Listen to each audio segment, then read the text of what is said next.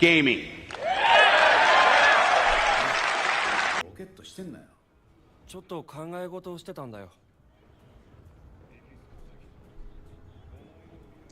Yo, what's up, guys? How's everybody doing? How is everyone doing tonight?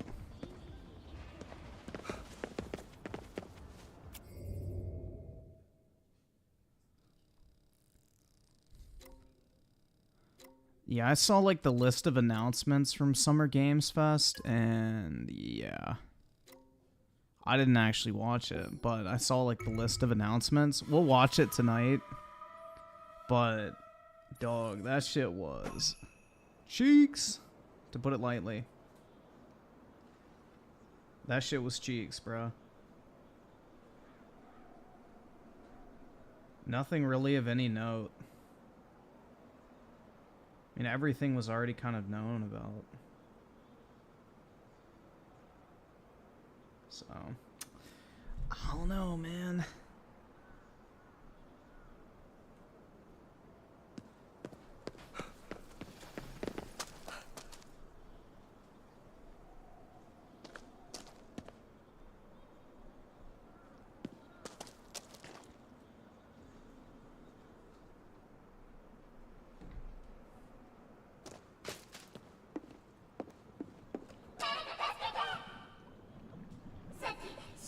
You generation of the 5. Tipster said Melanie Mac wants Jesus to burn your house down, lol. He's so sad. I know, man. That's exactly what she said. Yeah, bro. I was watching Review Tech's stream because I saw that he was streaming about it tonight. Holy dude, he had a fucking meltdown. An absolute fucking meltdown on the side scrollers, guys. Like, he lost his fucking shit, bro. Absolute fucking meltdown. I mean, I stopped watching it, and I'm assuming it continued on. Like, it was bad, bro. Absolutely bad.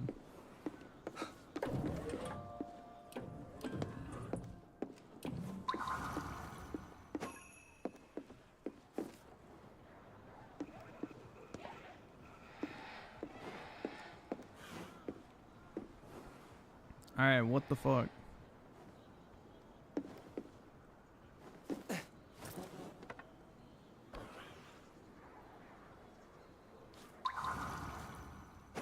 What the fuck am I supposed to do? Like, I'm in the green circle. I don't see any objectives. Hello? Timothy Marco, the 2, he called them all the isms and the dude, he was like going off, saying like they're a bunch of racist, alt-right, bigoted people that hate gay, like crazy shit. Like completely fucking unhinged. Like, it was embarrassing, bro. It's like literally part 2 of his COVID rant.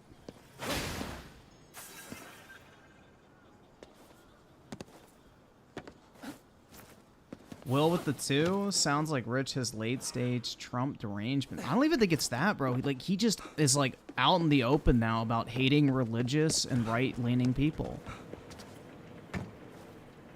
Like, he's just blatantly open about it. Like, he had on some fucking, I guess like awoken atheist or some fucking cringe lord like that. Who was like saying, yeah, man, I figured out through YouTube videos that religion was a bunch of bullshit. It's like, oh my god. And that was like Rich's definitive proof that like religion is a fucking scam and all this type of shit. And it's like, dog.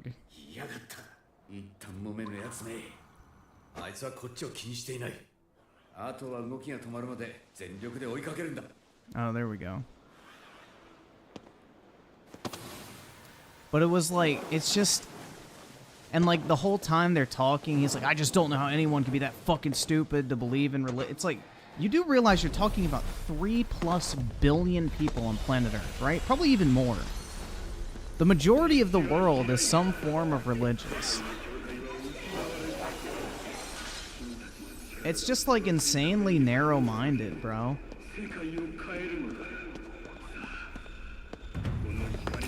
It's insanely narrow-minded. Like, those blanket statements are the same bigotry he claims to be against. Like, and it's just like, he's so blinded by rage that he doesn't fucking understand that shit.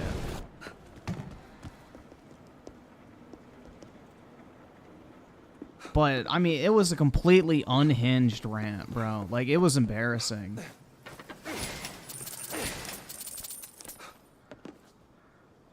Dude, it's not just Melody Mac. He has a hate boner for the side-scrollers guys now. Because they don't fucking care. Basically, this is what it came down to. Is they had Melanie Mac on their show a month ago before this shit happened, and Rich is pissed off at them because they didn't press her on her quote-unquote homophobia. And that is, like, the reason why he's now calling them alt-right, bigoted, hateful people. And it's just fucking wild, man. Absolutely fucking wild.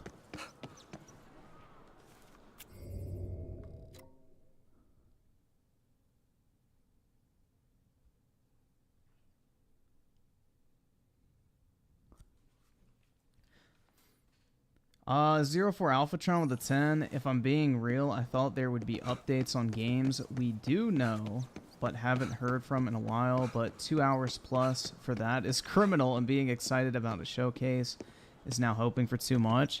Bro, I'm gonna be honest, I think Xbox is gonna deliver. They got to.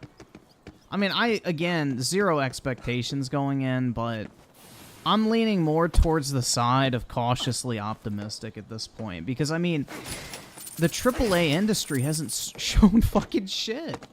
So if it's not at, you know, the PlayStation Showcase, it's not at Summer Games Fest, it has to be somewhere, right?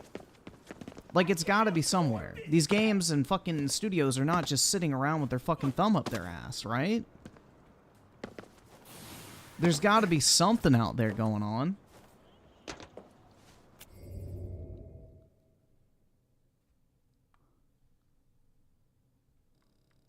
So, I don't know, dude. We'll have to see, but I'm hoping they deliver. Like, for real. We need some, like, good fucking news from any of these conferences. It's been mid as fuck. We're 0 for 2 right now.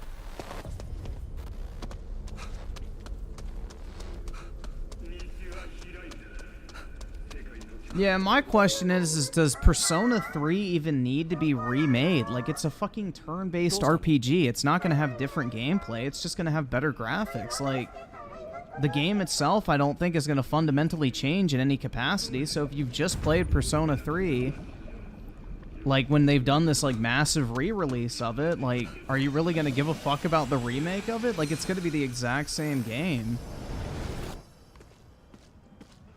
It's not like they're fundamentally changing the design of the game or anything like that. It's just like basically an up-res. It would be like if EA just released like the Dead Space collection and then a year later decided to release Dead Space Remake. Would anybody fucking care at that point about Dead Space Remake? Probably not, because they just re-released the original. That's kind of the same vibe I'm getting from this Persona announcement. It's like, does anyone really care that much? And I mean, plus Persona's extremely fucking niche in the first place. So the number of people interested at all are going to be very fucking slim.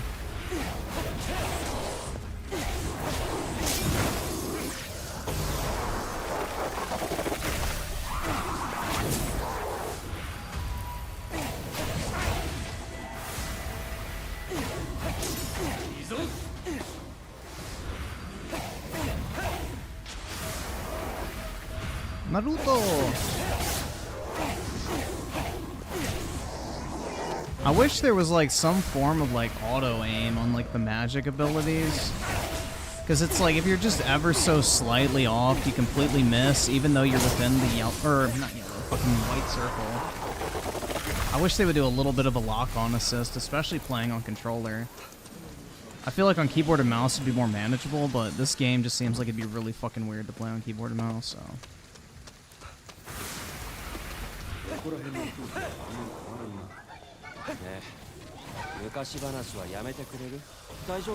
Slurp. Rip. Water.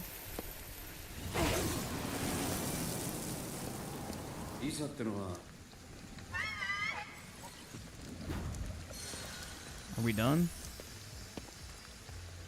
ねえ、もしかして迷子に優しいのって警察官だったから？放っておくと体がムズムズするんだよ。それと優しいんじゃねえ。職業病だ。 Okay, yeah, I'm done.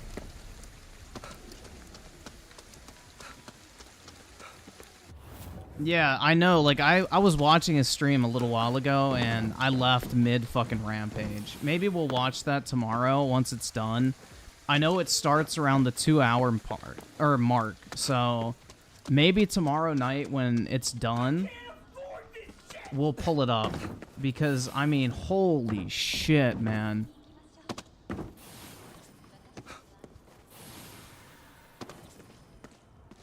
I mean, it's embarrassing.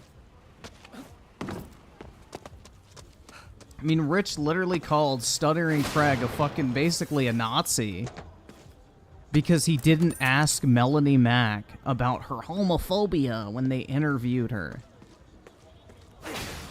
Like, that is the conclusion he jumped to. A month ago, before this shit even happened.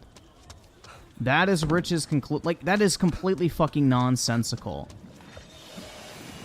Like, what type of fucking mental gymnastics do you have to hop through to get to that fucking conclusion?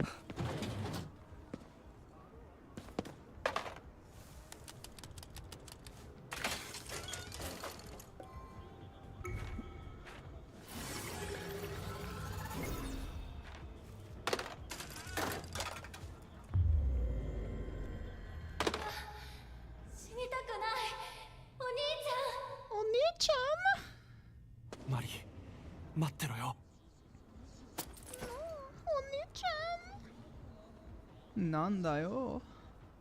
Hell yeah. Let's see. So Vesny with the 2, what are we talking about? We're talking about Review Tech USA's latest meltdown. Scotty Man with the 2, after all this trash, Xbox better have a good shot. I hope so, man. I genuinely hope they can deliver, because this shit has been a complete and utter ass recently when it comes to all these shitty fucking gaming shows.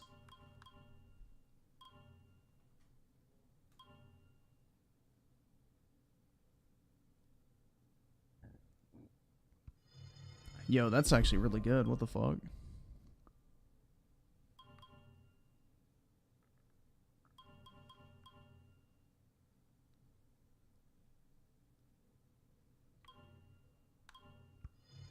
That's really good too. Alright. Let's see, DBM Gaming with a 5. Gaming.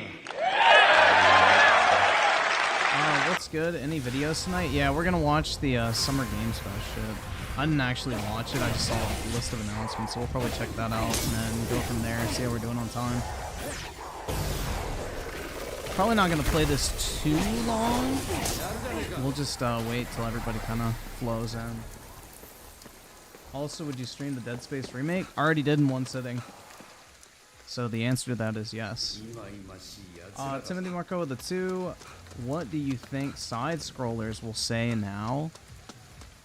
I mean, they can just point and laugh, bro. Like, he self-fucking-owned. Like, it was a complete and total self-expose, bro. They don't need to say anything other than this guy is a complete fucking lunatic. Because that's exactly how he came off in that video, bro. That shit was embarrassing.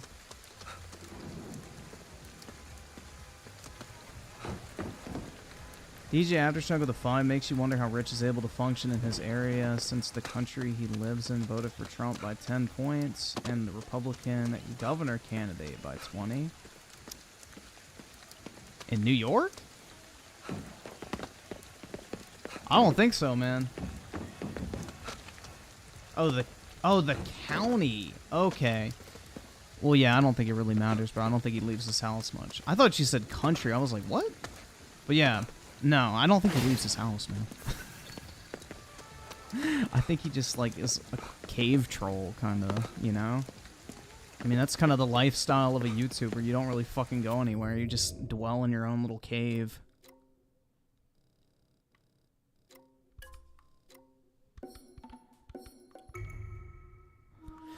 Oski Woski with a 5. My only question is why did they have the release date for Spider-Man at Summer Games Fest but not at their own show? If I was a Sony pony, I'd be mad. I don't really think it matters. I think they're just spreading out the announcements. I guess they figured that Summer Games Fest would be a bigger show than their PlayStation Showcase. Or they just wanted to have some sort of presence there in case Microsoft brought something, would be my guess. Sucks like wet dick in a fucking Olive Garden parking lot. Alright, what does this fucker want? Check out the 4th floor of the hotel.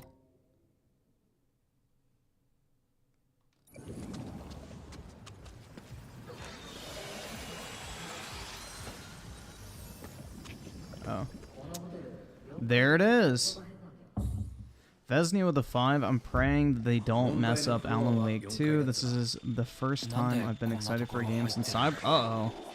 Well, hopefully it'll at least be better than Cyberpunk. Which I know isn't really a high bar, but still.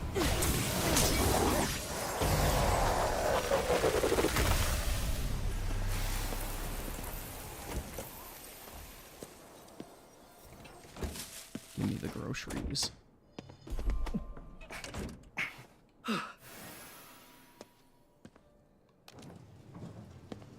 Alright.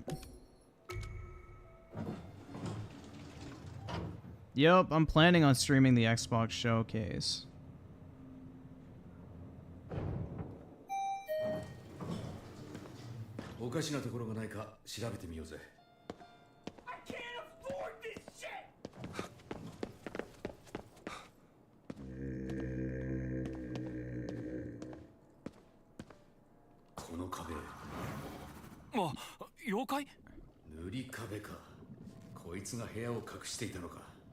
Dog, what the fuck? What the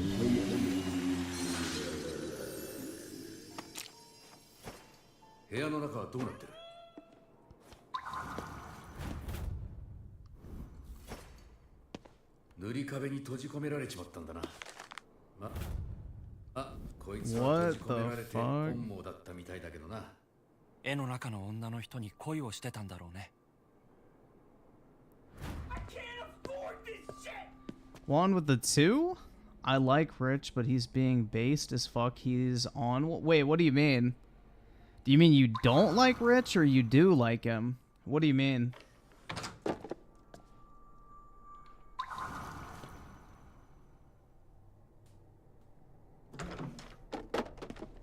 Because if you're saying he's based, then I'm assuming you like him. I don't know.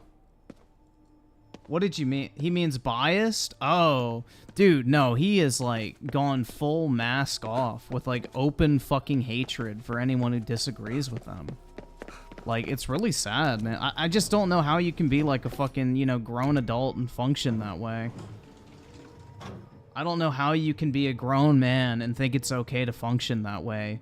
But then again, when you live your life in front of a fucking computer and don't interact with people for several fucking years who dare to have differing opinions than you, you know, it's like your tolerance for other people's viewpoints goes out the fucking window. And I think that's part of the problem.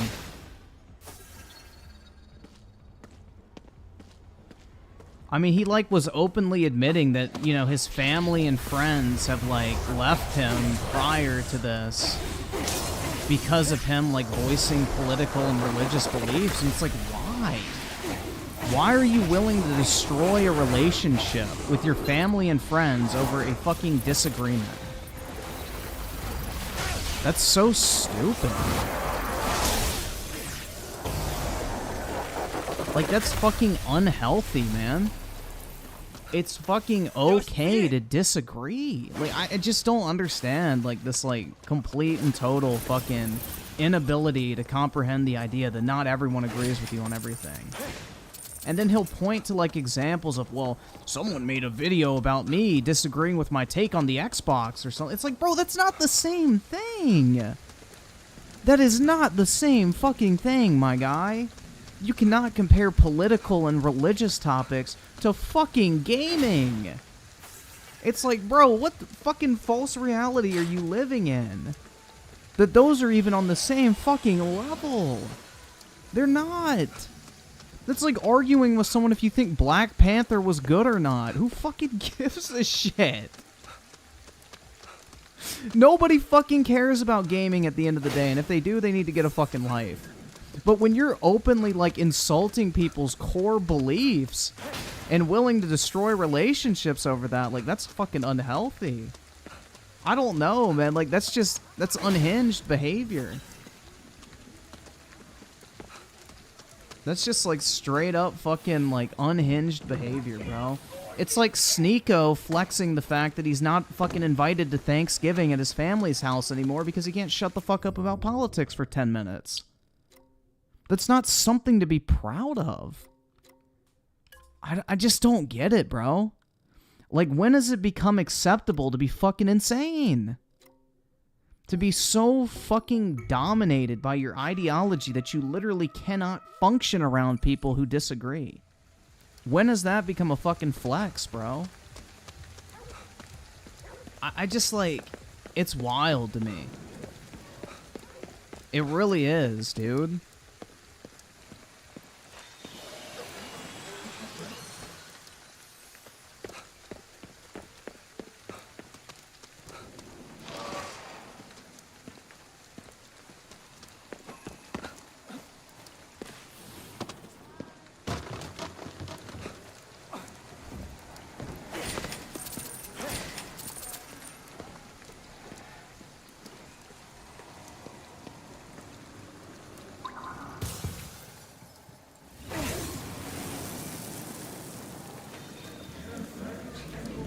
I don't know, man. It's really depressing, honestly.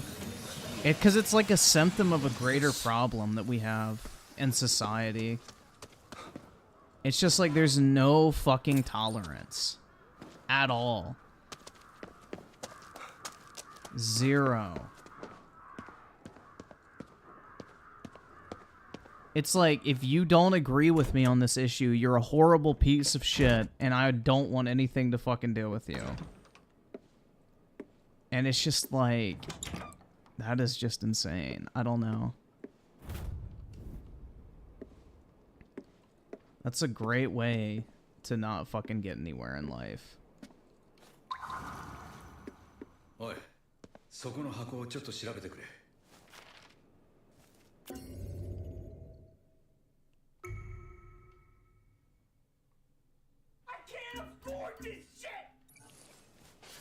何これ、写真？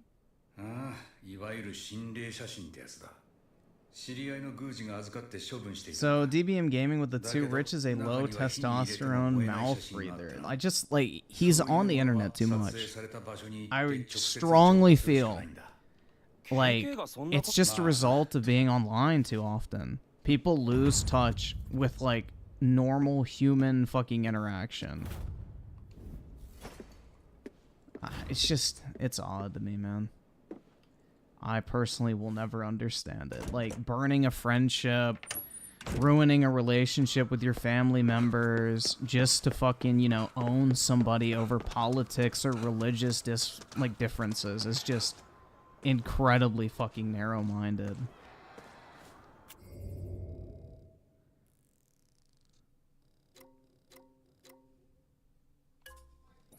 I don't know, dude.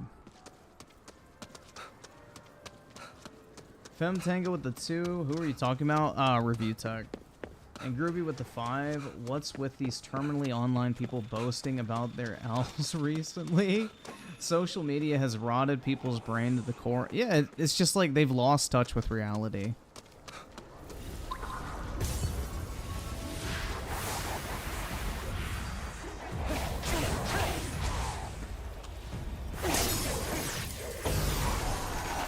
And I just, bro, like, I hate to point it out, but it's like, dude, Review Tech would never have this energy if the person in question was Islamic. There's no fucking way. There's no fucking chance.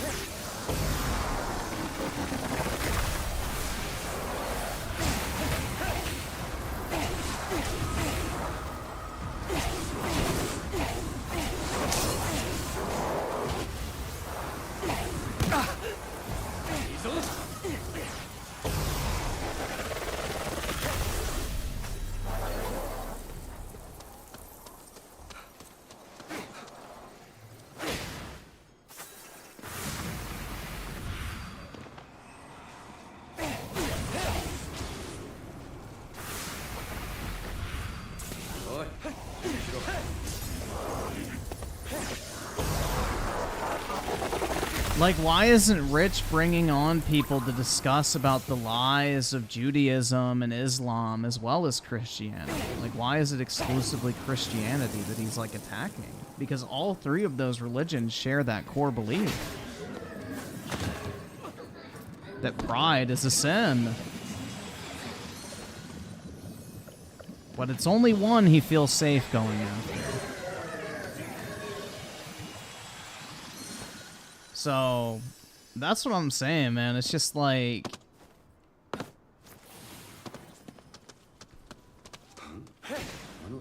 It's quite sad to see. It's embarrassing.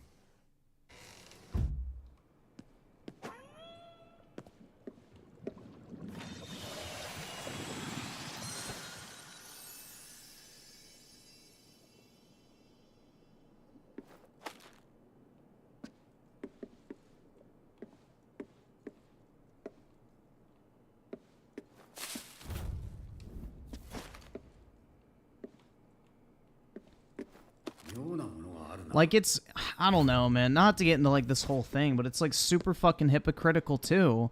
Because, like, Rich was basically celebrating the fact that people were dying from COVID who didn't want to get the vaccine. So it's, like, it's the same fucking energy, bro. If you're gonna call out somebody for, like, you know, laughing at the fact that a church burned down after it got struck by lightning after celebrating Pride Month, you know, if somebody wants to point that out, like... then don't be fucking making jokes and celebrating the fact that people are dying because they don't want to get a fucking vaccine. It's like, the energy's not the same, man. I can't afford this shit!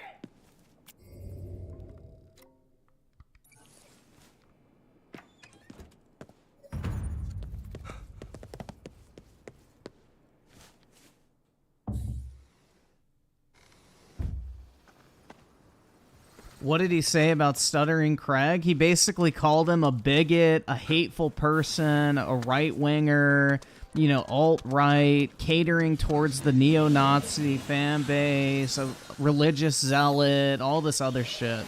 Because basically he didn't ask Melanie Mack a month ago when they had her on the fucking Side Scrollers podcast about her quote-unquote homophobia. 銭湯か水がある場所には違いない中を調べるぞ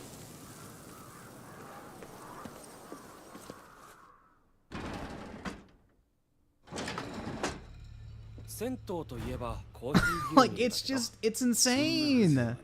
I don't know, dude. Like, I liked Review Tech USA's content in the past, but it's like, bro, he's just become so unhinged on this type of shit. I don't, like, just, like, it's insane. I don't understand why. Well, I do understand why. It's a fucking symptom of being terminally online, but, you know, it's just, it's really sad, bro. Like, it's just really bad faith.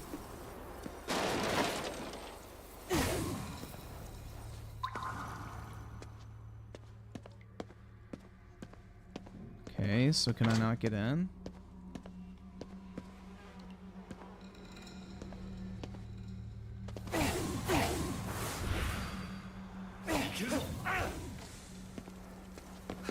What the fuck?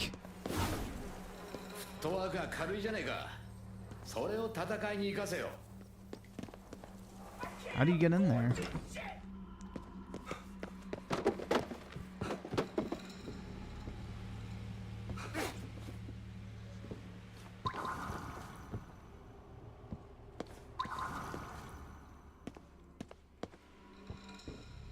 Was that all I was supposed to do? Like, I have no idea. I can't go in on the women's side, bro. That's discrimination.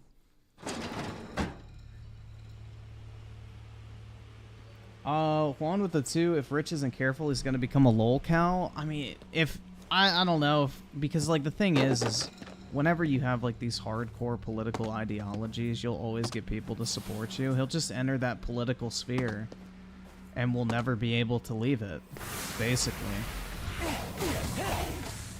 Alright, how the fuck do I get in there, man?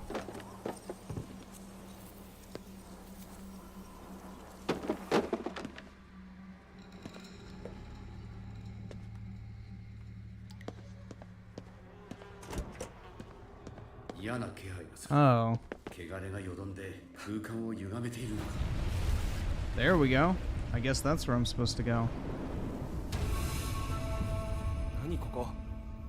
Delta Goal with the 2, I'm always ready for some tasty lol-cal content. It's just like, it's so unnecessary. Like, Rich has a good thing going on, man. It's like, I don't know why he wants to divide his audience over stupid shit like this. Just like blanket hatred towards somebody who did, like, that's what it is, man. It's the same bigotry he claims to be standing up against.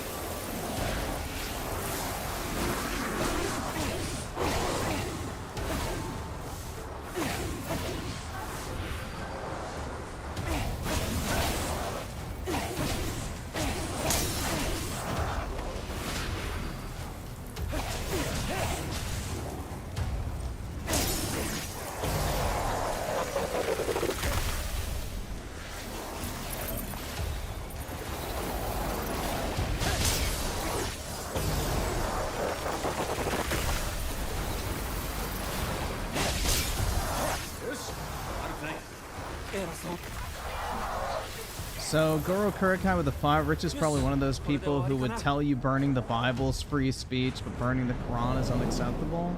Probably.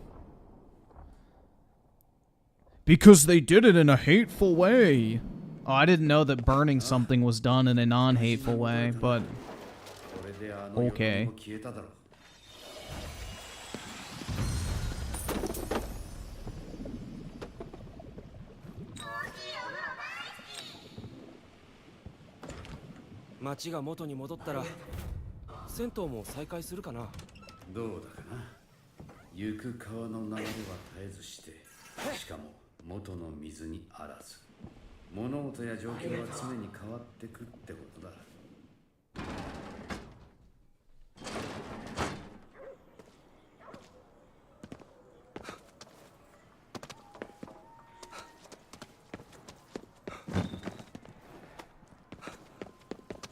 I don't know, dude. I just like the whole mentality of being willing to burn friendships, ruin relationships, you know, cut yourself off from family and friends over political disagreements is just like borderline mentally ill, in my opinion.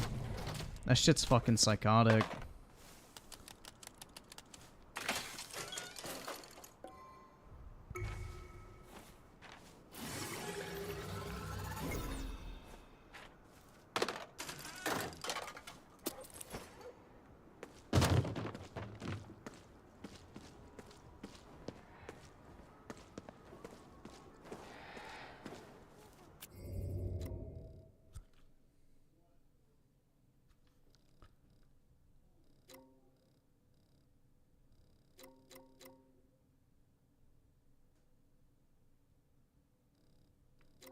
Did I not get that?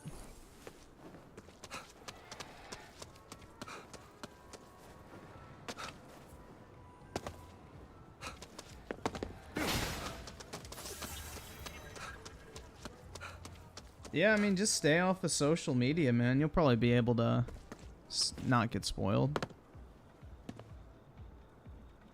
I already prayed to that. What the fuck?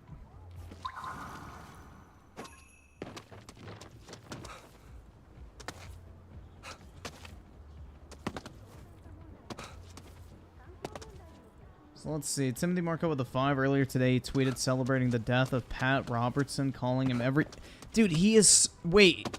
Who is Pat Robertson? So he's celebrating somebody's death? Who is it? I mean, unless he's like some fucking dictator or some shit, that's incredibly fucking hypocritical. He's a pastor? Oh my god. See, that's what I'm saying, guys. It's like, he's openly, like, hateful against anybody that's, like, Christian or religious or right-leaning or even centrist on shit, bro. Like, he was literally going after Stuttering Craig for refusing to take a side on, like, the whole fucking gay issue. It's like, bro, why do you fucking care? It's now a fucking crime to not make your fucking political stances out in the fucking open? Like, it's nobody's fucking business what you believe politically unless you want to make it their business. I mean, it's just insanity, man. It's absolute fucking insanity, dude.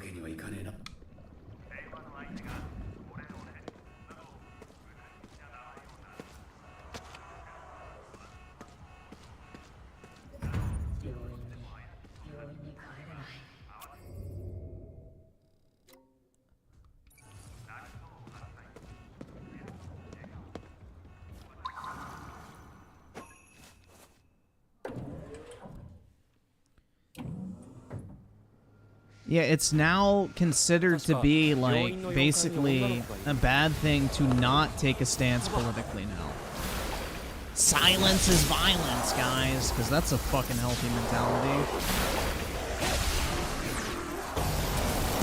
That's a very fucking healthy mentality to have.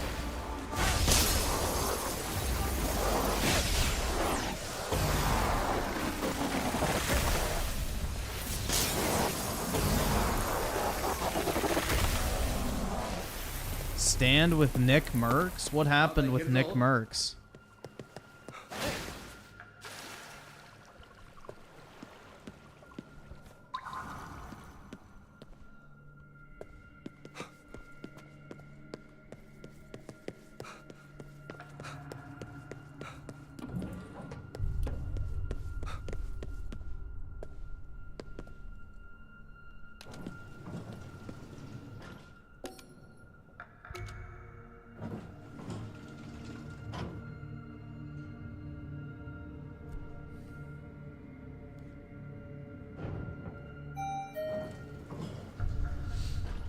Oh, man, I don't know. This whole fucking... It's just pathetic, man. It really is. You got grown fucking men acting like children. Actually, they're worse than fucking children. Because kids can disagree on something and then be best friends the next fucking day. You know, they'll have, like, their fight or yell at each other, whatever.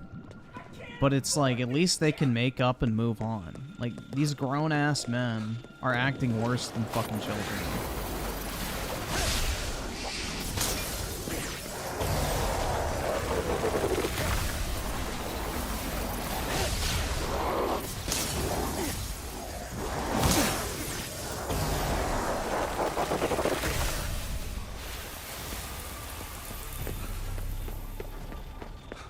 Like, dude, I don't give a fuck if I wholeheartedly disagree with somebody on, like, fundamental fucking issues. It's like, as long as you're not a fucking dick about it, it's like, I'm perfectly fine to have, like, a civil conversation with you. I'm not gonna label you every ism and phobe in the fucking book. It's just stupid. It's just so counterproductive, man. You're, like, limiting yourself to your fucking echo chamber. Like, that's not a healthy place to be.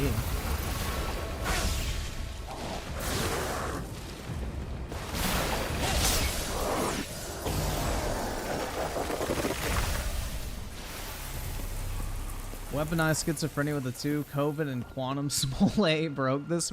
Bro, it really did.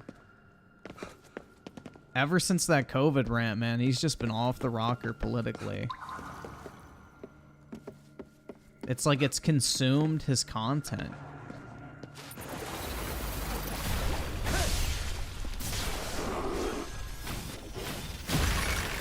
Whoa, what the fuck? Okay. What game am I looking forward to? Space Marine 2. I'm somewhat looking forward to Starfield. I think that'll be good. Let me think. What else? Fuck, dude.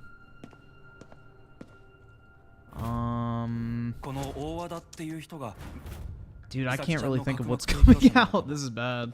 Oh, Hellblade 2. Fuck yeah. No. Yeah, Final Fantasy 16. There you go. I'm really bad at remembering games. I'm like, honestly, I don't really get hyped for games anymore. It's more so like, I guess I'll look forward to a particular game, but it's not like I'm like, oh my god, bro, I'm finna bust.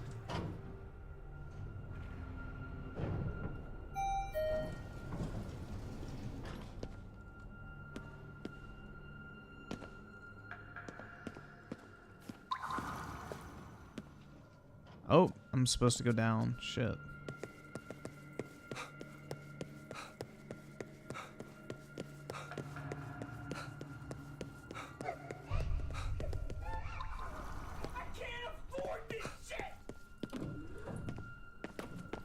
What showcase is Panda saying I hate? If it's the PlayStation one, then yeah. That shit was ass. So let's see. Blonde with the 2. RTU hated Craig for Melanie.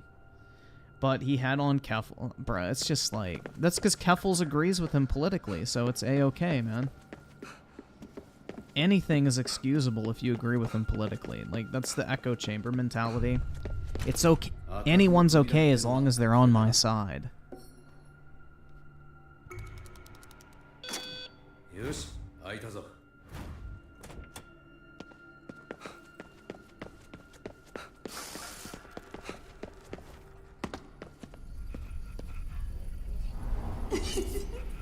誰かいるのか? I would hate the summer showcase, the summer games one. I mean, I've already seen the list of games. It's pretty mid. Did anyone actually like it? Seems like the overall opinion is it was pretty shitty. Brian with the 5 RTUSA is off the rocker again, going on a... Oh my god, dude, I was listening to it earlier. We'll watch it tomorrow once it's done. It starts around the 2-hour point. I mean, it's like embarrassing. I don't know, man. It's... How come I didn't stream? Because I have a job, and for some fucking reason they chose to make their biggest summer gaming showcase event in the middle of the work week during the middle of a work day. So, yeah, I had work, man. I had to pay my bills. So, yeah, I was, like, actually working. Because most people have fucking jobs during that time, which I don't really understand why they picked that time. They literally could have done it Saturday when everybody's off from work, but I guess that would be too difficult. But, yeah. That's why I didn't stream it.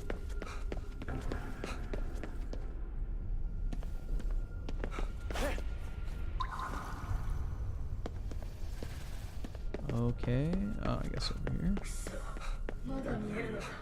Yeah, this looks like it.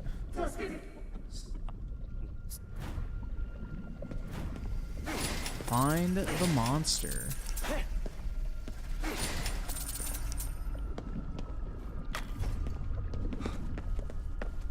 The scary monster. Oh, fuck, one of these.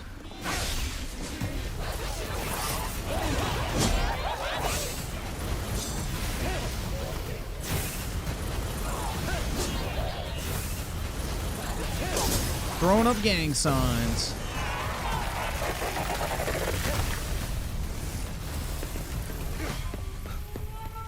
Hiya.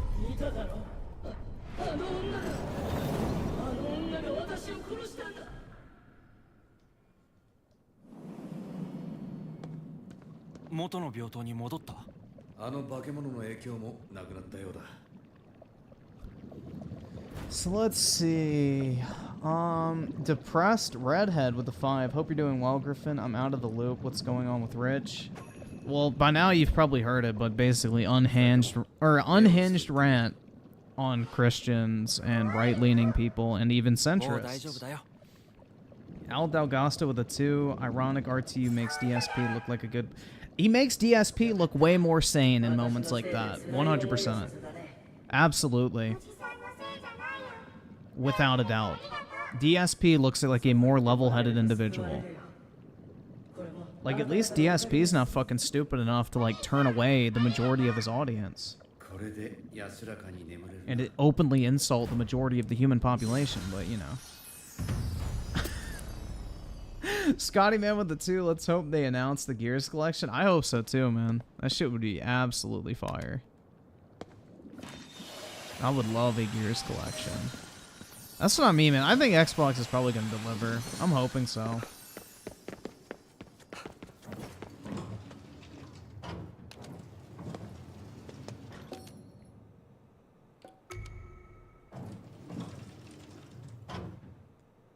And the Glory of Nilfgaard with the 2. Final Fantasy Remake Part 2 is early 2024. Yeah, people saying that shit was coming out in 2023. I think we're wishful thinking. But yeah, that's cool. It's coming out soon, bro. And I'm hyped for Spider-Man. Nice. Yeah, it seems like the gaming industry's gotten their shit together finally. So fingers crossed Xbox does as well.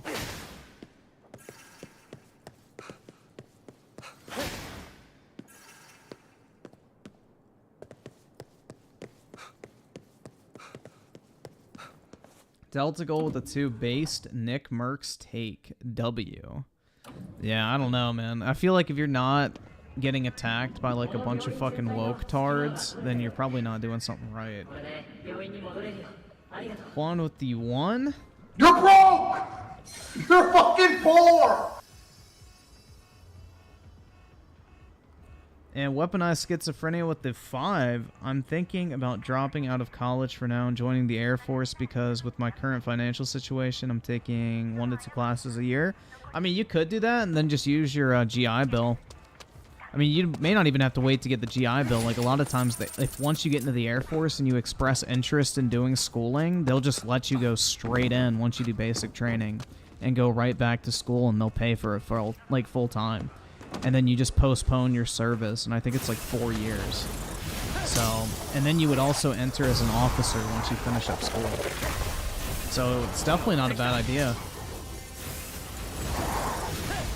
I'm not 100% on the processes, but that's my understanding of it, if it's similar to what it used to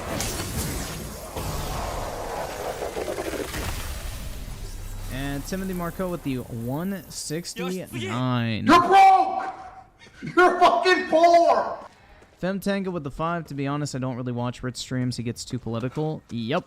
That's why I stopped watching.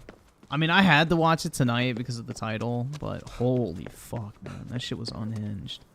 But yeah, I've kind of stopped consuming Rich's content in general for the most part. Because it was either the obsession with DK oldies and now, like, dunking on religious people. Like, I don't know. I just don't fucking care. It's boring to me.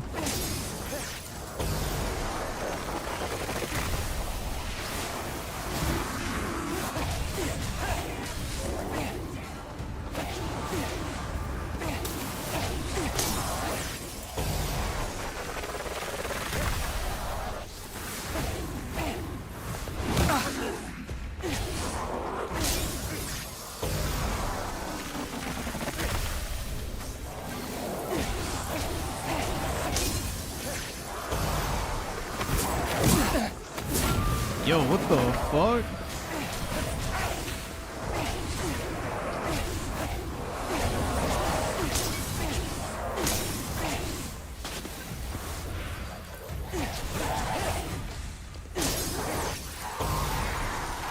Slurp.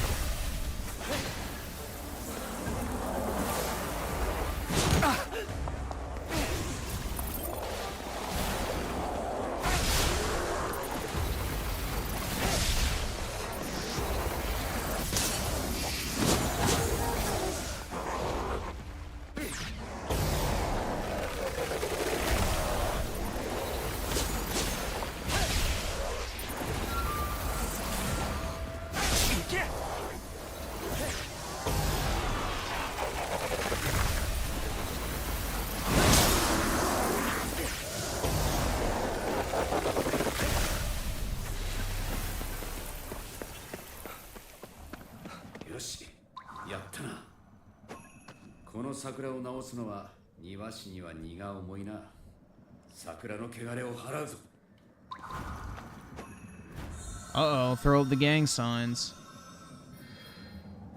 So, that.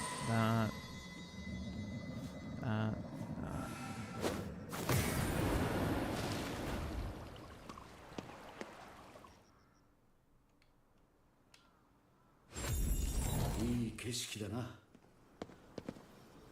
Hell yeah, dude.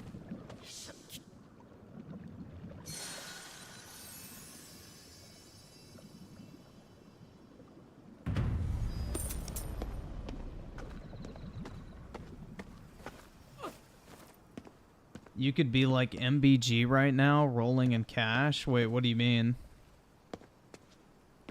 Is MBG making bank or some shit doing something? What is he doing? I think I'm doing pretty well, man, honestly. I'd say I'm doing pretty well in life at this stage. I ain't really complaining.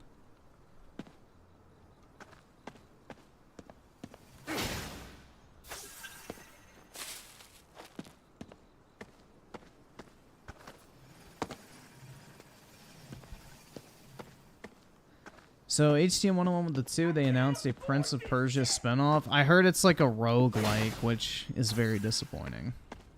Very fucking disappointing. Because I would have loved a new Prince of Persia game. But a roguelike, it's just lazy, man. It's going to be like a 3-hour game that's stretched out by having to restart every single fucking time. That shit sucks.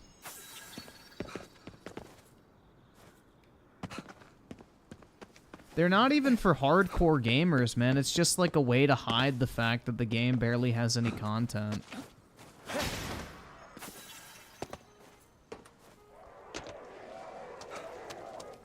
Like, it basically removes all the replayability. It just makes it basically like a one-and-done experience, because you're not going to want to replay through it once you already have done it like 18 times on the way to get to the ending.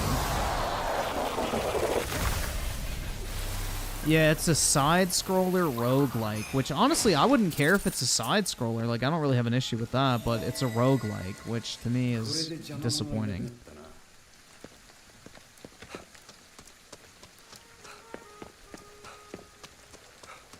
I'm fine with, like, a linear style, like, you know, side-scroller. I think that'd be fine. I think it fit Prince of Persia pretty well, but roguelikes, eh.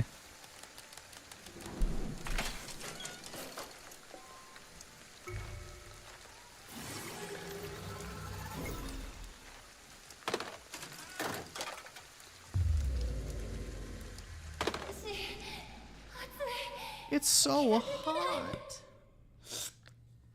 Mari, kuso.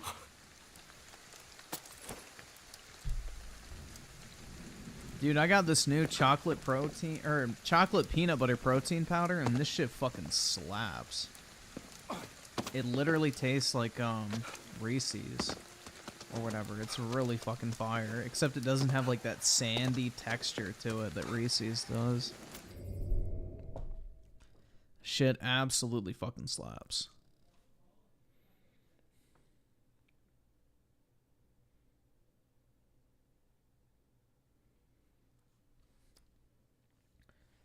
Psychologist with a 5 for real. The only games remotely interesting to me were Mortal Kombat, Immortals of Avium. Dude, that game looks fucking fire. I'm gonna pick that shit up. That game looks great.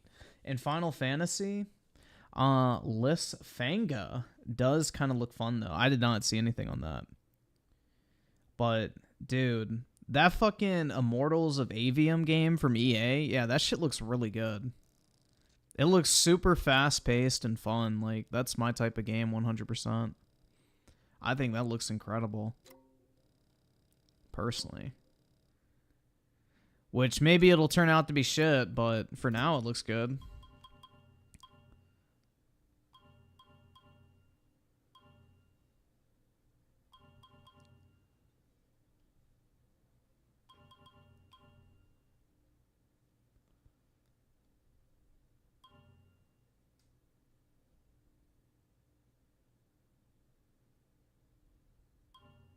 feel like that's probably good for survivability.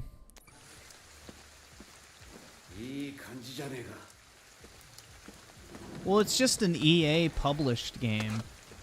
So, like, it's one of their EA originals where they basically give funding to, like, an independent developer. And then, you know, the developer puts it out under EA's publishing umbrella. So it's not, like, made by an EA studio. It's made by a studio that partnered with EA for, like, developmental help when it comes to funding. So it's technically, like, EA's indie program, pretty much. If that makes sense. So if anything, like, for example, that It Takes Two game or whatever is an EA original. Which everybody seemed to fucking like, even though I never fucking heard of that shit. But, yeah.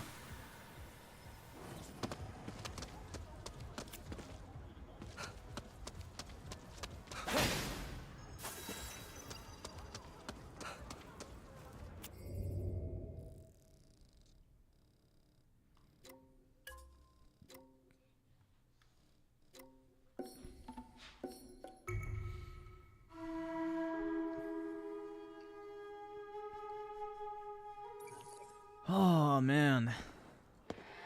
I got DMC5 for $10 today. Yeah, I saw that. It's on Steam, like the special edition or whatever. It's a really good price. Pretty good.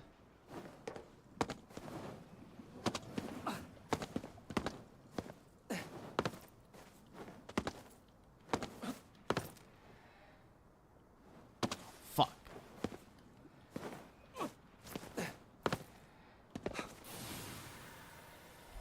Make it? Yes, I did.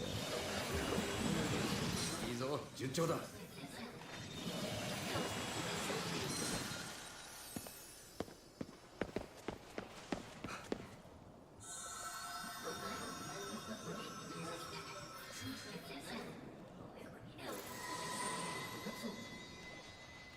Can I go?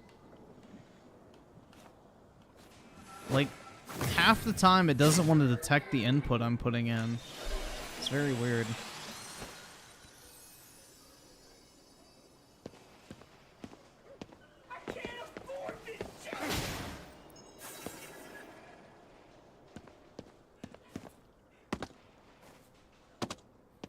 Weaponized schizophrenia with a 5 right now. I'm going back and playing old DS games I grew up playing. Next payday, I'm gonna snag either a red/black DS, literally, or the aqua blue 3DS. Honestly, man, if you're gonna buy a retro console, just go ahead and get the new 3DS or 3DS or new 3DS XL. So that way you can play the entire 3DS and DS library. Because, like, certain games are only available on the new 3DS. So that way you're kind of covered. If you're going to spend the money on a retro console, I'd just go ahead and, you know, buy the one that gives you the most functionality. So that way if there's a game, like, that pops up that you want to play, you don't have to go and buy another, like, old console for it. Because I think 3DSs are getting kind of pricey now, right? In general. Like $200 even for the base ones.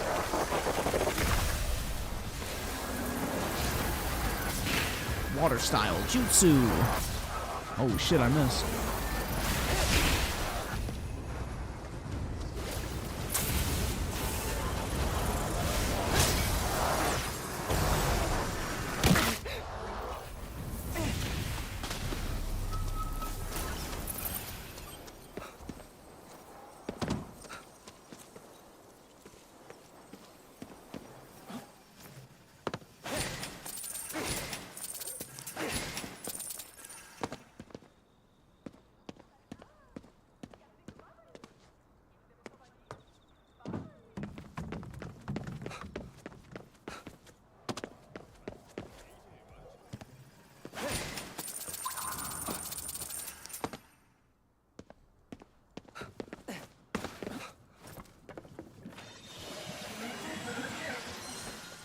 One with the two Griff streams are just about gaming and waifus. That's right, man. Gaming.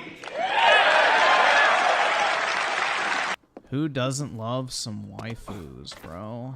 Hell yeah. でトイレがどうしたの？ It's The park restroom. Uh-oh. Somebody's pinching something out.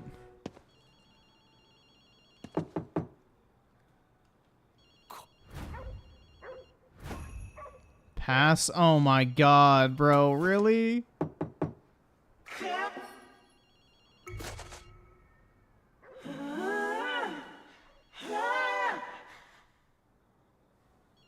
What the fuck? Do I have another roll? お前どんだけ紙を使う気だ。 Damn, bruh. まあまあ悔いがなくなるまで使ってもらおうよ。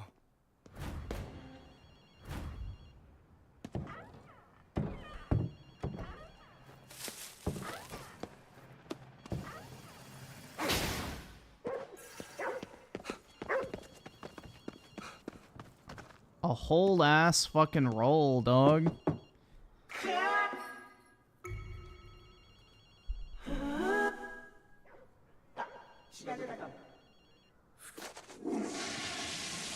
Bruh. Wipe the ass raw. あのまま気持ち So this motherfucker died on the toilet because they didn't have toilet paper. Damn. Unfucking lucky.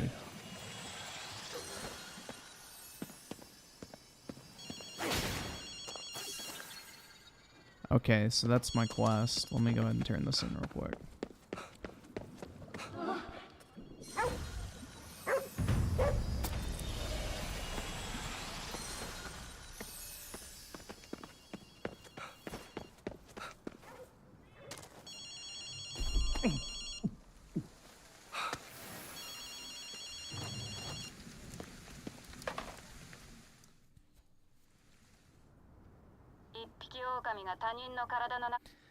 If you defend Melanie, you're an incel? Oh no, man. Anyway.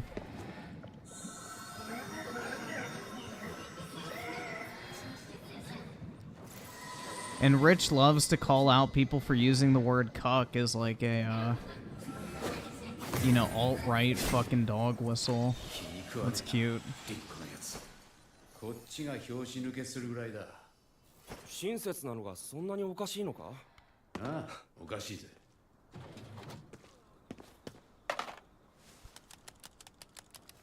Ah, dog. I don't know. This whole review tech shit's sad, man. It really is. Like, it's sad to see somebody just, like, go completely off the fucking rails that you used to enjoy. 力が湧いてくる。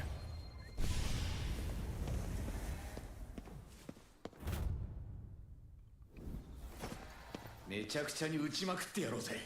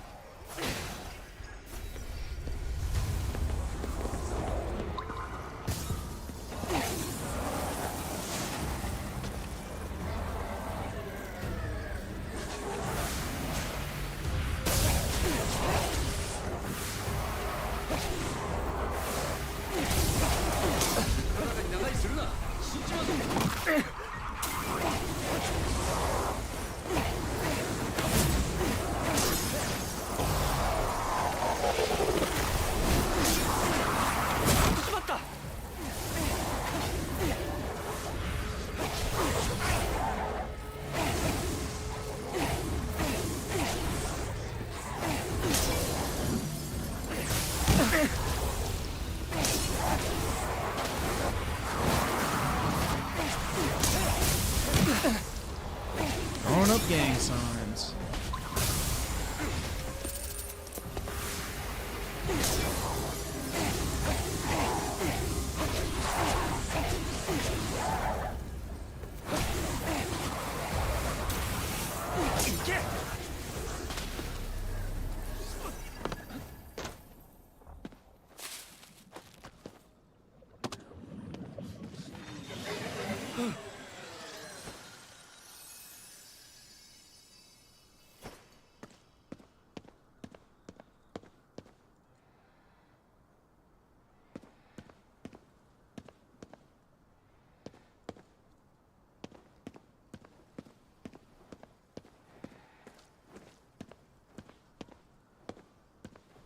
Just leave him alone. He's fat, his kid's ill, and he has to make 2-hour trips to drop his...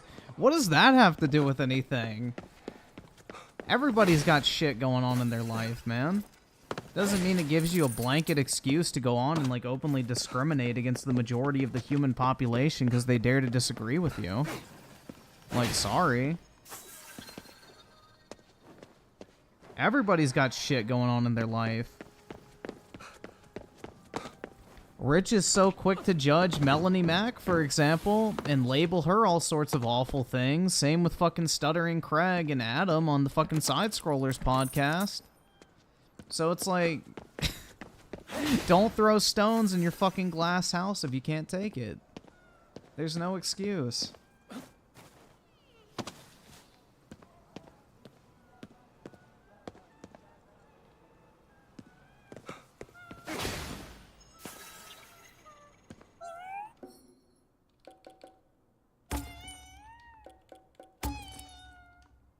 Meow.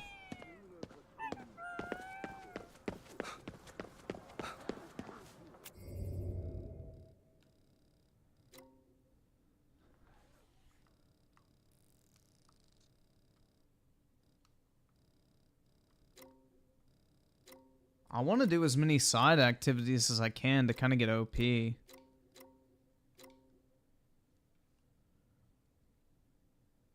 Fallout 4 vault suit? Yo, what the fuck? Yo, let's get that. Let's get the Fallout 4 vault suit.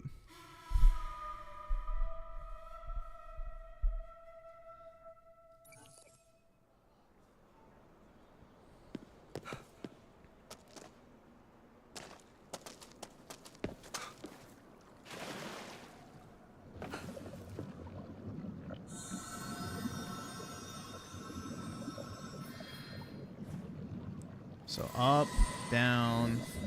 All right, come on. Let's go. I don't know why it like delays you being able to leave the signs, bro. Yeah, make sure to leave a like, guys. Or else I'm gonna get ass cancer.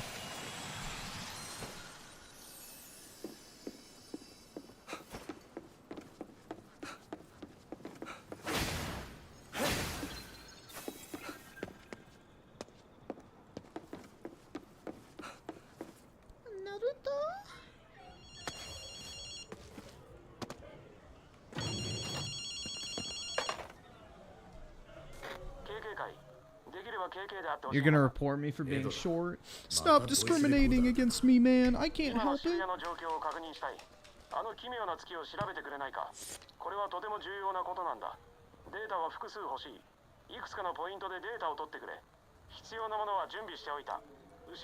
Yep, he did say the Gordon Flowers is as bad as EDP because he used the N-word. ものすごく一方通行な会話だったね。いつものことだ。けど、あいつが重要だって言うんだ。調べてみるか。The Crimson Moon. Ooh. Where do I need to go?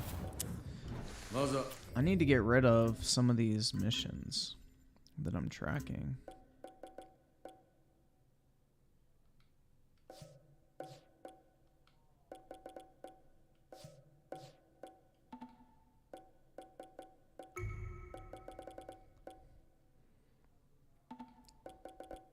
Locker にあるものを回収しよう。252だったね。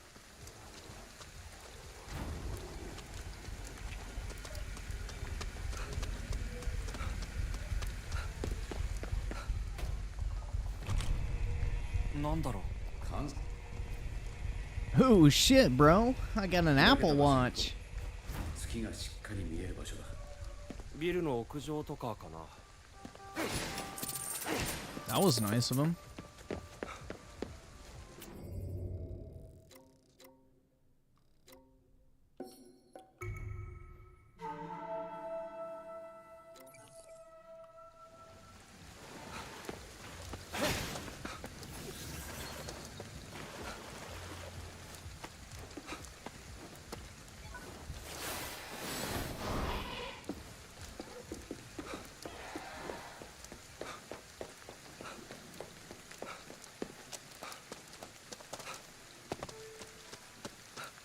ここなら十分な高さがありそう。上に行ってみるか。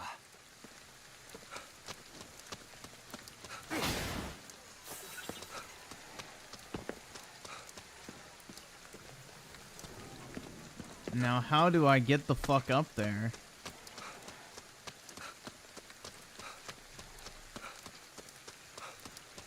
Pick up this quest while I'm over here too.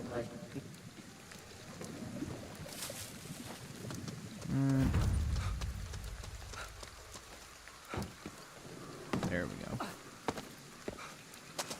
That looks like a way up. My boy Trace with the 2, what's going on with Rich USA? Basically, he went on this massive fucking rampage rant tonight. I don't know, dude. It was not a good look, to put it lightly.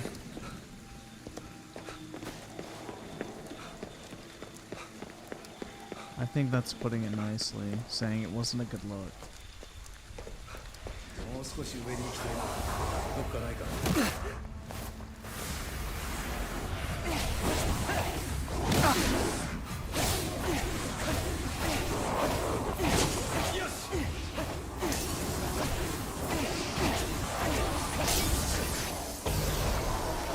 Slurp.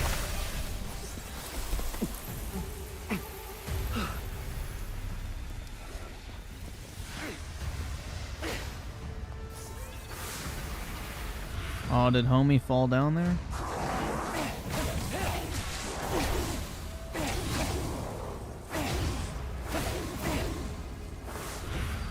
Oh, I fell down there. Oops.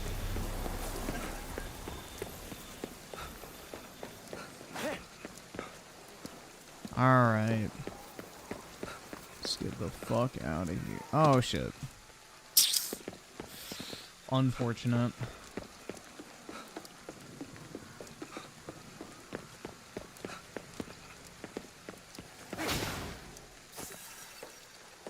Oh, there we go. Nice. Convenient. Oh, it doesn't go all the way up, of course.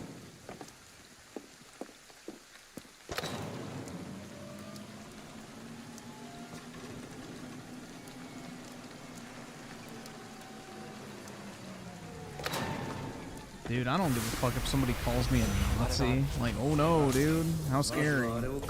Words.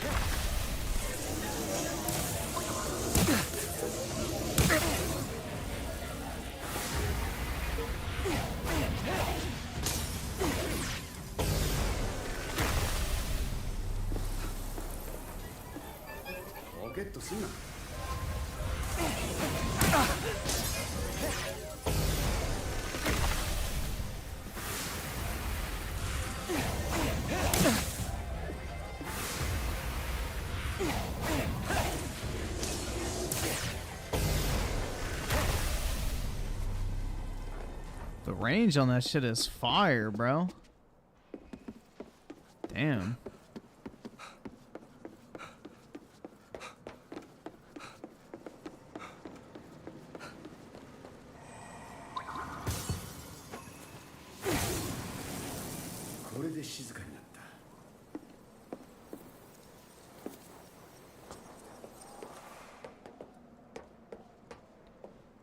着いたよ。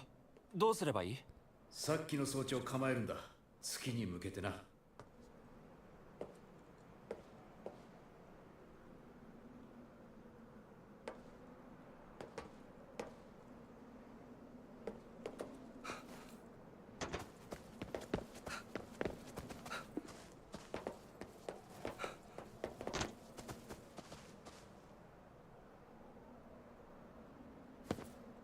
What am I supposed to do? Find, acquire the lunar data. Okay. Active. Oh, okay. 観測が始まるはずだ。天狗の観察用に似た装置をエドに作ってもらったことがある。何その用途。よし、これでいい。次行くぞ。Dog, I gotta do this 3 times? Shit.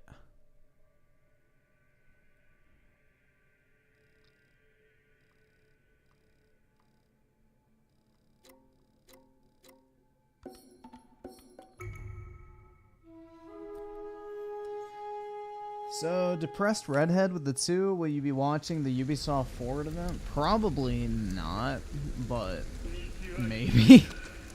Typically, I try to stay away from Ubisoft, man. Like, Ubisoft is always disappointing. They rarely ever deliver anything.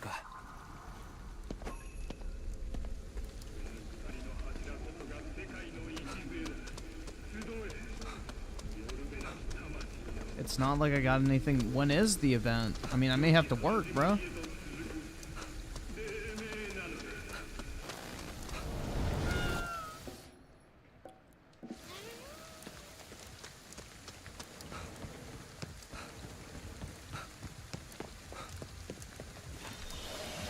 Yeah, it's gay if your balls touch, bro.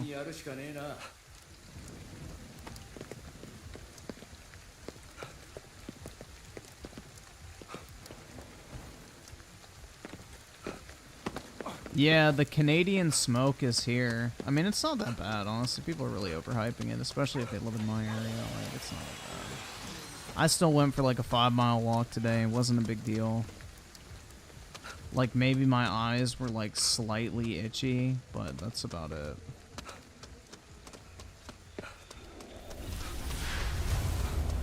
People were complaining about not being able to fucking breathe and shit like that. It's like, bro, really? Like, people at my work were bitching about it. It's like, dog. They were like, I can't even take my dog outside. It's like, what? You can definitely take your dog outside. I don't know.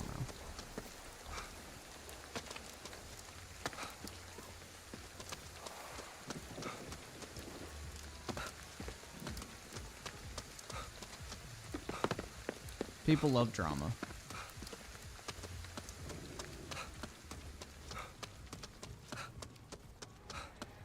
You gotta jump across from the other building? Ah. Can I jump to the other building, though, is the question.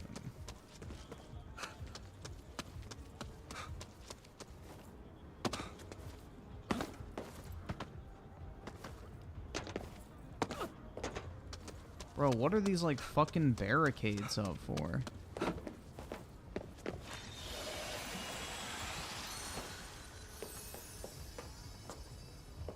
But, yeah, I don't know, dude. I don't really... The whole, like, smoke thing isn't really bothering me.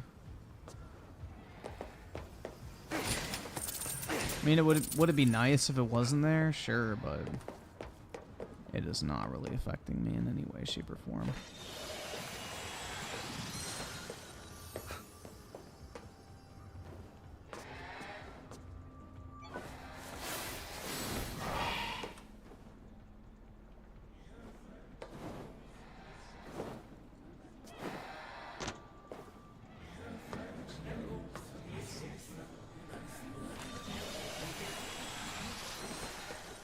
Oh, I gotta find a phone booth.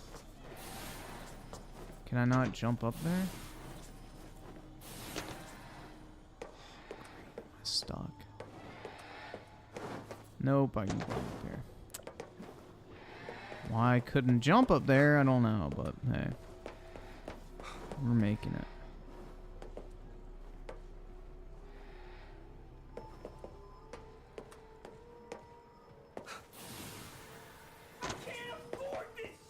Okay. Press Redhead with the 2, June 12th at 1 p.m. East. No, so that's on Monday, so I definitely won't be able to stream that. Nope. It's in the middle of the workday. Especially on a Monday, I'll be busy.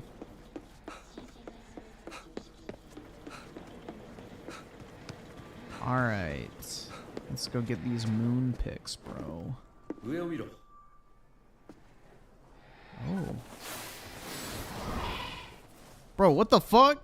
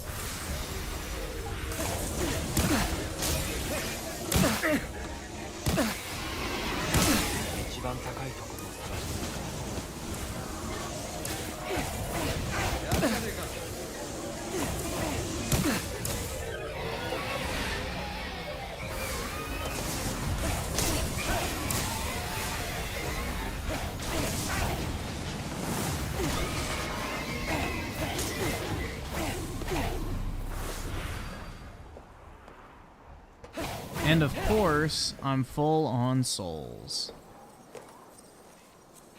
Holy shit, there's a ton of ghosts up there.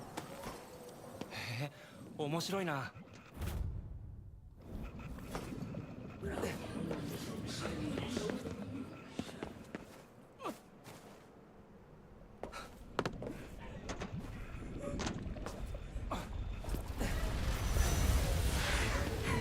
I don't really like the whole souls upgrade mechanic. I think it's kind of dumb that you can only carry a certain amount. It's like kind of stupid.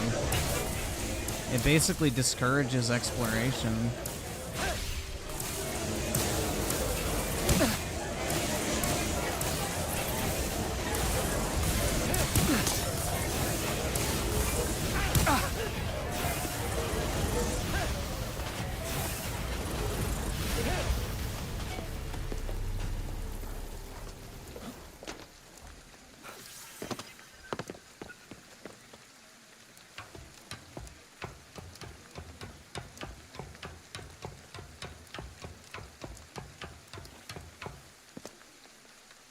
景色だ。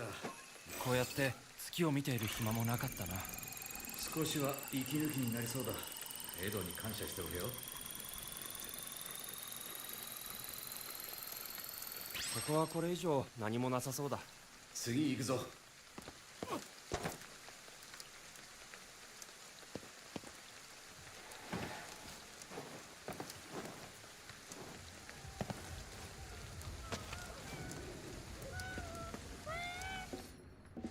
Oh wait, he has shit I can turn in.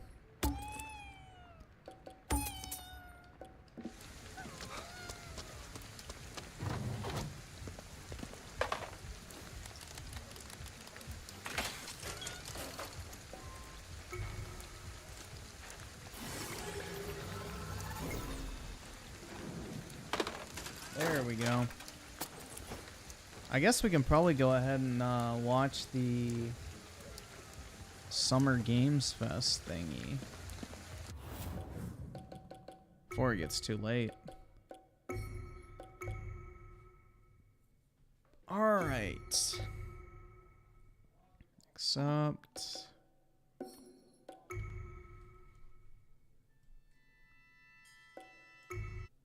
Okay.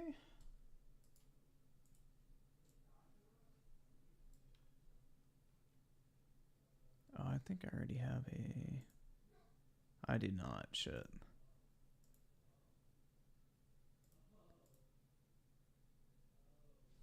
Okay. Let's see. Summer Games Fest 2023. Desktop.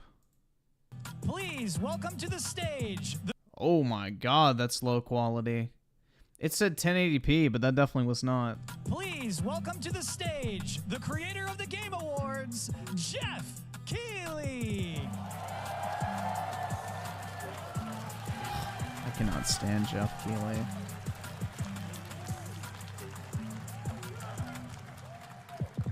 Hello, everybody. Welcome to Summer Game Fest. We are in person, and today we've got a look at what's next in video games for you. We are live here in Los Angeles at YouTube Theater, and it feels so good to be in person with a live fan audience for the first time ever. Welcome, everybody.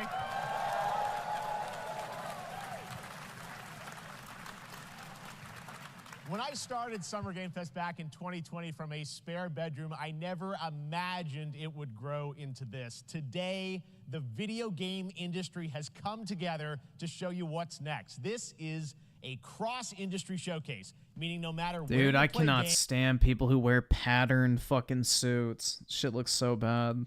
I hope you'll discover a new game to put on your wish list.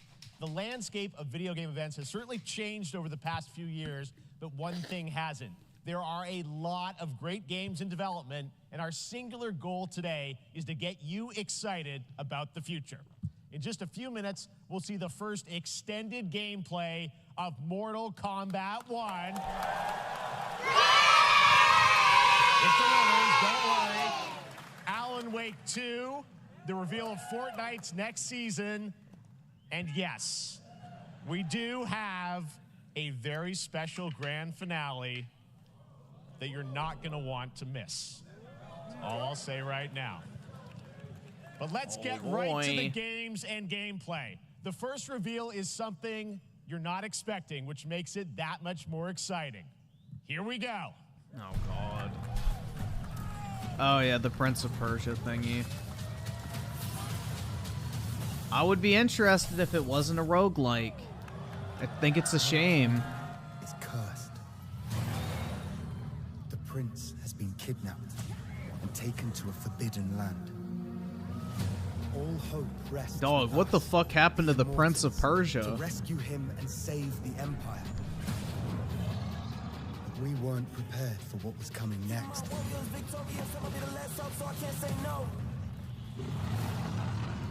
Then again, they weren't prepared for me.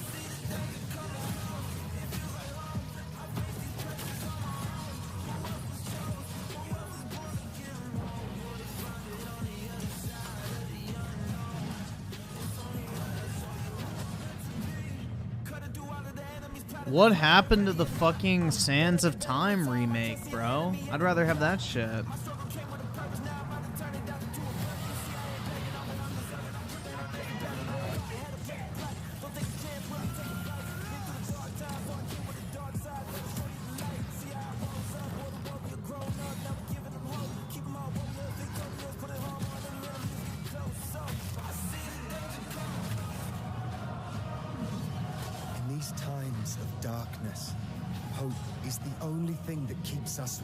This shit looks like, what's that game? Disney Infinity. That's what the art style reminds me of.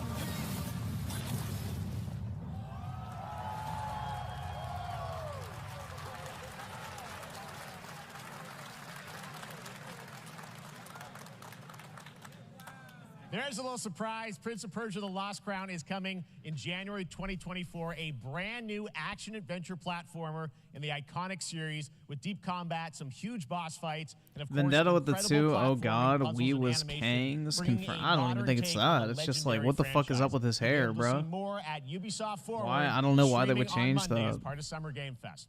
All right, let's move along to another iconic video game franchise that just celebrated 30 years. That's right. It's time for Mortal Kombat 1.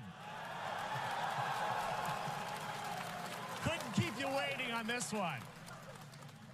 It has been 4 years since MK11, and ever since, Ed Boon and the team at NetherRealm have been hard at work on the most ambitious MK yet that reboots the series into a new era timeline, and it's coming this September.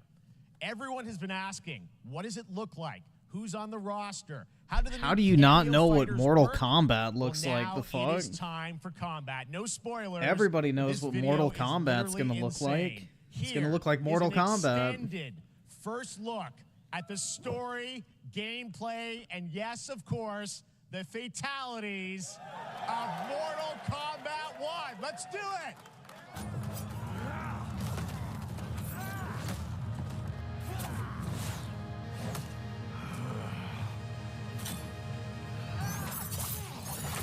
I have had enough of you.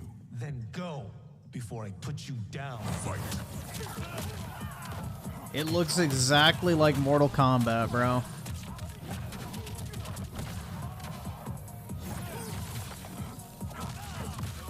It looks like the last 2 games. Today, you have proven worthy of joining us. Come, there are other champions I must gather. It looks the exact same as MK10 and 11. Blade. Sento's mine, and I won't give it up without a fight.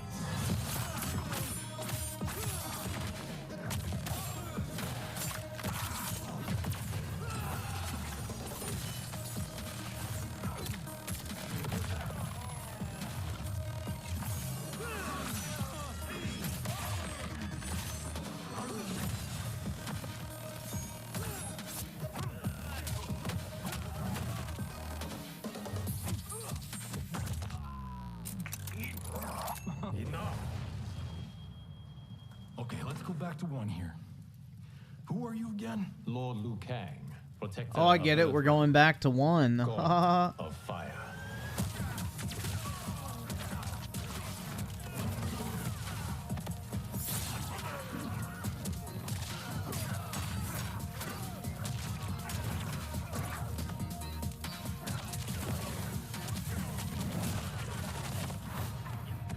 You have skills, Raiden, but you're inexperienced. Whatever experience I lack, I make up for in heart. And in fucking lightning. But yeah.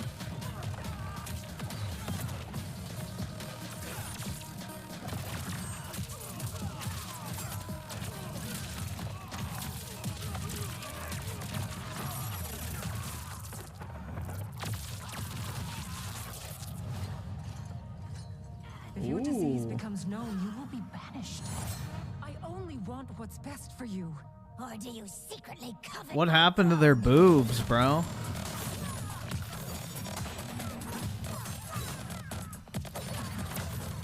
Did they have breast reduction or some shit? Like, didn't both of them used to have, like, massive fucking jugs?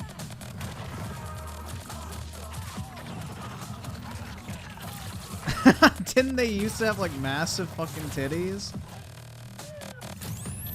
That's an L, man. Who is asking for no more titties? Especially in a fighting game, bro. Like, jiggle physics are part of the appeal. Modern gaming, bro.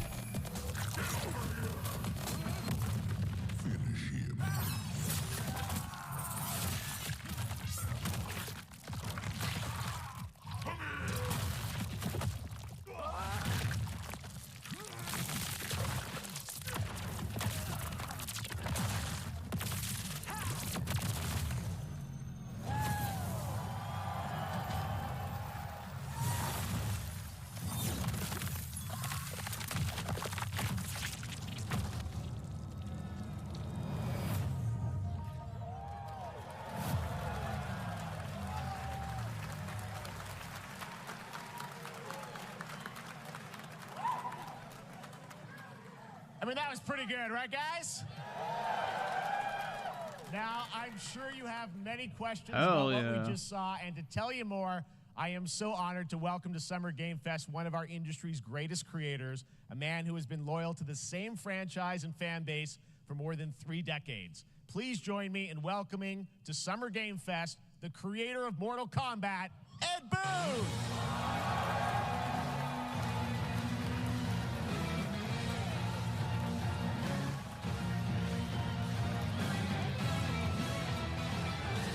Congratulations.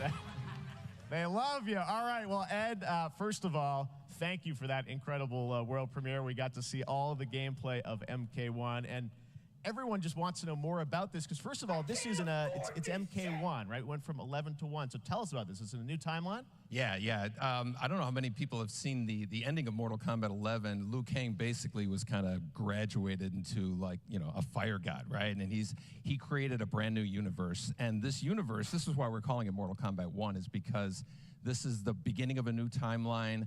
A number of these characters you've seen before, but they're told in a completely different story. And so Sub-Zero and Scorpion are brothers now, and there's all these things that were rivalries before are now allies, and so mixing the whole thing up.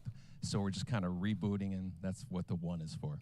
Well, it looks incredible. Everything we saw there was, you know, in-game gameplay. The cinematics look incredible. I know the team has been working for 4 years on this, but the thing we got to talk about are these cameos, because we saw some pretty amazing stuff there. Now, so tell us, how does that work? You obviously, you have your sort of your main, you know, character that you'll pick, and then I know you also have a separate kind of cameo menu, so you pick sort of a pair when you start the game. Oh, yeah, shit, in dude. a fighting game, you'll see a I just got my PSA roster, fucking you know, return. where you select your character. After you do that, there's a second roster of characters. I'm scared, guys. Which are a whole new, completely different fighters that are the cameo fighters, and these fighters actually, they will join the fight.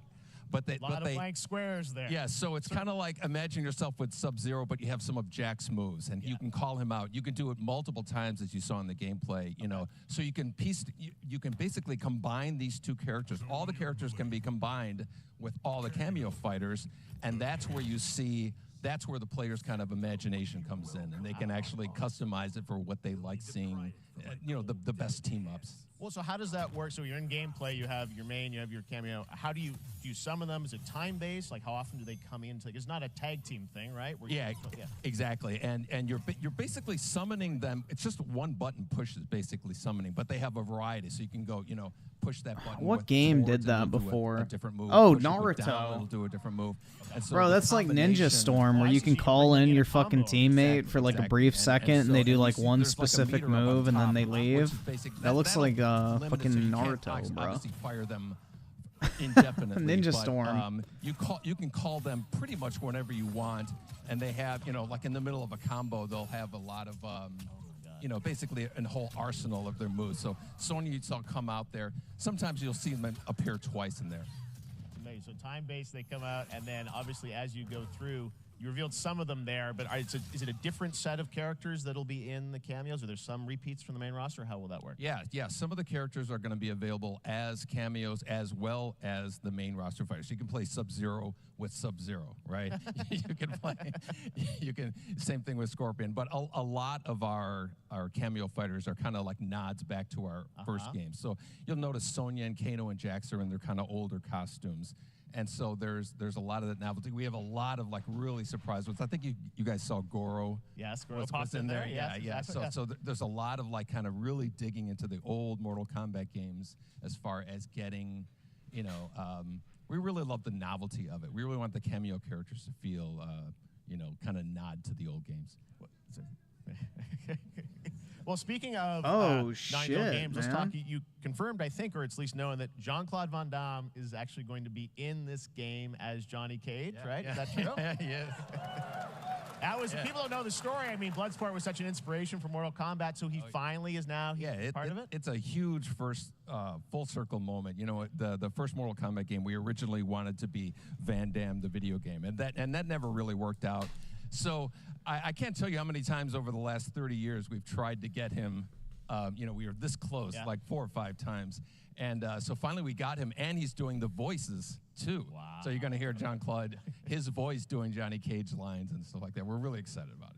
Wow. Well, I know the team has been working so hard in Chicago to build this through COVID, and it's coming out in September, so we don't have to wait long, right? That's right. This has been a very difficult secret to keep over the last 4 years. And so, but we could not be more excited in terms of getting players' hands on it. And throughout the summer, we're going to be showing a lot more content, a lot more characters, a lot more cameo characters. So there's a lot of reveals that are coming up. Amazing. Well, Ed, thank you so much for giving us the first look at MK1. As you said, this weekend people will be playing it. I got some really fucking good cards. Lots more characters to reveal on the main roster and cameos. Ed Boon, thank you so much. First look at Mortal Kombat. Awesome. Thanks for Amazing. So excited about that one. All right. Next up, doesn't sound like you're very excited, Jeff. Action RPG fans with the release of Diablo 4, which is truly fantastic. Another big and anticipated ARPG is Path of Exile 2 from Grinding Gear Games, who have faithfully been updating and patching the original PoE since its release in 2013. We haven't seen anything on the sequel in over 2 years, but that changes right now. Here is your first look at a raw gameplay capture from Path of Exile 2, a sequel that pushes the engine and gameplay to a new level.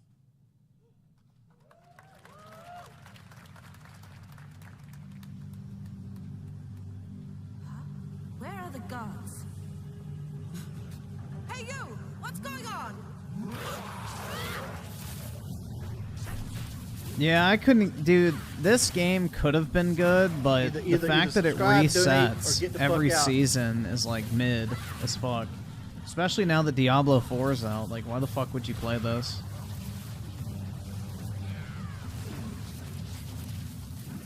Merc with the 2. Whoa, Mortal Kombat 1 is a fighting game. What a shock. I know, man. Crazy. Wild shit. 2023 Perfect Dark with the 10. A leaker said months ago the new Warner Brothers CEO wants the girls to be hotter and look like MK9. We got a glimpse of that with Batgirl. So we'll see with the full game. Supposed to have Street Fighter 6's jiggle physics also. Oh, nice, bro. Hell yeah. Waterboy with the 3 months. Is Xbox amazing, showing and off there's some more promising coming in games? July. Also, happy Last 3 week months marked of the tier release of 3 for me. Street Fighter 6, I a have game no idea, featured man. We'll have last to year see, at but I'm Summer Game hoping they Fest. got some good shit, Well, man. the team at Capcom Fingers has an crossed. important update to share with you right now.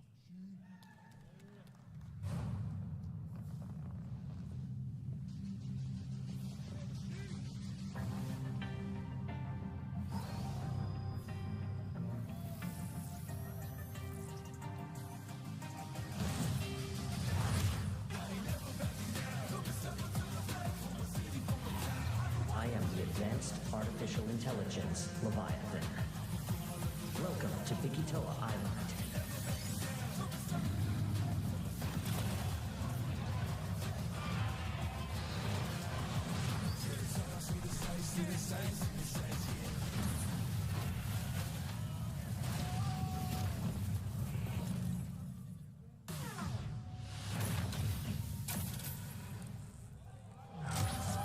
Whoa, dude.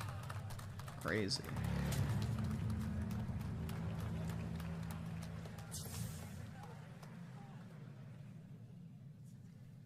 I'm guessing Ryu from Street Fighter facing off against a dinosaur probably wasn't on your bingo card for today's show. That Street Fighter Cross Exoprimal collab will launch. Yeah, I need to look at what Exoprimal is, because I haven't really heard much about that it. may actually not be the craziest collaboration on the show today. Check this out. There's nothing more powerful than imagination. Ooh. It can shape the fabric of reality, transforming. Oh, is this the Nick Cage DLC? I recognize the voice. That shit's fucking weak, man. Hell yeah. That's right. Nicolas Cage is coming to Dead by Daylight in July. I mean, I don't know how these things happen, but Fat I dub. figured the easiest way to find out is probably to go right to the source. This man's bold creative choices have earned him an Academy Award and a few memes on the internet across more than 4 decades of incredible films. Please join me in welcoming to Summer Game Fest, Nicolas Cage! Yeah, Nick Cage is a fucking legend, bro.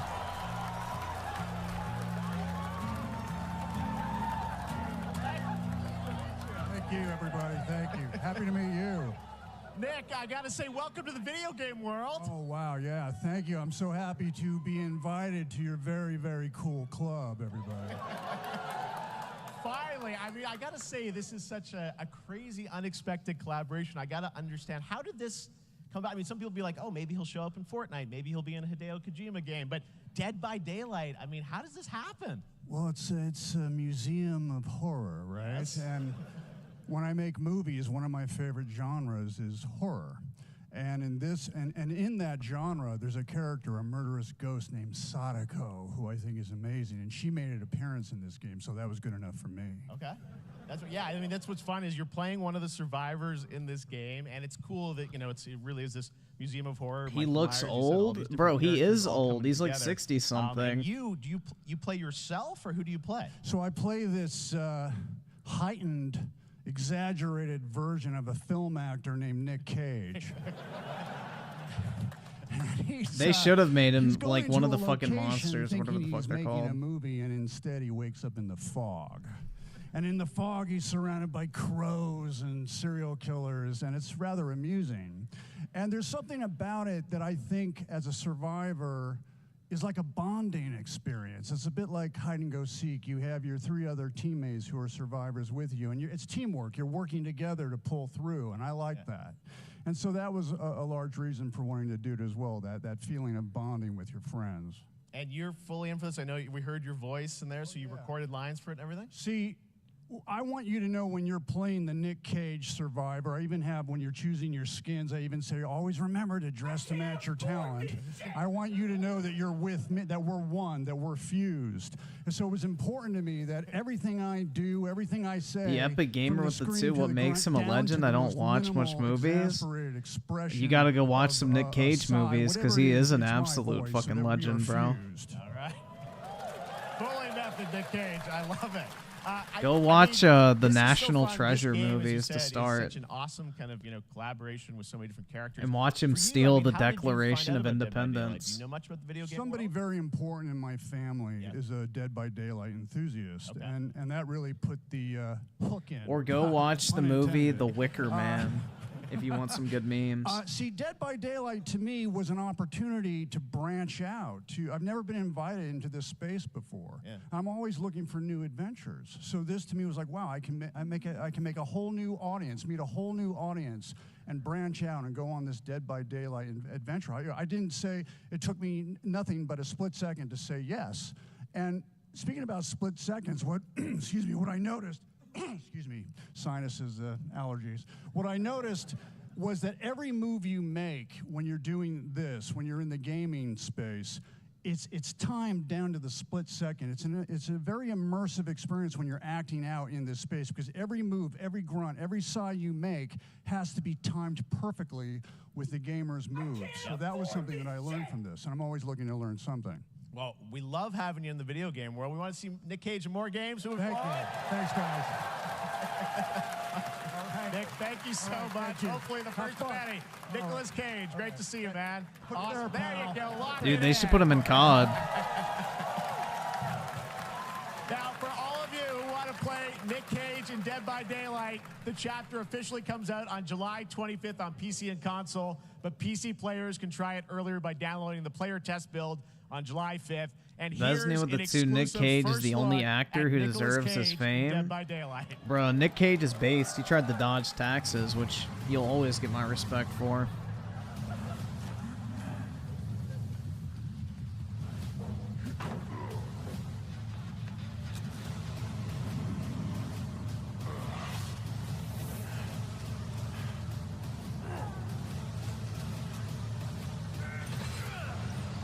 It's just too bad Dead by Daylight is of zero interest to me.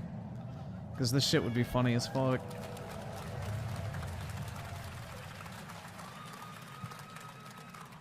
Anything goes here at Summer Game Fest. All right, thank you very much, Nick.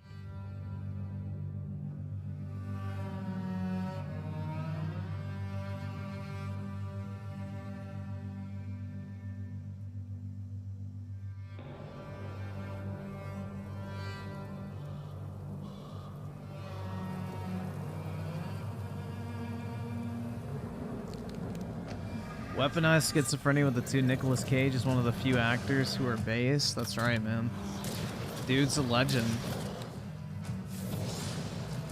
The Witch Hunt.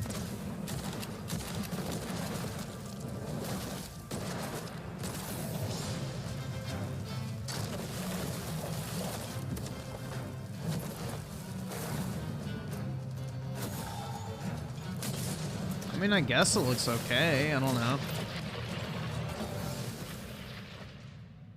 Didn't really show me enough. Witchfire.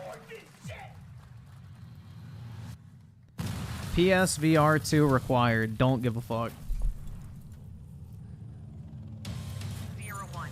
Operation Control clears you for engagement.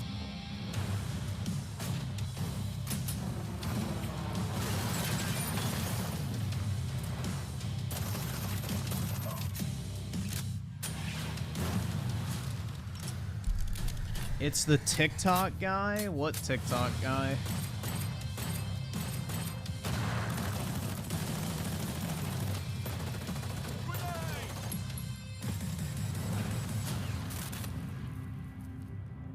Let's go.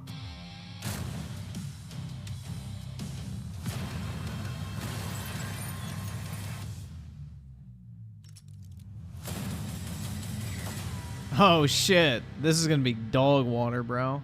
Crossfire. Get that shit out of here. Gaming. I have a 49-inch monitor, but not an OLED one. Yeah, I have the Samsung G9, but not the OLED version. RIP. You're broke! You're fucking poor! Everything. For all time. Oh, is this that Remnant game where it's like Dark Souls with guns?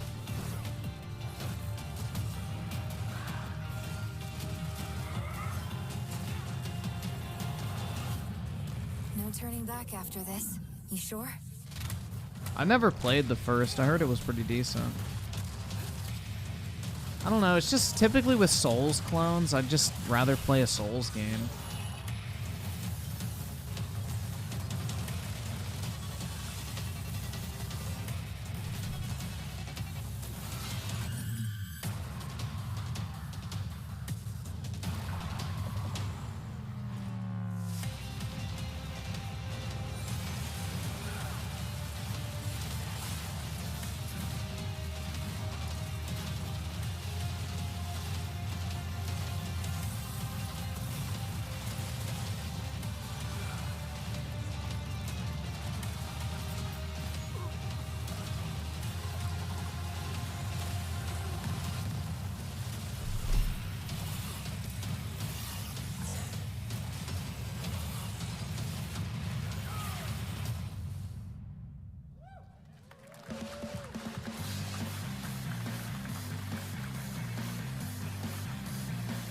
Oh, it's fun with people? Well, I don't have friends, man, so we have much more Summer probably Game won't Fest enjoy to it. come, including a first look at the gameplay of Alan Wake 2, the world premiere of the new season of Fortnite, Call of Duty Season 4, and maybe a few more surprises for you. As we go through today's reveals, use the hashtag gaming on TikTok to react to the news. Gaming on TikTok, everyone co-streaming guys. the show live on TikTok. I should Twitch, make a YouTube, TikTok and other account so I can get some platforms. TikTok Those of you on baddies, Twitch, bro. we also have a special Warframe Twitch drop, a free Steinax Warframe for watching more than 30 I can minutes hook of the myself show. a Now, 7 out of 10 speaking of OnlyFans, girl. surprises, another legendary gaming hero is set to return later this year in a brand new game built from the ground up in a style that I think is going to get this fan base and longtime fans of video games very excited. Here's another Summer Game Fest global game announcement. New thrills with a classic feel.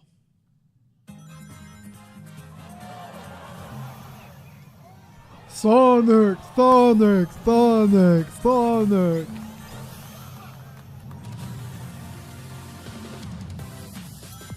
I love Sonic. Sonic is so cool, bro. I love it. Sonic. Yeah, I don't fucking care about. I've never gotten the hype of Sonic, bro.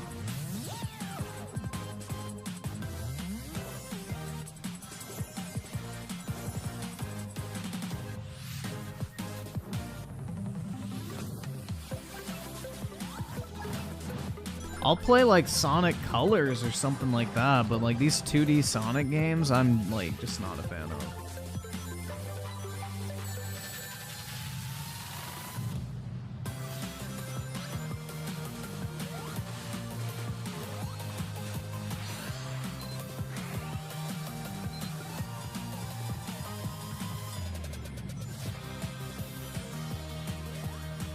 Dude, if they ever remastered Shadow the Hedgehog, I would play that. That shit would be funny as fuck, man. Yeah, I don't know. It looks dumb. How much are they gonna charge for this? Like 20 bucks? Looks like a $20 game.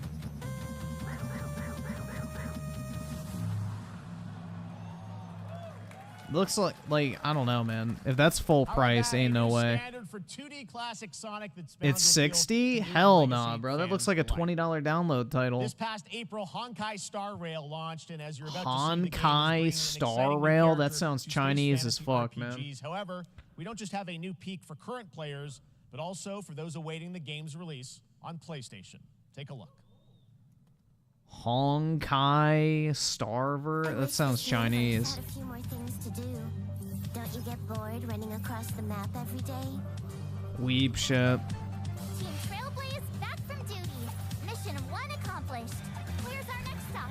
Oh my god, bro, that voice is so hot. Another busy day ahead of us.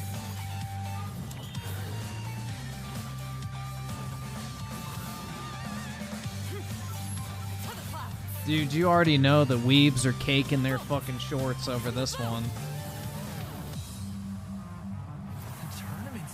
They're caking their fucking shorts with just fucking tidal waves of coom.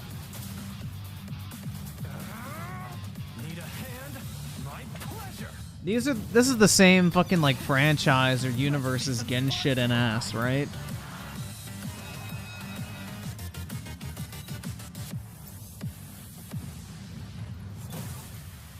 Huh.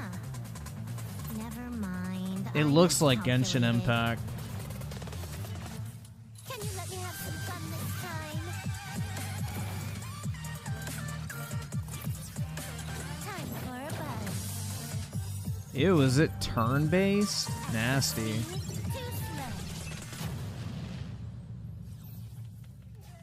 Yeah.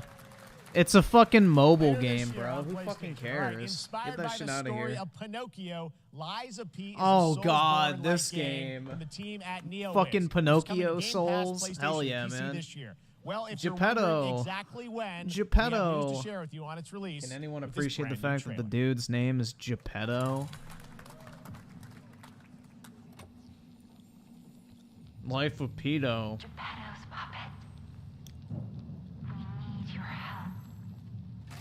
Yeah, does Pinocchio like execute the bosses by telling a bunch of lies and making his nose like impale people through the fucking ass?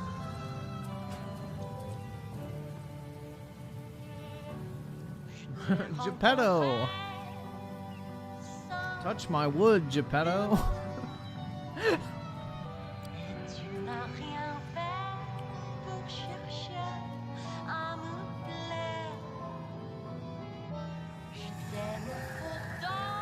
I'm just sick of fucking Souls clones, bro. Like, I don't know. Nowadays, it seems like every fucking game is a fucking Souls clone. It's more often than not that you're getting a Souls clone whenever you see any sort of like RPG-ish looking game. It's really sad.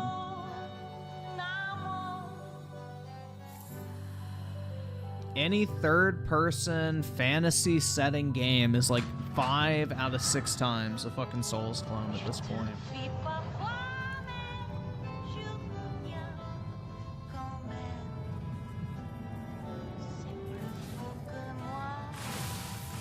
So how is he Pinocchio, though? Like, what is the nose mechanic? He doesn't even have a fucking wooden nose, dude. Where's his fucking nose?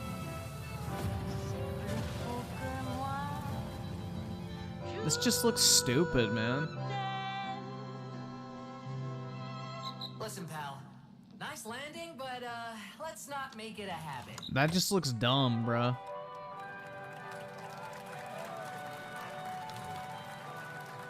Yeah. Play the demo now? No way.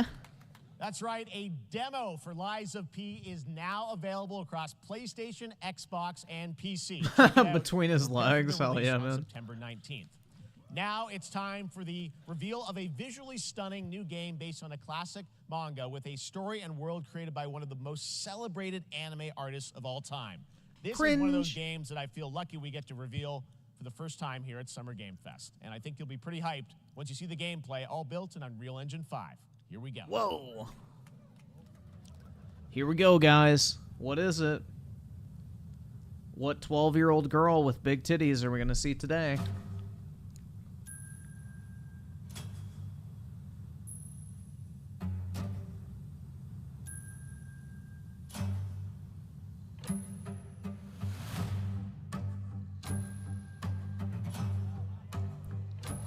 This looks like that, what was that game that Xbox had back in the day? Blue Dragon game? I think it was called. That's what this shit looks like. The creator of Dragon Ball. Hell yeah.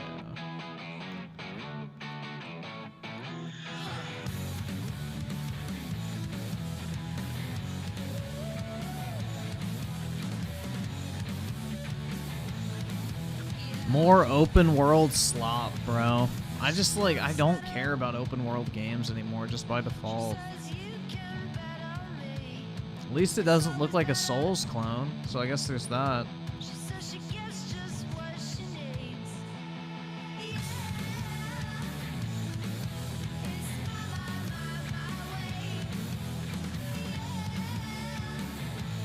Sandland? Bruh. Hashtag shout out to my Middle Eastern brothers out there.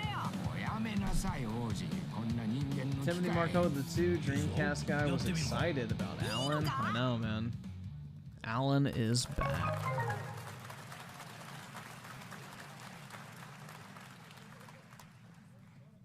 Sandland, get ready to become an unlikely hero in an adventure where you don't need to be human to save humanity.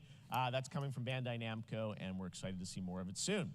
Independent games are such an important part of the industry. No, and they one thing aren't. that's very important to us at Summer Game Fest is supporting those creators as well.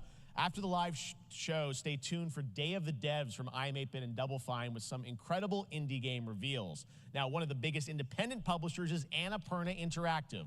And later this month, as part of Summer Game Fest, they'll be revealing a number of ambitious new projects. Let's see how many you can figure out in this little tease.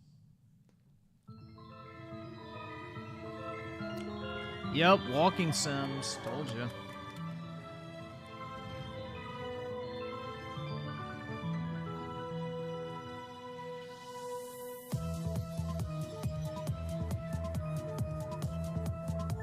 Waterboy at the 2 Sandland might be something I could check out. Yeah, it doesn't look bad. I'd need to see more on it, though.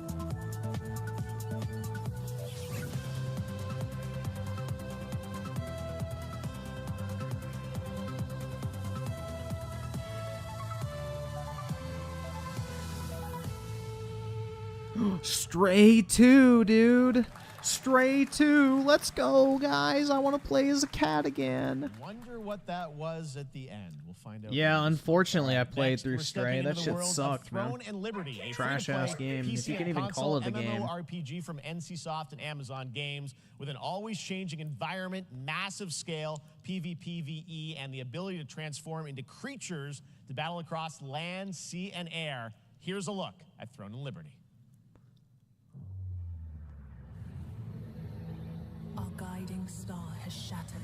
All right, I've liked all of Amazon's other games, so maybe this will be good. Across the world. Lost, what is it? Fuck.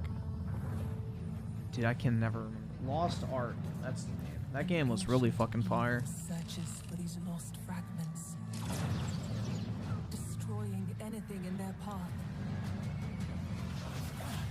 You must find them. Harness their power and put down this threat once and for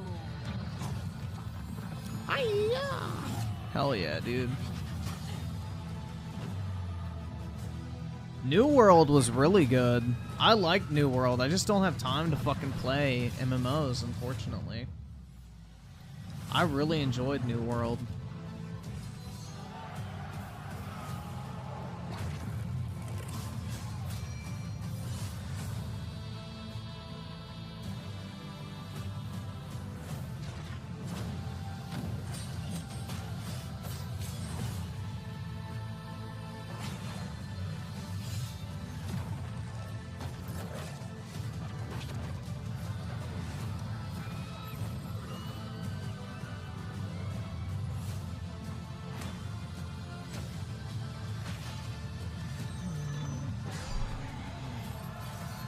Yeah, I'd need to see what this game actually plays like.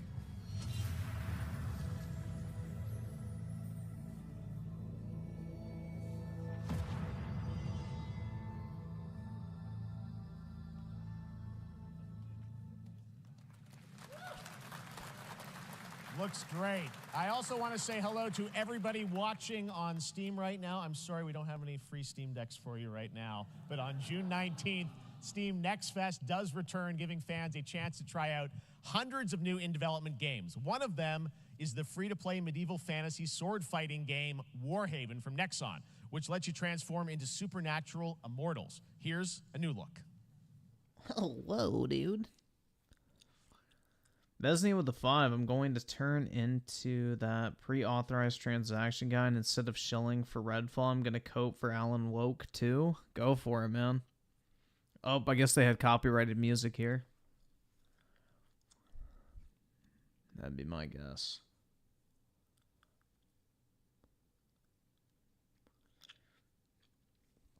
Dude, that guy completely fucking embarrassed himself.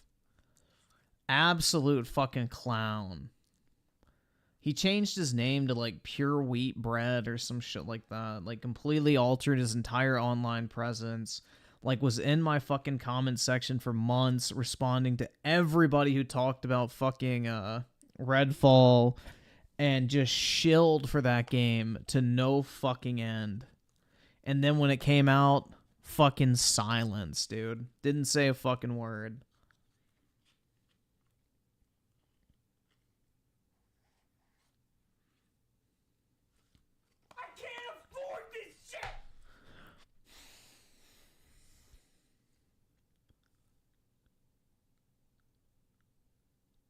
Dog, I don't have any more time for fucking MMOs if that's what this is.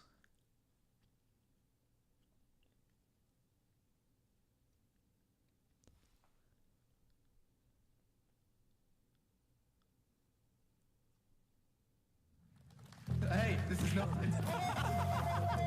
Why can't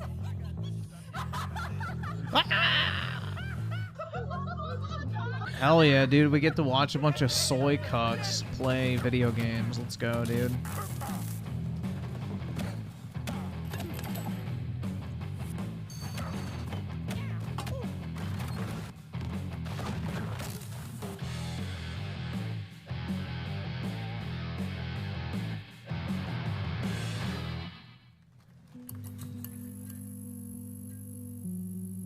The Walking Dead. Summer is coming, and with it, a lot of cool stuff. Dying Light. Dying Light to stay human. I don't associate that with Dying Light. I associate that with Negan. The fuck?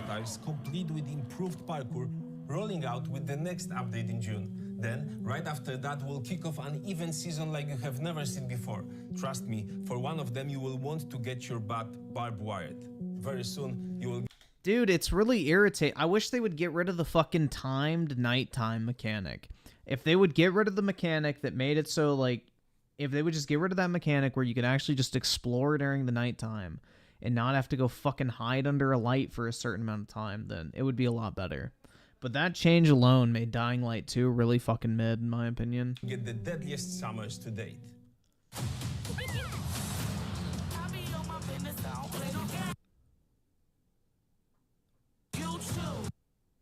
Yo, what the fuck? What is this garbage?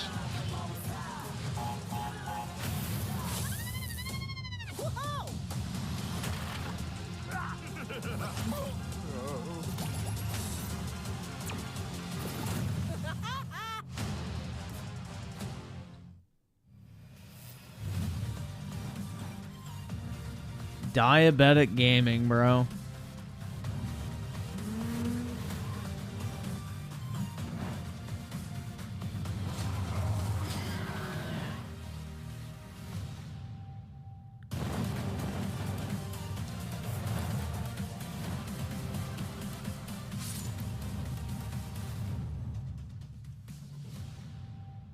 Yeah, I did not want to see Psychonauts 2 ever again.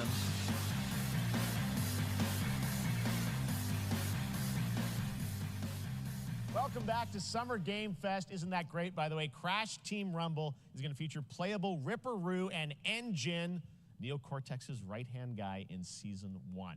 Now, it's time to change the topic and descend into madness. Joining me is a guy who was last on stage at the Game Awards 2021 to announce Alan Wake 2. He's come all the way from Finland. Please welcome from Remedy, Sam Lake.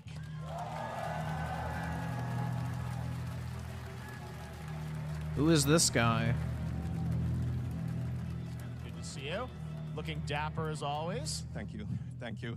Well, we are so excited because when you announced Alan Wake 2 at the Game Awards, you said 2023. We are in 2023. It's coming this October, and we are so excited about this, Sam. I know it's been a long time coming for fans and for you. 13 years since the first Alan Wake. So tell us a bit about what can we expect in the sequel. It's been quite a journey, yes. Yeah. Alan Wake 2 is Remedy's first survival horror game. We have two playable characters. It's a 50-50 split between them. Yo, I have a serious question for everyone. Has Remedy ever made a game that's not incredibly overrated? Worlds, and yet it's all connected. And the player like dead ass, bro. Between them. What is the last game that Remedy has made that's actually been like great? Because Alan Wake, I always thought was mid. I never liked it. Quantum Break, mid. Control, mid. That Crossfire X campaign, garbage. That's a good question to ask going into this. So yes, we have. Like I really can't think of anything they've done that's been like great that I've really enjoyed. Of the Dark Place. Max Payne 1 and 2. What are those on like the PS1? No, they didn't make Max Payne 3. That was Rockstar. Coming to the Pacific Northwest small town of Bright Falls, together with her partner, Alex Casey. Okay. So how and they're somehow linked in some way, right? They are coming to investigate a series of ritualistic murders. Okay. And very quickly, the investigation turns into a nightmare when they discover pages of a horror story, maybe written by a certain missing writer. By the initials AEW. And this horror story starts to come true around them. Interesting. So obviously, it's Alan is still going to be playable in the game. You're going to experience his journey, but Saga, this is sort of new character, and there is that sort of link. Tell us a bit about. You said Alan Woke too, bro. Instead of playing as Alan Wake, you play as the black female diversity insert. Right? Yeah, we crazy, go into right? the experience playing as Saga, and what a shock! It's a sequel. But it's also a standalone. Gotta get that ESG score up. I guess Remedy's trying to get acquired. To do homework if they have not played the original game. This can be enjoyed as is. Saga doesn't know anything about the lore, about the supernatural in this world. She will be going in very quickly. She has to learn to survive. And with that, all the players will be on that journey with her. And then we open up the experience so that you can hop to play Alan Wake in the Dark Place as he's trying to find his way out. And you can keep on playing as Saga in the Pacific Northwest as the investigation. So yeah, you play as both, on. but I guarantee you it's going to be like a 75-25 split, like Halo 5 was. In many surprising ways, but there is no right way to play through this. You can choose. You can go on as Alan all the way close to the end, or as Saga, or you can keep hopping between these two sides of it. Well, you're always so good at kind of telling challenging, interesting narratives in unique ways. I mean, Remedy's always been known for that, and you especially, so we can't wait to see. So, wait, you can play as one or... Okay, so it's going to be like a Dishonored 2 situation where you get like a half-assed campaign because they want you to play it twice. I don't know how I feel about that. How these stories intertwine, I'm sure, throughout the experience. Today, though, I know you brought with you some gameplay of Saga's adventure. We're just going to see a raw segment of the game, right? Yeah, raw gameplay for the first time ever. This is early on from the experience. They're hyped, Sam. They're ready for it. So tell us, what are we going to see? Supernatural forces of darkness have brought the murder victim, in this case, back to life as a monster. And Saga is outside Bright Falls at Cauldron Lake trying to find him and stop him. Okay, Nier Automata did not do that. No. Nier Automata did not do that shit. Nier Automata had a progressive New Game Plus mechanic. There's a very big difference of having 2 campaigns. No, that's not the same thing. Because Nier Automata, each playthrough is technically different. Unedited gameplay from Alan Wake 2. Thanks, Sam. Thank you.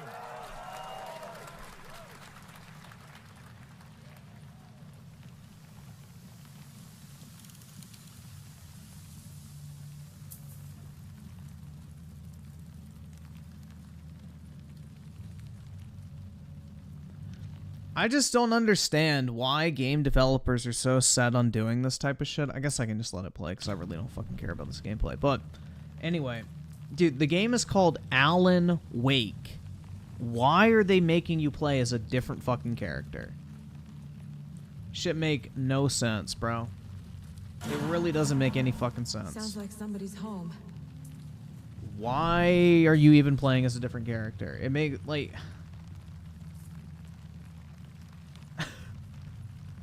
yeah, for the BlackRock check, probably.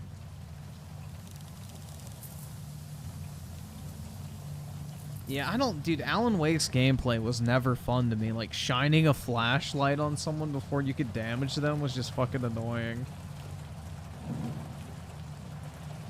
This game is a hard pass for me, even if you did play only as Alan Wake.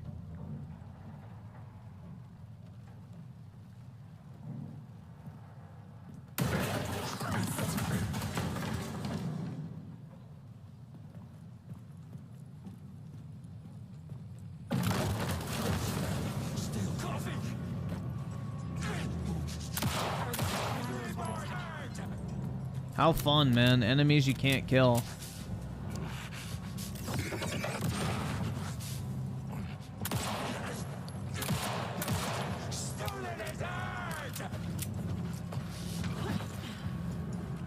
I hate these style of games, bro.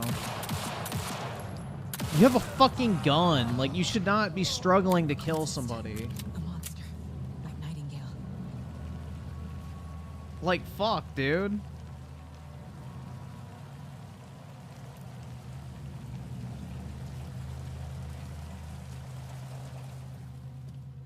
I will say it now and say it as always. Dead Space is the only game that does horror right when it comes to a third-person shooter. Like, Dead Space understands the fact that you can have a horror game without making the player feel like completely fucking just weak and powerless.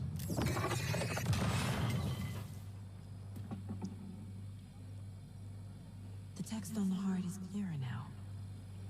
I will never understand why people want to play video games and feel like worthless. It's boring.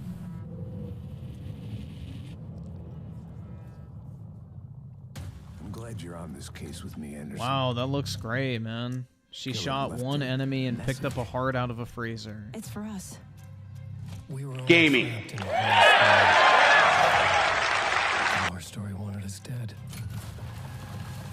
There's something I'm forgetting. Something important. Something's not right.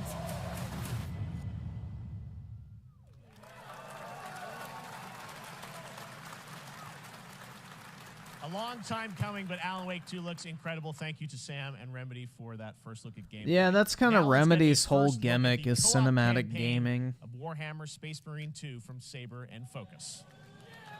Hell yeah, dude. Real gameplay. Facing Hopefully. a splinter fleet.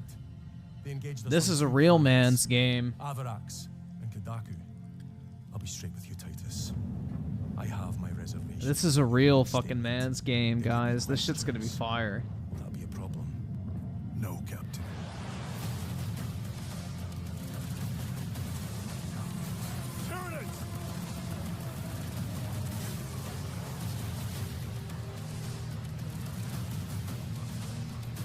My pledge is eternal service. Xenos inbound! Eviscerate this abomination! Xenophobia the game. Come forth and be slaughtered.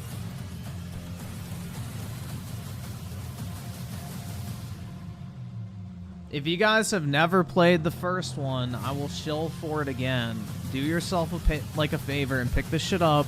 It is absolutely fucking... Oh, they got a co-op campaign. Not that I'll ever play a co-op, but that's pretty cool. But yeah, if you've never played the original Space Marine, go pick this shit up, man. It's one of the best third-person shooters from the 360 era that got really overlooked. Yeah, it's only on Steam at this point. That's the only platform you can buy it on. Ooh, do I want to buy it? Fuck, man. I don't know. I don't need a statue.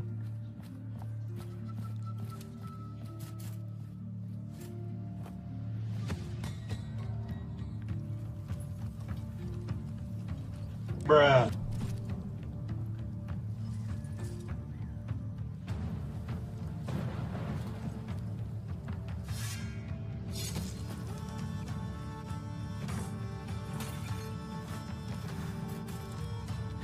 Please. Do you get to be the king? New Generation of the 2, I played Space Marine and it's shit. Yeah, probably too much gameplay for you.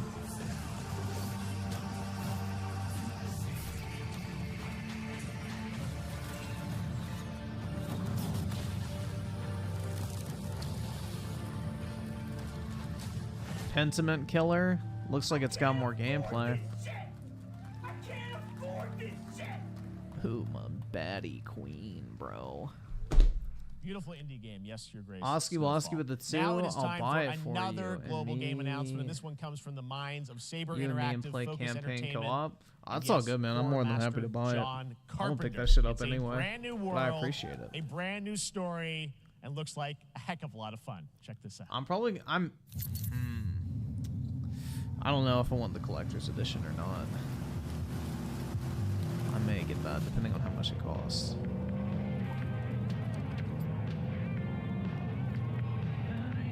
We gotta be ready. Hell yeah. Nobody half-asses it this time. Ruby. I hate that song. On my mark. 5, 4, 3, 2, 1. Shot through the heart, and you're to blame. You give love a bad name.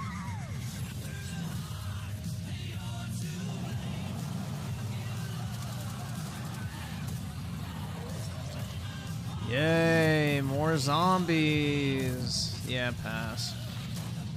I don't need to see more, dude. I'm so bored of zombie games. Yeah, dude, this song is absolute trash. I have no idea who John Carpenter is, nor do I care.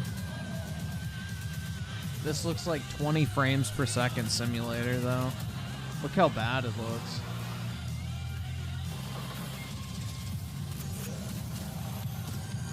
He made The Thing? No idea what that is.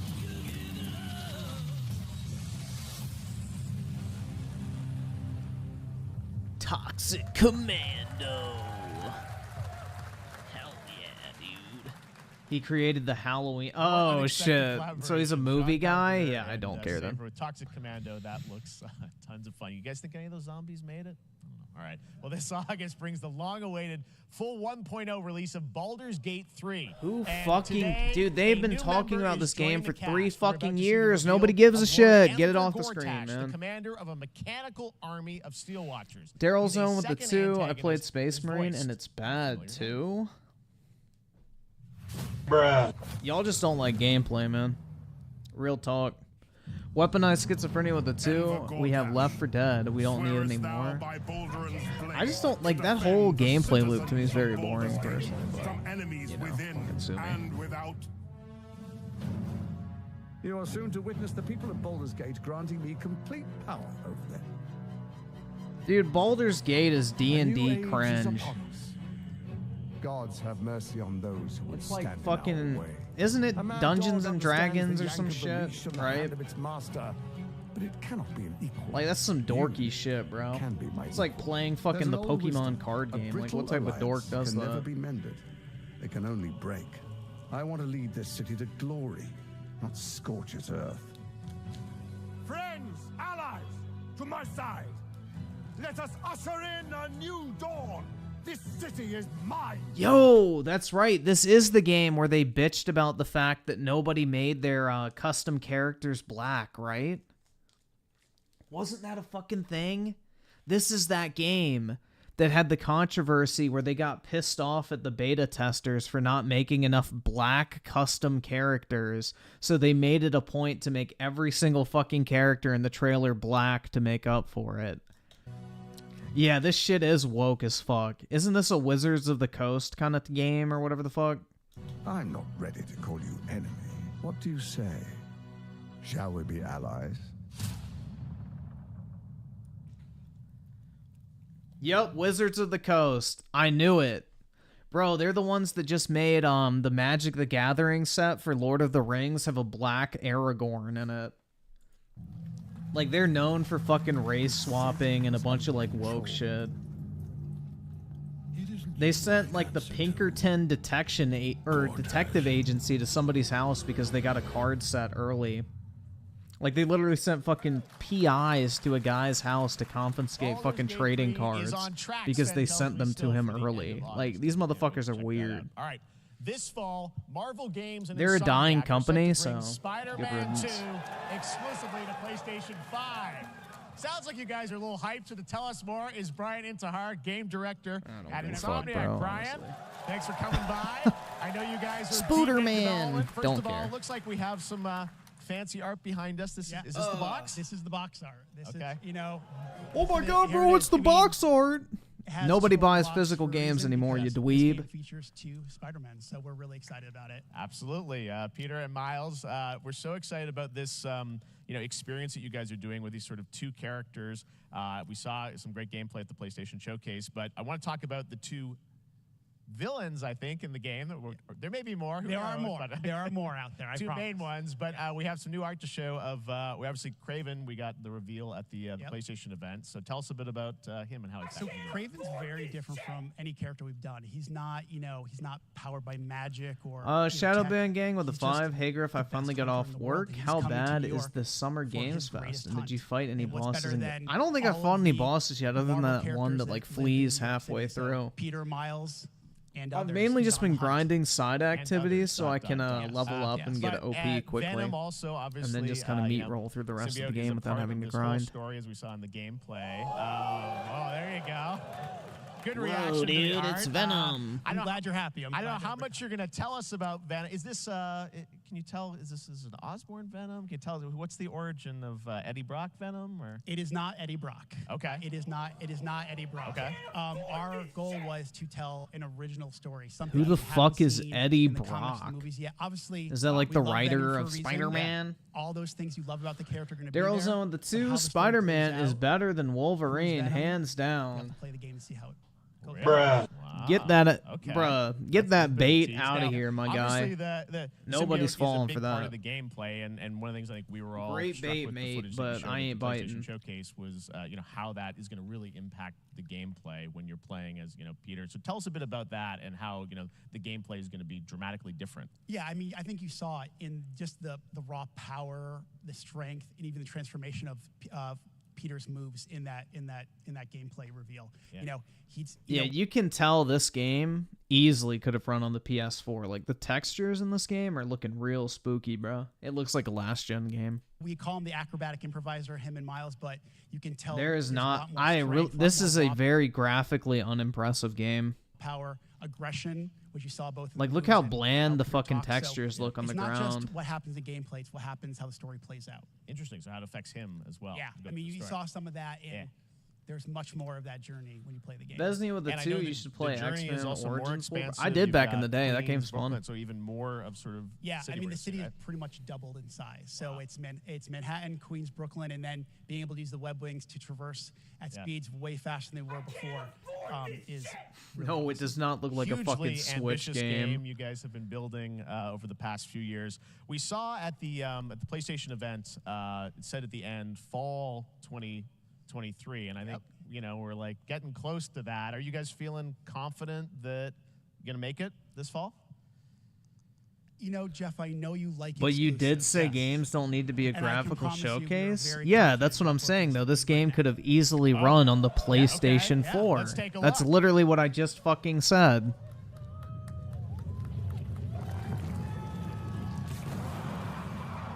This is not a next generation game. It looks like it could easily run on the PlayStation 4, was my exact fucking words.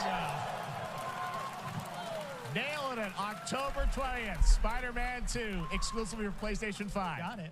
Awesome. Well, Brian, thanks so much for Thank you stopping very by. much. I know you got a lot of work to do. Wrapping up the game, and we'll check it out in October. Thanks, Brian. We got our date. All right.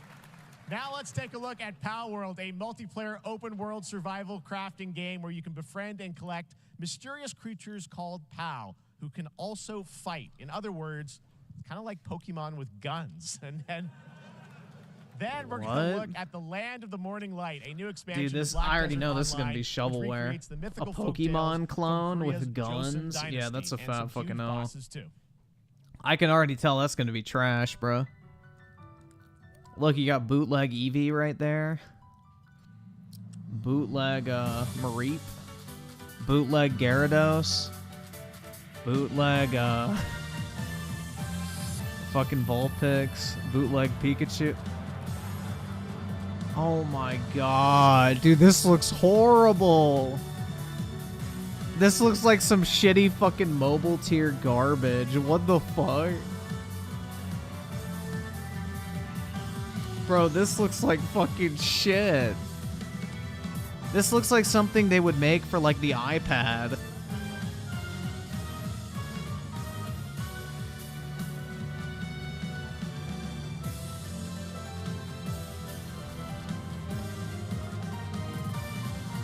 Real fucking original designs, man. They straight up jacked so many Pokemon designs. That looks so fucking horrible.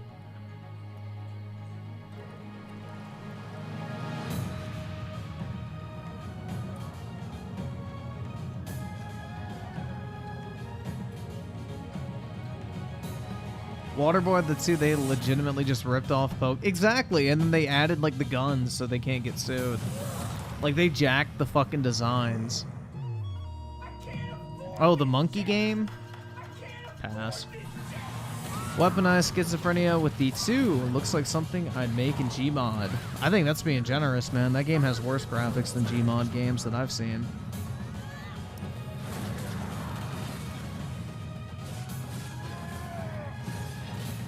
This is Black Desert. Oh. Another MMO, man, that I don't have time to play.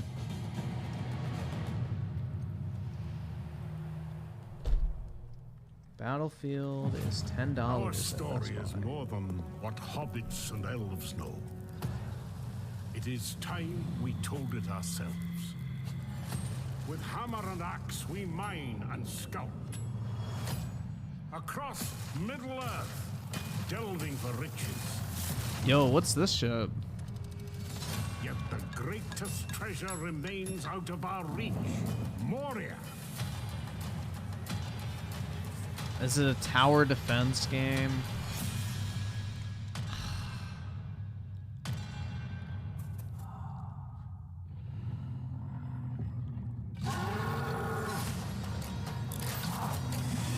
Oh my god, this looks horrible.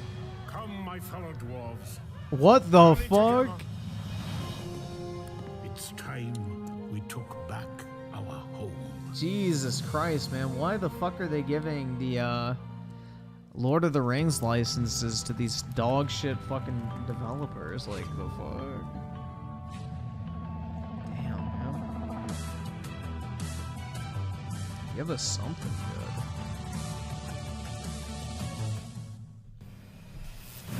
Ew, get that away from me. Yeah, this has been pretty bad so far, man. Pretty bad.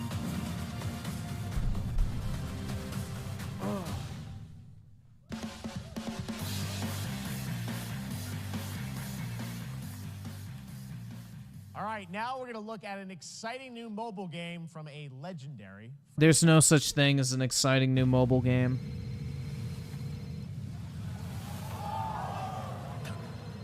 Oh, are they reviving the Final Fantasy VII Battle Royale mobile game? Let's go, man.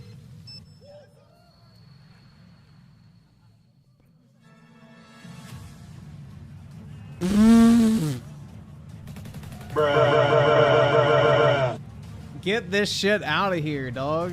Nobody cares.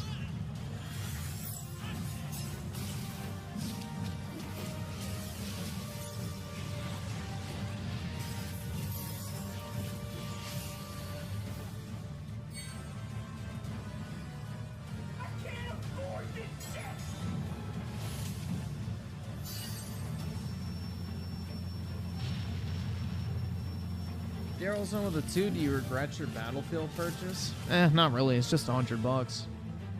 Like, what, it's 2 years ago at this point? So, I don't really give a fuck. Or maybe even longer than that. I don't know. But nope, I don't regret it.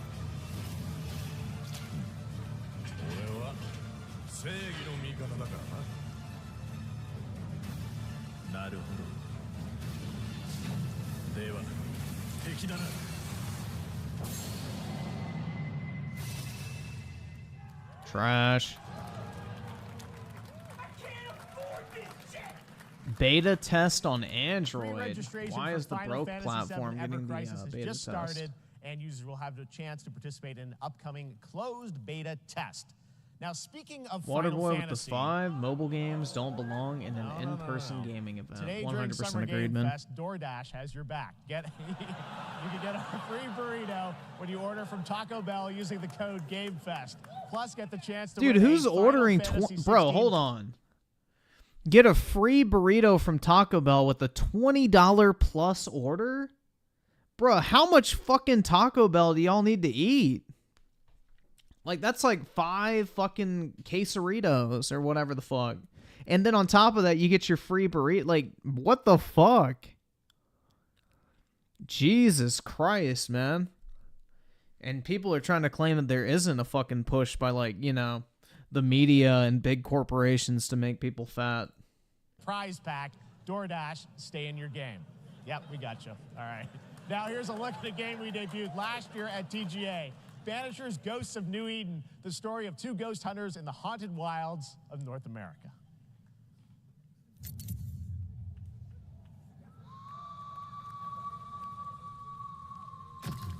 Life to the living, death to the dead. Oh, walking sim, that means. Right? We are banishers. This is the Life is Strange dev, right? Suffering for those who live. Or is this a different developer? I don't fucking know, honestly. We bring closure to those who don't. I want us back, Red. I want revenge on what killed me. I want to live.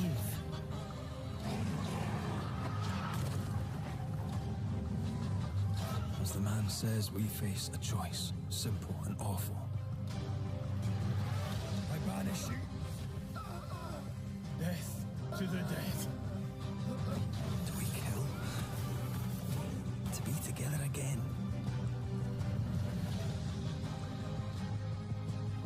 Or do we part forever? Come out, wherever you are. Come on, show yourself. Red. Every bloody time.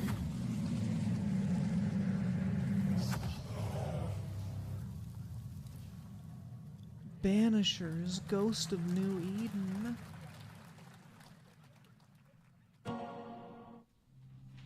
それで今回の指令はあなた好みの単純な力仕事です。ある人物を警護していただきます。頼みましたよ。コードネーム上流。大丈夫か？お待たせしてしまって。トラブル発生。車はまだか？到着まで3分。何があった？ Yakuza is Japanese COD, just not anywhere near as fun to play. さもなきゃ。これから起きることは全部お前らの選んだ結果だ。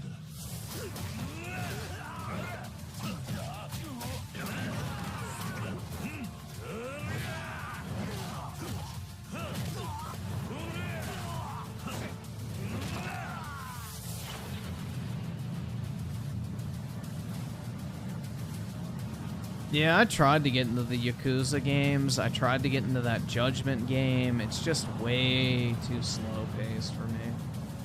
Couldn't do it. I wish we could get another Sleeping Dogs, though. That game was fucking fire.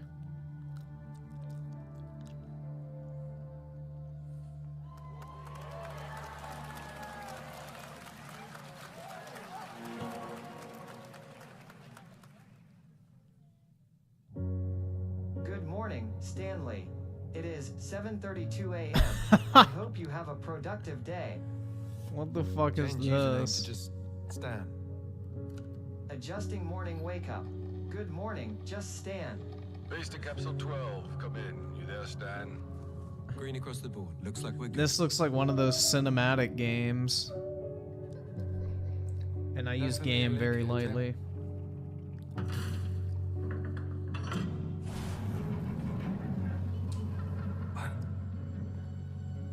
How long has it been now? 3 years. 2 months and 17 days. Ah, man. What sort of operation are they running? Daryl's home with the 2 love our black queens, Griffin. That's right, man. I do. Someone there? I do not discriminate. This doesn't make sense. Is someone else down here? No. Are you there? Pass.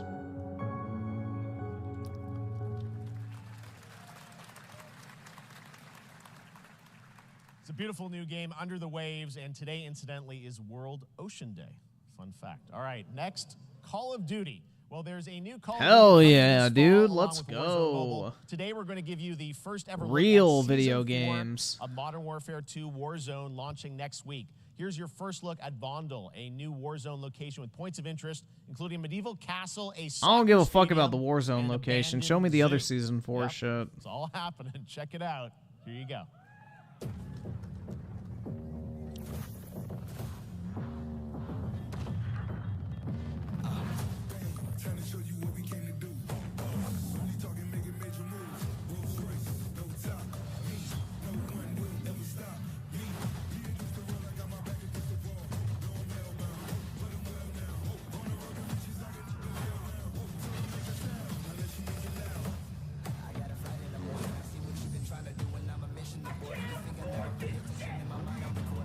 Waterboy the 2, did they redesign the COD logo? I have no idea. I didn't pay attention, in all honesty.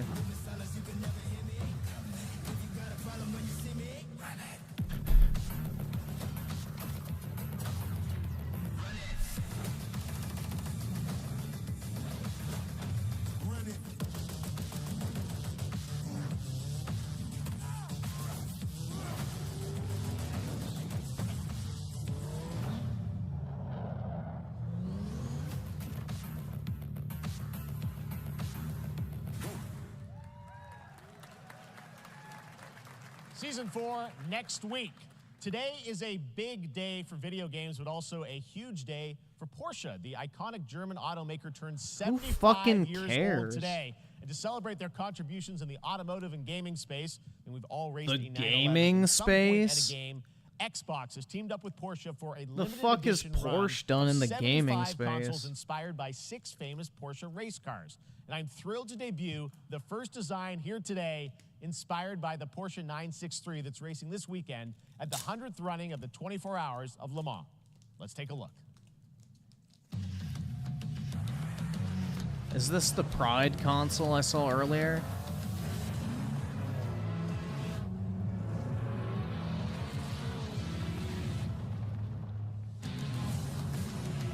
Yeah, but Porsche doesn't actually make racing games. Their cars are just in them. Are we gonna say Toyota's a big fucking supporter of the gaming industry? Like, no.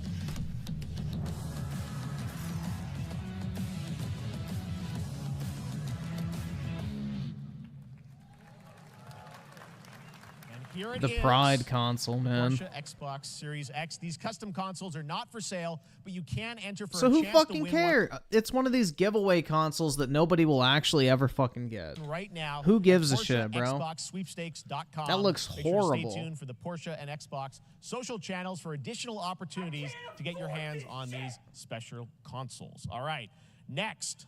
Phoenix Labs are building the next great entry into the cozy farm sim genre. We all like a cozy game inspired by classics like Animal Crossing and Stardew Valley. Previously announced for Nintendo Switch, there's now some exciting news for PC players too. Let's take a look at Faith Farm. boy. Dear friend, life in Azoria's been treating me well.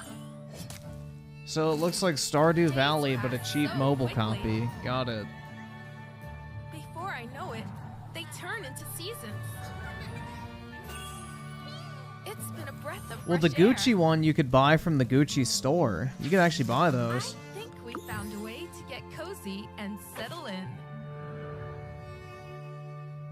But there's something more I've been itching to explore.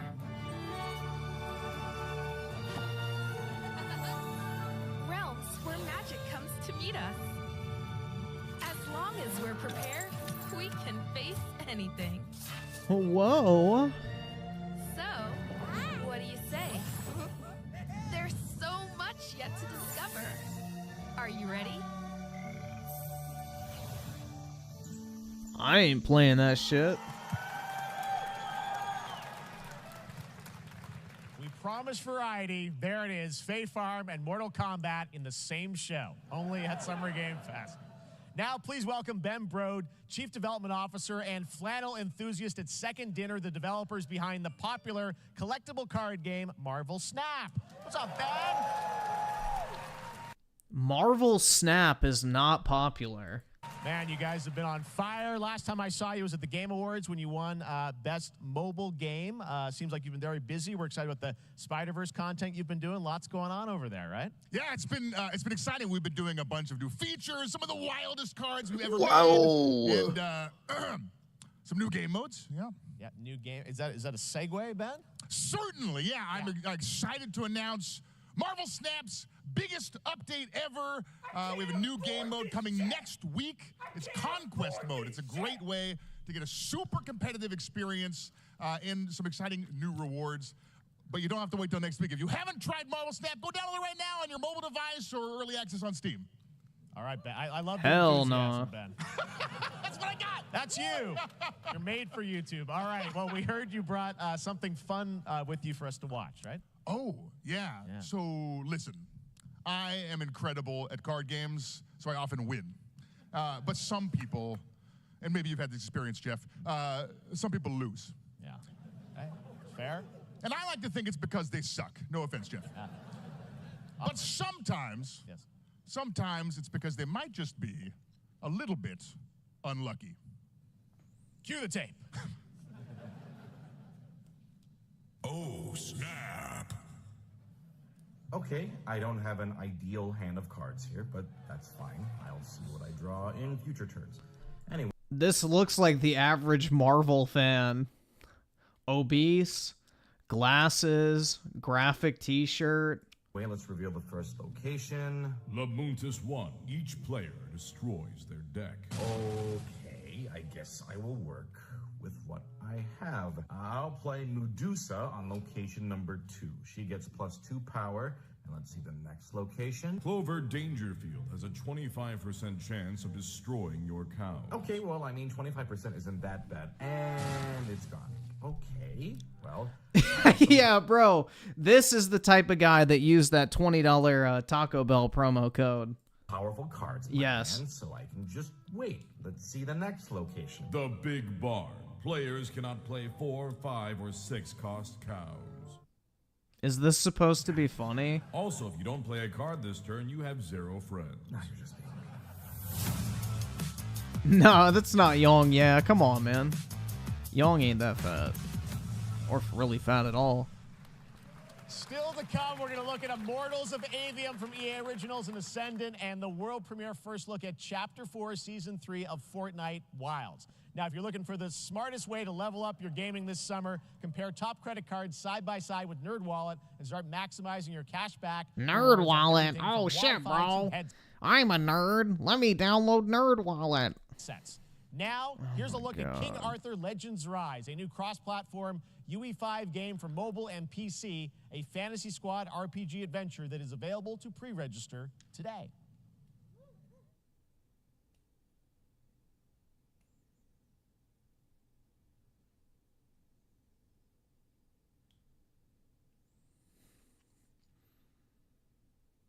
Nope. Copyrighted audio. Whoa, dude. It's just like mobile game, shitty MMO, free to play, like just garbage, man. Vanquish the wicked, and you may prove worthy. Weaponized schizophrenia with the 2. The Marvel Snap guy creeps me out. I don't know why. I mean, he's a Marvel fan, bro.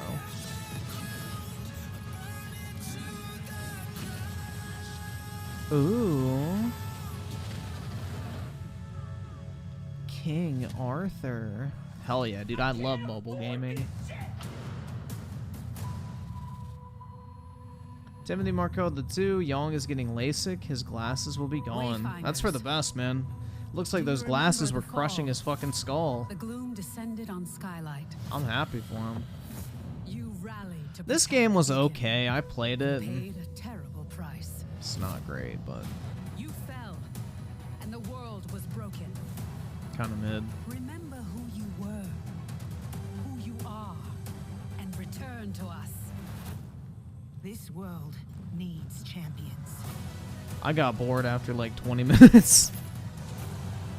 But then again, I have 0 attention span.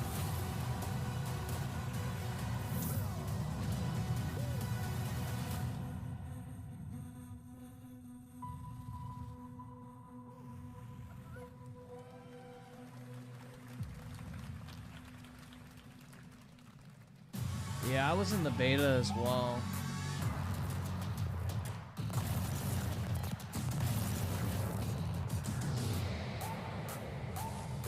Ooh, thick, juicy Fortnite ass, bro.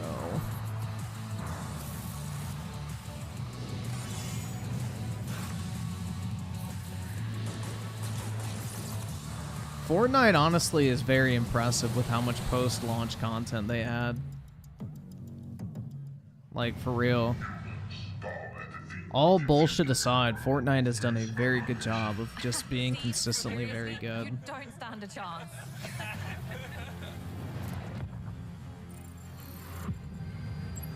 Project under construction.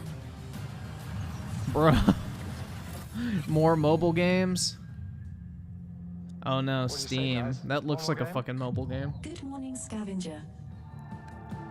Scan your surroundings to retrieve and recycle anything that could be of value to scavengers. CJ with the 2, I fell asleep watching. I don't blame you, man. This is pretty bad.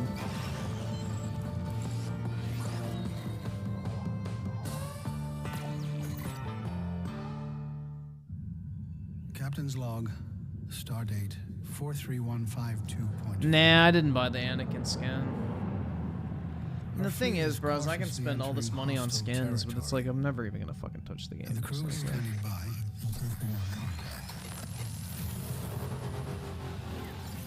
Fluffle Nugget with the 2, I honestly miss E3. This is not game. Yeah, I mean, that's the thing is like Jeff Keighley's shows literally just are filled with a bunch of sponsored bullshit typically because he just wants to make money and they're just boring as fuck.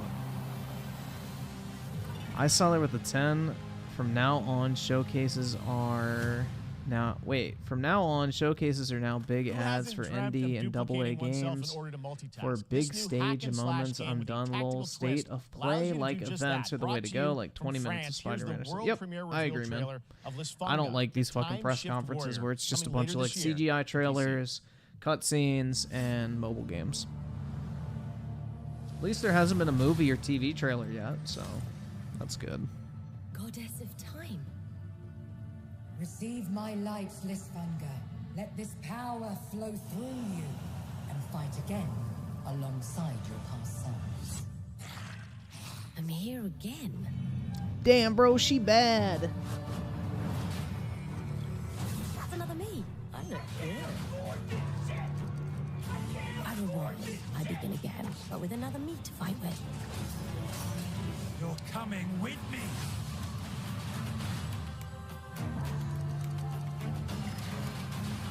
Who cares if she's black, bro? It's a new game. They can make the character whatever the fuck they want it to be. Who can be in multiple places at once? I will become Legion and crush. Yeah, more Diablo clones, man. Liz Fanga. Onwards. I can feel that there are more. I mean, she is pretty hot, bro. Hell yeah. I may Very dump cool independent hundreds of game. All right, hours next and up is a liters brand into new that IP game. from Ascendant Studios, a single-player, first-person magic shooter called Immortals of Avium. It's fast and fluid. It's an FPS. Dude, this in a shit looks fantasy fucking setting, kinda fire, like Doom man. with magic. I want to try It this also has game a out. great cast led by Darren Barnett as the main character, Jack, and he joins us now. Hey, Darren. Hey, guys. Great to have This you game with looks us. fucking Thank cool, you. dude. This is such a cool game. I saw it with the super 5 high base production value, take from spectacular streamer Nick gameplay. Merckx gets Tell his us about the guy skin you character play. You're the main removed from character, Warzone. Jack, Look it right? up, you'll see I'm why. the main And yes, character, there's Jack, a as movie seen behind me. trailer He's here. a Oh, battle great. mage that controls all 3 Fuck. forms of magic. Triple course threat. there is, He's man. brash. He's funny, but he gets the job done. Well, it's the gameplay, as we've seen, is just so fast-paced. There's so much action in it, with all the spells, the spell casting, and the magic.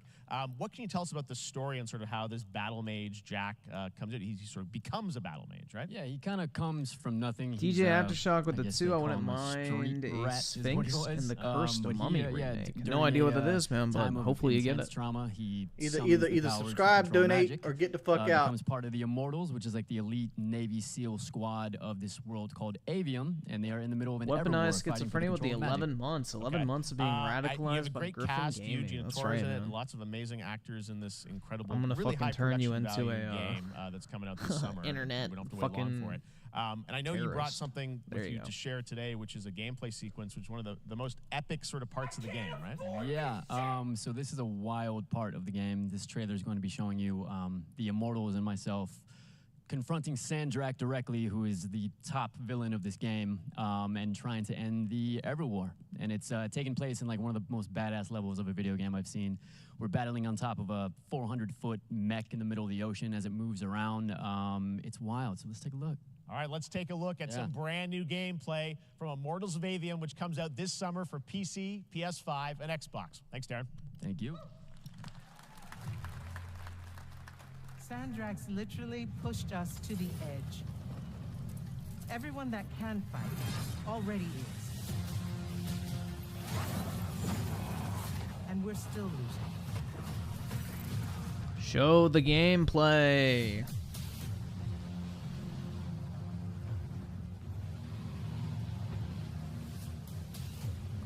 This game has their own version of Abyssilla in it too, so that's a big W, man. More fat material.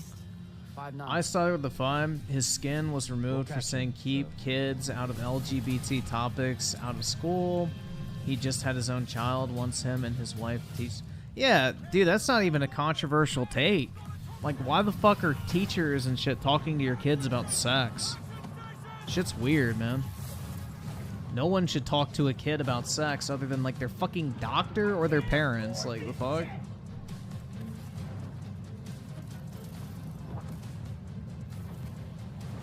Get to the control room and protect Selko. Zendara and I will hold off the Rashanians down here. Got it. Gotta get to the control room.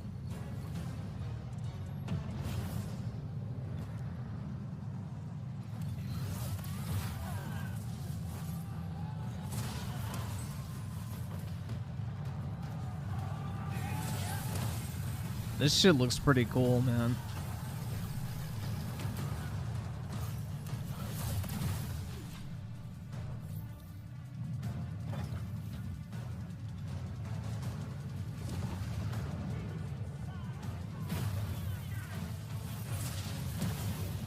This looks like Ghostwire Tokyo, but not slow. Now that I've played that. Well, once you crank your FOV up, the movement will seem faster. That's why it looks so slow right now.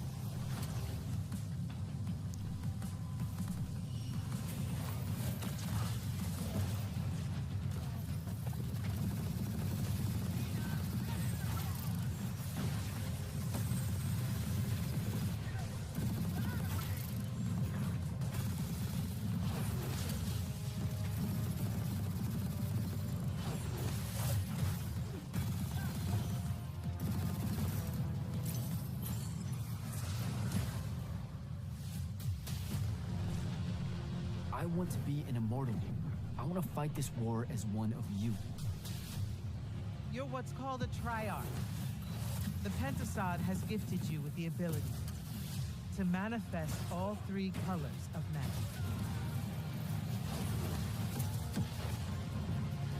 Yeah, there's like a 0% chance I would ever send my kids to public school, bro.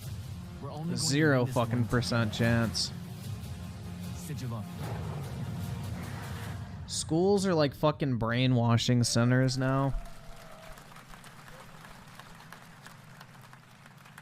Love that we get to show you guys so much amazing raw gameplay today, and that game looks incredible. Coming out this summer from Ascendant and EA.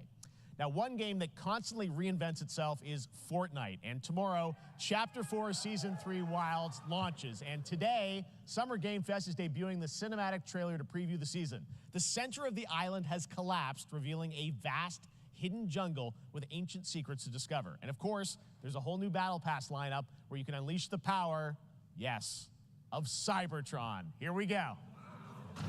Whoa, dude, I get to play as Megazord.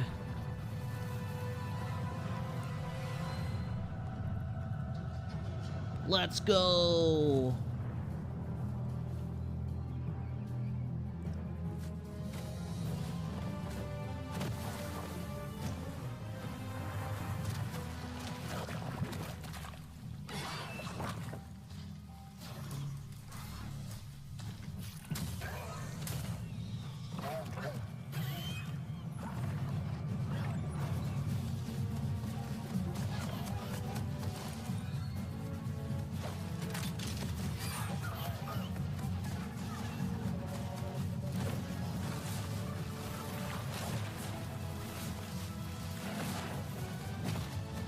I saw with the 5. I don't care for big streamers at all, but I feel for him. Imagine getting in trouble for protecting kids, especially your own. Dude, I'm telling you, there's some like evil motherfuckers in this world that are pushing a very disgusting agenda. Like, they like literally are advocating for grooming kids. It's just fucking disgusting. Some evil motherfuckers in this world, bro.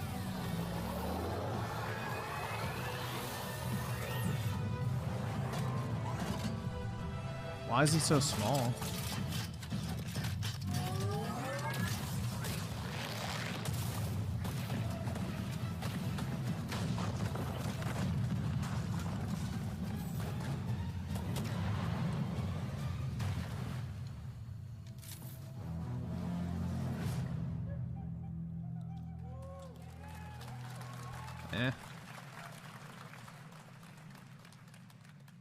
Fortnite Wilds launches tomorrow.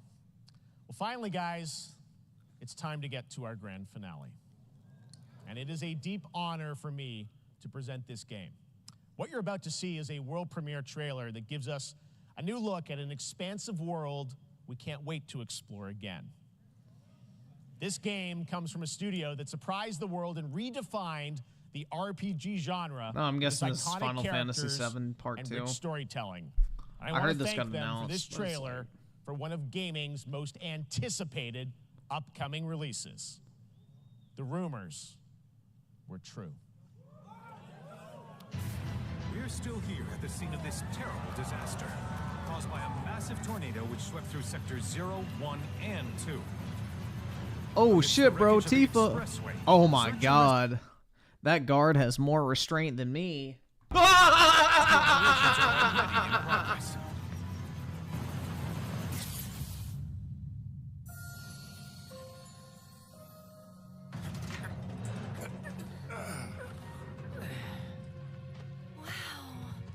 Just look at it all. The real best girl. It's so green.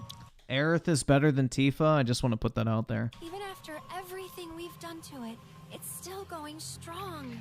It may look that way, but in reality, it's barely hanging on. I was wondering, what's Cloud been doing these past 5 years? Where's he been? And you're asking me this? This is gonna sound crazy, but as far as I know, Cloud was never in Nibelheim 5 years ago. The life stream. It is the very essence of our star. The blood coursing through its planetary veins. Dude, Tifa is just an airhead with big titties. Aerith actually has a personality, guys. The According to Hojo, they're connected to Sephiroth. Shadows of the Mad, I believe he called them. Sephiroth was in Midgar. We fought him. Whatever happened, he's alive. But why come back now? Yeah, Aerith is hotter. After 5 years, doing who knows what.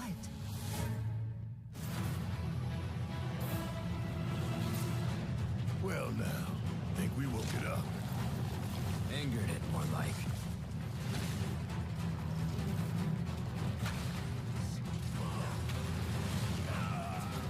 Feast your eyes on the Turk's latest and greatest, Elena. She may be new, but she's still a Turk.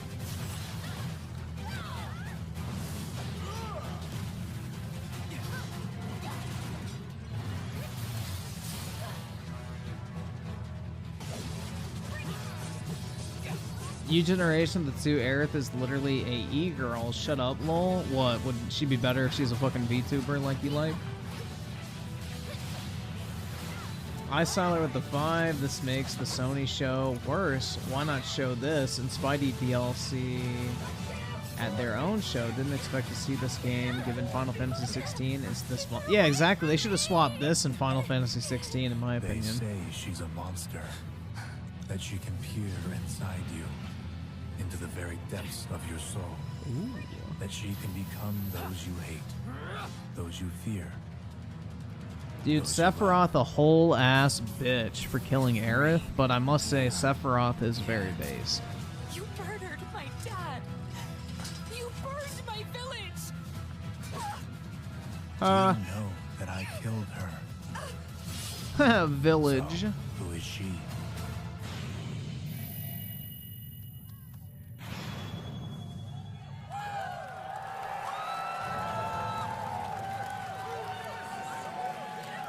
On 2 discs? What the There fuck? you have it. That was Final Why did Fantasy they VII need to Rebirth specify coming early that? 2024 to PlayStation 5. Nomura-san, thank you so much. Does that mean it comes with like For Summer Game Fest, our live showcase. I But guess that is not both the end first and the of Summer Game second? Fest. Stay tuned this weekend for updates on many more games during SGF Play Days, a hands-on Why event did they media need here in to Los announce Angeles, it comes on 2 including discs? Cyberpunk 2077, Phantom Liberty, as well as the Xbox and Bethesda showcase on Sunday.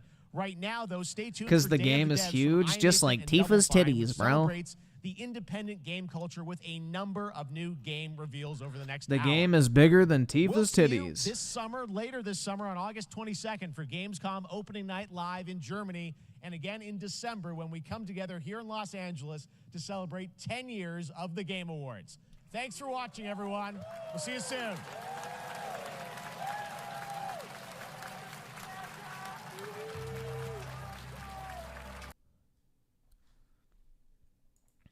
The Final Fantasy VII remake comes with 2. Does it? Hold on, let me check.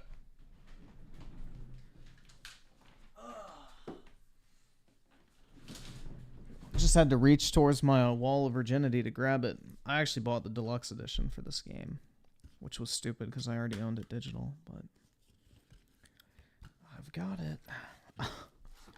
Oh, it's still sealed. Fuck, man. I opened the special or the deluxe edition, never fucking took the game out of the case, and then yeah, I don't know why I opened it. That's an L on my part, but hey. Yeah. The plastic is still on the game case.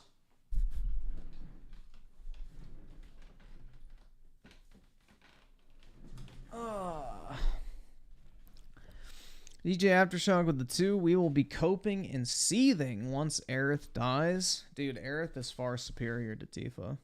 And motherfuckers saying that are just like primal fucking apes. They're like, ooh, big titties, ooga booga. Like, y'all have the mind of a fucking prime ape. You're like, ooh, big milkers. Must suck titty. Like, some fucking cave dweller type energy.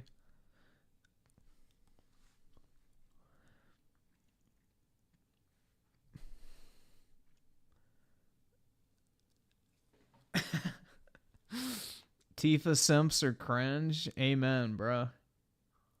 They got terrible taste. Yeah, I've got 20 copies of the collector's edition of Zelda. They're sitting in my living room right now. I need to take them to my storage unit. Griffin only likes girls with itty bitty titties. Hey man, when they hit age 30, those things ain't gonna be looking too hot. Shape over size, boys. Depressed redhead with the 2. Griffin opinion was the showcase W. Oh, this shit was an L, man. This is boring as fuck. There's like maybe 2-3 things that were interesting. Other than that, trash. I mean, that's what I was expecting, though, because it's like Jeff Keighley's shows typically are very mid.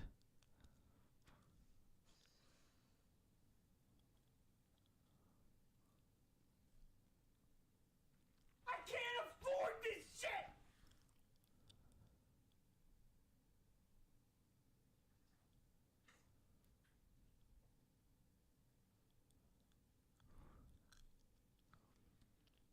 Yeah, I don't know.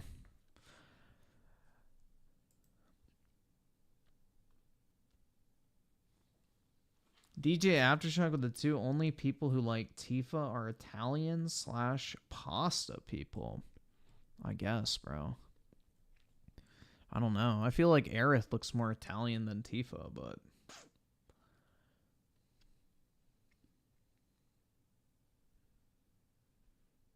So what should we watch now? Let's see. I can't afford this shit! I'm sure Dreamcast guy made a video sewing out. Based. Let's go, dude. Based. I just finished Dreamcast watching guy. the Summer Game Fest, and to be honest, it was incredibly boring.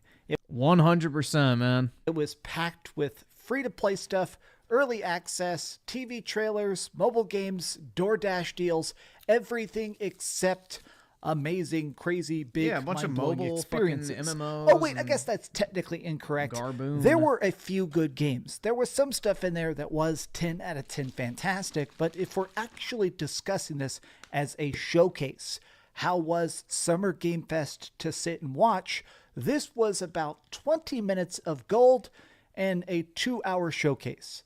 So let's discuss. What's up, gamers? Like 15% good, 85% filler. I'd agree with that. Dreamcast guy here. Hi, hope you're having a great day. If you could like this video and subscribe if you haven't already. Now, this was an interesting thing because at the very start, it really did begin strong. I'm sure some people in the comment section are immediately rushing down to tell me that I hate games and that blah, blah, blah, blah, blah. Look, we're going to talk about the good. I should watch RGTs. All right, we can do it. And the bad. But I think we can all admit this showcase started with a bang. I mean, obviously a very well-dressed Jeff Keighley. Dude, I'm really disappointed about this Prince of Persia game. Like, I just wish it was like a regular fucking Prince of Persia, man. Like, is that too much to ask? Like a nice linear, old school style Prince of Persia game? Like, why the fuck not just put out the Sands of Time remake? But hell yeah, dude. Roguelike 2D platformers. Introduced the fantasticness of Mortal Kombat 1. They actually sort of explained how this is a new timeline, how this new combo system is going to work. And I gotta say, everything from the visuals to the way the combos work to even the idea of resetting the Mortal Kombat timeline, this game looks truly top-notch. I'm a big fan of a lot of the stuff that NetherRealms does, this studio, but man, I am incredibly ready for whenever this comes out. That's coming out actually here in September.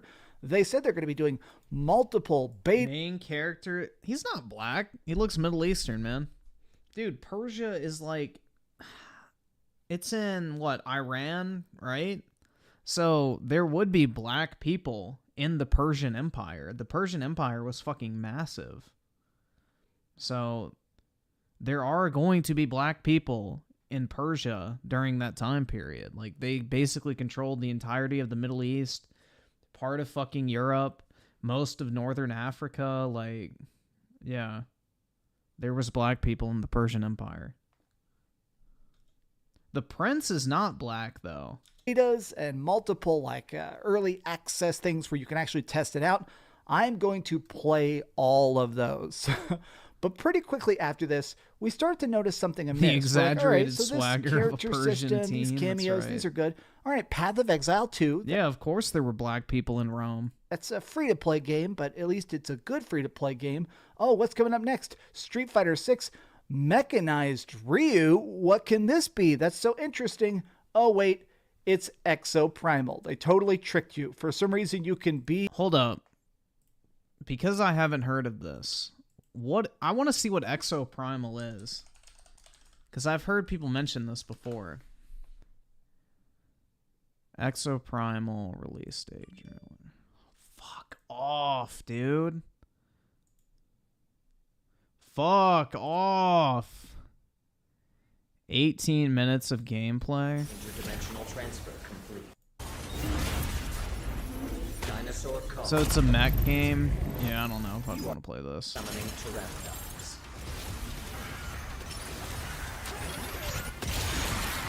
I mean, this doesn't actually look that bad. Shit.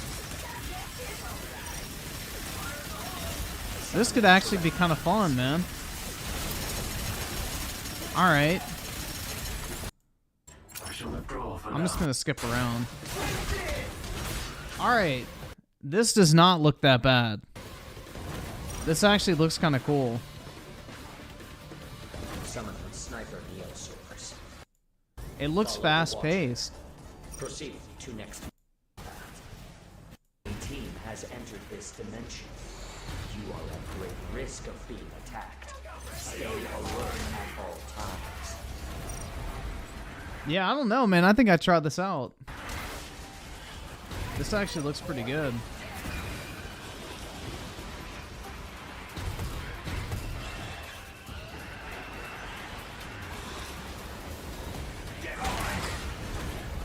I'd probably play this. Initiating environmental reset. Dinosaurs will be removed. Well, dude, of course the guy who's playing it sucks. They work in IGN. Like, that's a given. Summoning gas Neosaurs. Summoning replaced. I don't know, dude. This looks pretty good. I'd probably check that out. A robotic Ryu or a robot Guile with a metal tattoo. Look at Guile's got like a cybernetic patch on. And for some reason, they're doing a crossover with Exoprimal, which to me definitely signifies the fact that pre-orders are probably not as high for that dinosaur combat game that Capcom is working on as perhaps they may wish. But then my biggest gripe was that so much of this was just weird, free-to-play mobile phone garbage. A lot of this stuff, I mean, straight up, when I see all these big, sloppy games... It's in Game Pass? Oh, shit. I don't even have to buy it. Nice. I'm definitely going to try that shit out. Look at this. This is kind of all right looking, I guess, but so many of these... Honkai Star Rail, yeah, that's great. Yeah, we know what those fucking weebs want to rail, bro. Coming to PlayStation. Real talk. PlayStation 5, that's nice. Okay, anime. Isn't this a gacha where you actually, like, draw random characters as microtransactions, cards and it ain't stuff? Fucking stars, Whoop-de-doo. bro. Oh, wait, here's Final Fantasy VII. Oh, wait, it's Final Fantasy VII as a cell phone game. Now, we knew about the existence of Ever Crisis before this. Oh, great, another early access game that looks incredibly generic. Whoop-de-doo. But Final Fantasy VII Ever Crisis is a classic retelling of the entire compilation of Final Fantasy VII. So you can see this is a clip here from, obviously, Crisis Core, and then we have extra bits from, like, oh, there's the original Final Fantasy.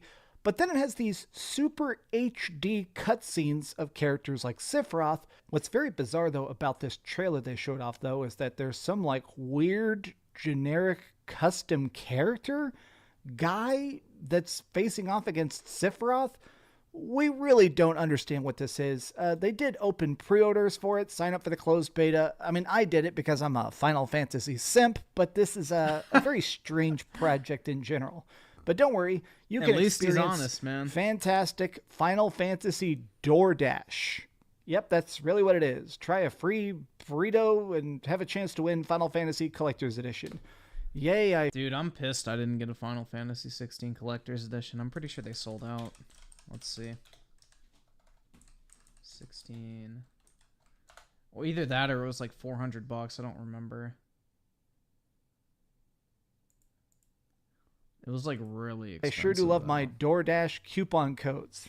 You know, I know he's got to pay the bills, but man, this really drug down the entire press conference when it was just ad after ad after ad after ad, including, oh my God, this freaking guy screaming about Marvel Snap. This guy. Oh shit, you can pre-order it. Dude, holy fuck. $350? Damn, son. It doesn't even come with anything that great. Holy shit, man.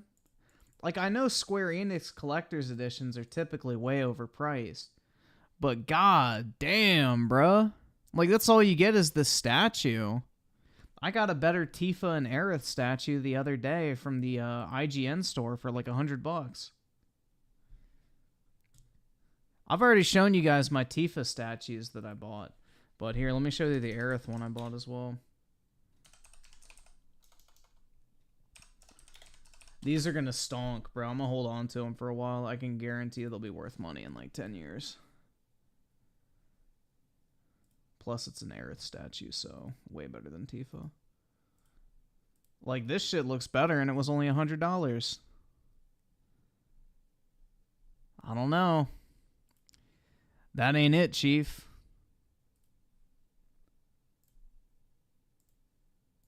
Literally was on stage screaming about Marvel Snap. And let me tell you, I'm a guy that doesn't like cell phone games. I'm not really into the idea of playing stuff on my phone, but having a guy scream at me is not going to instantly convince me that, hey, you know what? Maybe I was wrong about Marvel Snap. Maybe I should try it because this coked out card dealer wants me to pay his microtransaction habit. Now, there was even some funky stuff like Fortnite getting another expansion. Great. And now Optimus Prime is in it, but Optimus Prime is tiny for some reason. Oh, wait. Here is probably what I hated the most. I love Twisted Metal. I grew up playing it. Wait, there was Twisted Metal in the show? I'm guessing they cut that out.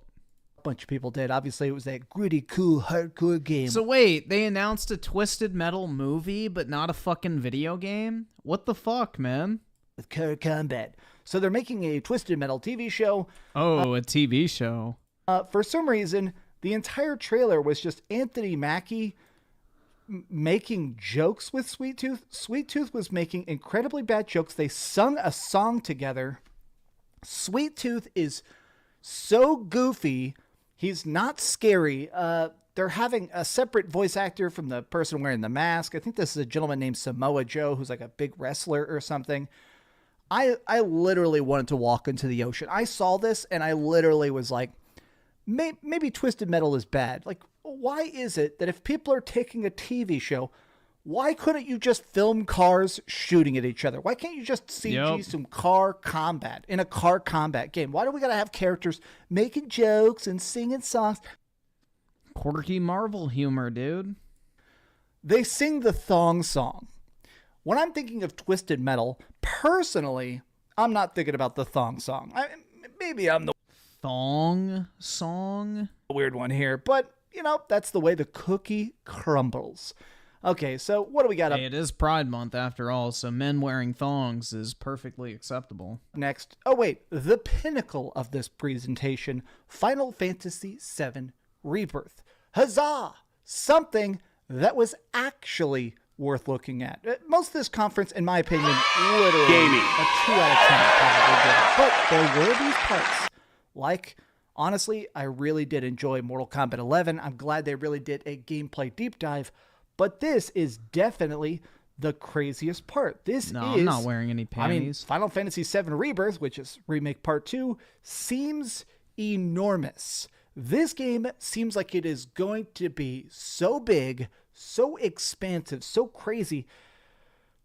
I almost want to make a separate video. I'll make you guys a deal. If this video gets 6,000 likes, tomorrow I'm going to make a big deep dive into this trailer and just spot all the hundreds of Easter eggs, because as a Final Fantasy obsessed freakazoid, this is definitely filled with a lot of good news. But Here is the part that people are I discussing only have the on a most, pair is of that programming it's socks showing right now, guys. a lot of stuff Pink like and white. Sephiroth. It sounds like Sephiroth is implying that he killed Tifa, so maybe we're really going to go deep into... Let's go! Fuck yeah, dude. Kill that bitch. The alternate timeline Please. Please. Please. But they announced it.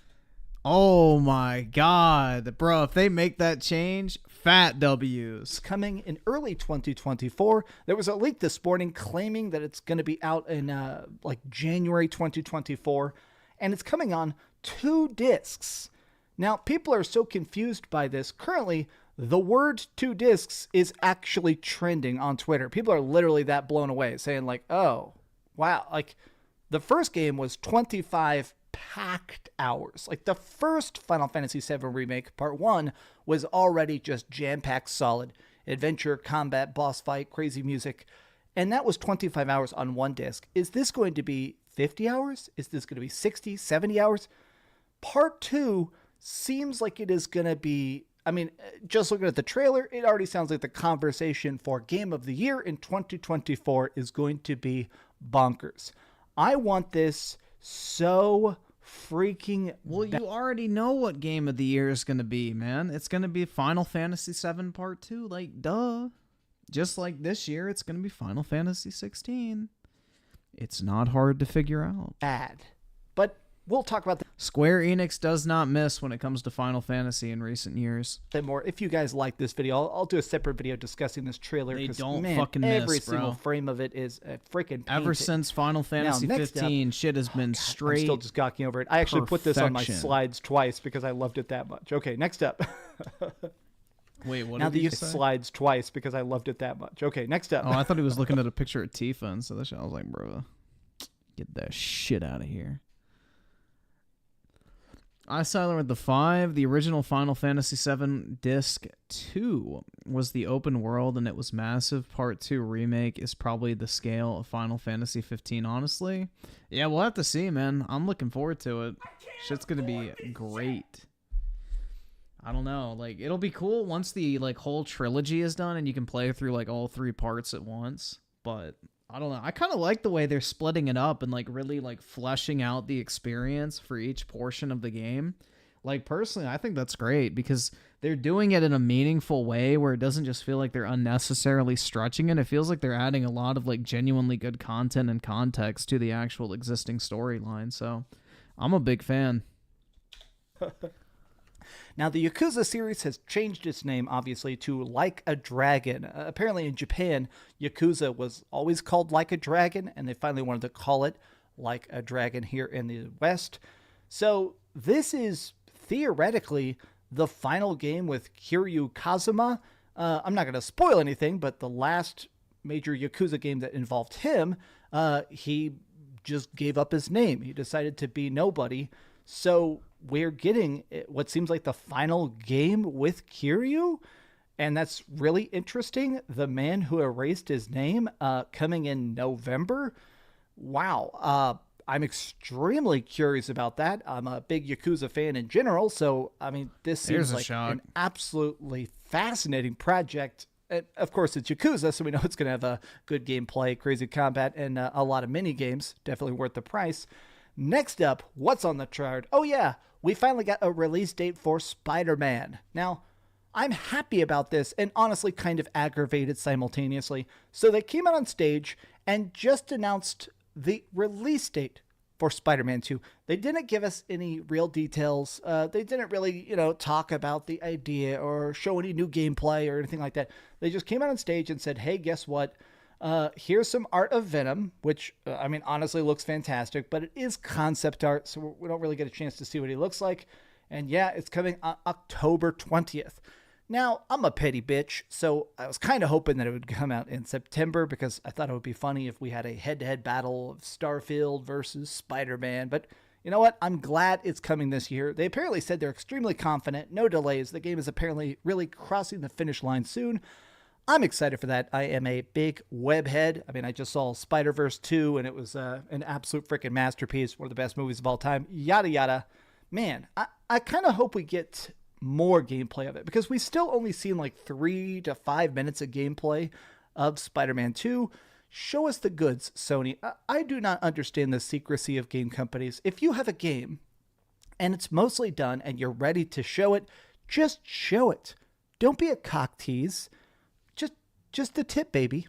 All right, what do we got up next? Next up, we have a bunch of stuff about Alan Wake 2. I am deeply invested in this. I think Alan Wake is one of the best horror games of all time, but I've also found it very weird that Remedy Games is calling this their first survival horror. They're saying the original game was more of a thriller. Now they're going for actual spookiness. They're going for dark shadows and crazy monsters popping out, and it seems fantastic. This is the new character. They said the game is going to be a 50-50 split between this new character named Saga and then the classic Alan Wake, where Alan Wake is still stuck in the darkness. And so she's trying to find him. He's trying to find a way out. And it seems like an interesting mix, a cool dynamic to have two characters in I separate think Griffin realities. hates Alan because it got him banned on Twitter. No, I just genuinely dislike the game. One of the dudes at GameStop when I was younger, was like, bro, you gotta play Alan Wake. It's so fucking good. So I bought Alan Wake, and I hated it. So no, I'm not an Alan Wake fan. I hate the fucking shine the flashlight to shoot mechanic. Shit's so fucking unnecessary. With a shared objective of kind of trying to defeat the darkness, I am very, very, very ready to play Alan Wake 2. We'll see how that actually turns out. I guess that's coming out October 17th. It really seems like the later half of the year is finally packing up with release dates because, man, trying to play these things back to back is going to be a very entertaining doozy. Times like this, I'm glad that Griffin will get a black wife one day. Hey, man, as long as she hot, I don't care. Video games are my job. I told y'all, I do not discriminate. It doesn't matter what race she is as long as she's hot, bro. That's all that matters. And not batshit crazy, but, that's kind of a given. That way I have a chance to beat all of these. Now, the final game we're talking about is definitely the one that I think personally surprised me the most, which is Sonic. It's a completely new game called Sonic Superstars that has all sorts of abilities and art. I mean, they've already leaked the price. It looks like it's going to be a $70 2D game. Maybe that's a price listing and it's $60, but it's crazy to see a completely new Sonic game that's 2D and amazing and awesome. I consider myself a bit of a Sonic fan. I definitely like a lot of Sonic stuff, but this oh my god, bro. He's not a huge fan of something. What the fuck? Holy crap. It's glorious. This is actually a... So how about Lizzo, Griff? I said hot, bro. Is there anything hot about Lizzo other than her after she walks up a flight of stairs? Really nice, cool surprise. Overall, this is the weirdness of Summer Games Fest, is that it had these sparks of joy in a sea of bleak boredom. I mean, they showed so many free-to-play games. If you follow these accounts that tweet about news, there's a bunch of stuff that they just straight up didn't tweet out. From this showcase, there was literally 20 crappy mobile games that they just didn't even tweet out because they're so boring. There were so many... Yeah, dude, Lizzo is hot after she walks up a flight of stairs and is huffing like she's about to pass over from a heart attack. These cell phone games, there was so much random white noise. Where's CD Projekt Red and Phantom Liberty? Where's freaking the Persona 3 remake? Where's the good stuff? What is this? Okay, well, I guess they got Final Fantasy, so they'll take that W. What do you guys think? Are you excited for the future of video games? Tell me your thoughts in the comments down below. And please, if you could, like this video and keep dreaming. Oh man, I'm sure the comment section is going to be very nice and wholesome. I'm going to call this video, I Hated Summer Games Fest, and we'll see how that goes. Thanks so much for watching. Psychologist with the 2. Don't stick it in crazy, Griff. Amen, bro. Hell yeah. Not a fucking chance. It ain't worth it.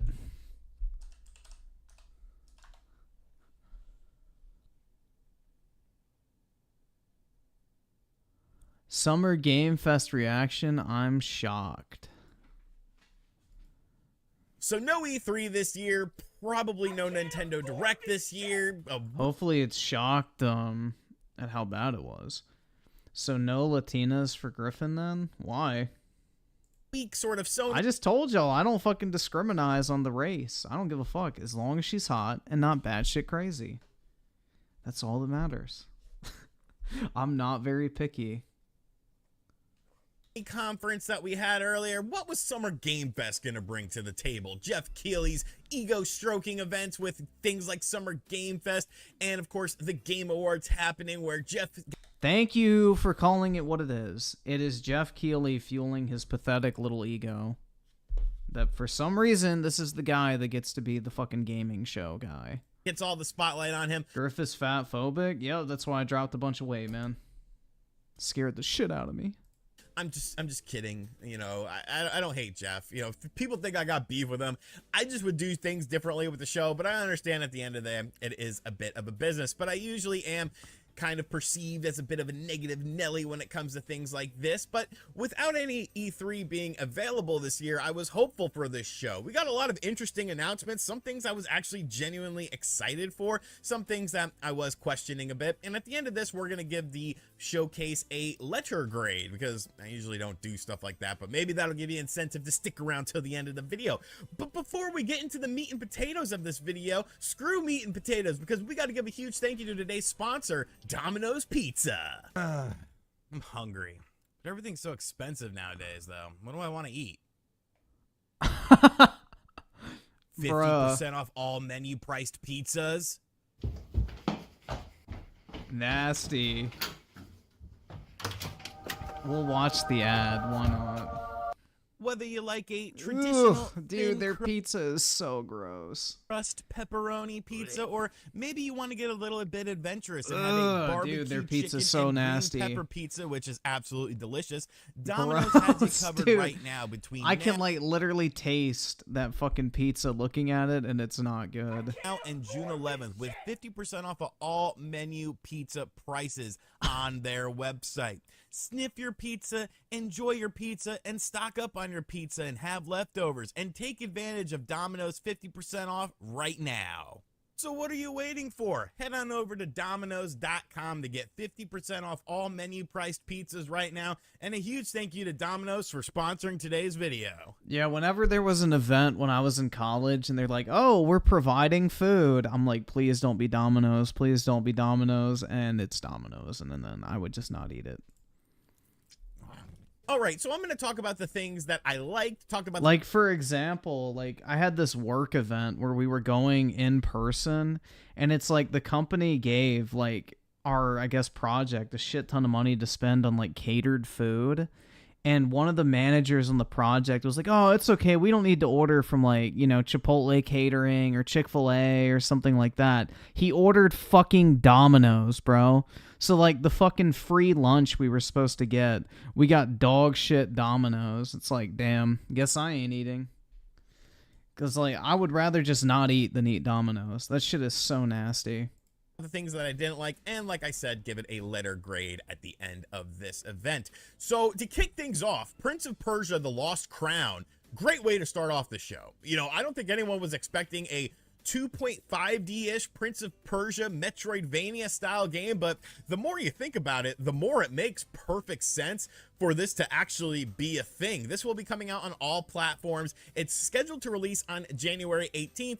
It is, however, an Ubisoft game, so keep that in mind when you're talking about the release date of this, because it could end up being a bit later. But I was genuinely impressed by this. I really like the graphical style. The Metroidvania elements, I think, are going to make it pretty... Where do I get pizza from? I don't eat pizza anymore.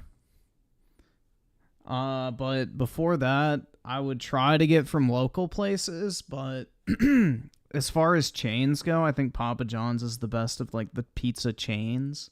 But typically, I would try to get local places, if possible. Pretty fun.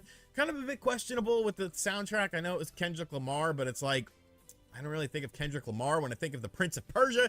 But hey, it's video games in 2023. We're going to do some stuff that doesn't make sense. So I'm definitely looking forward to Prince of Persia: The Lost Crown.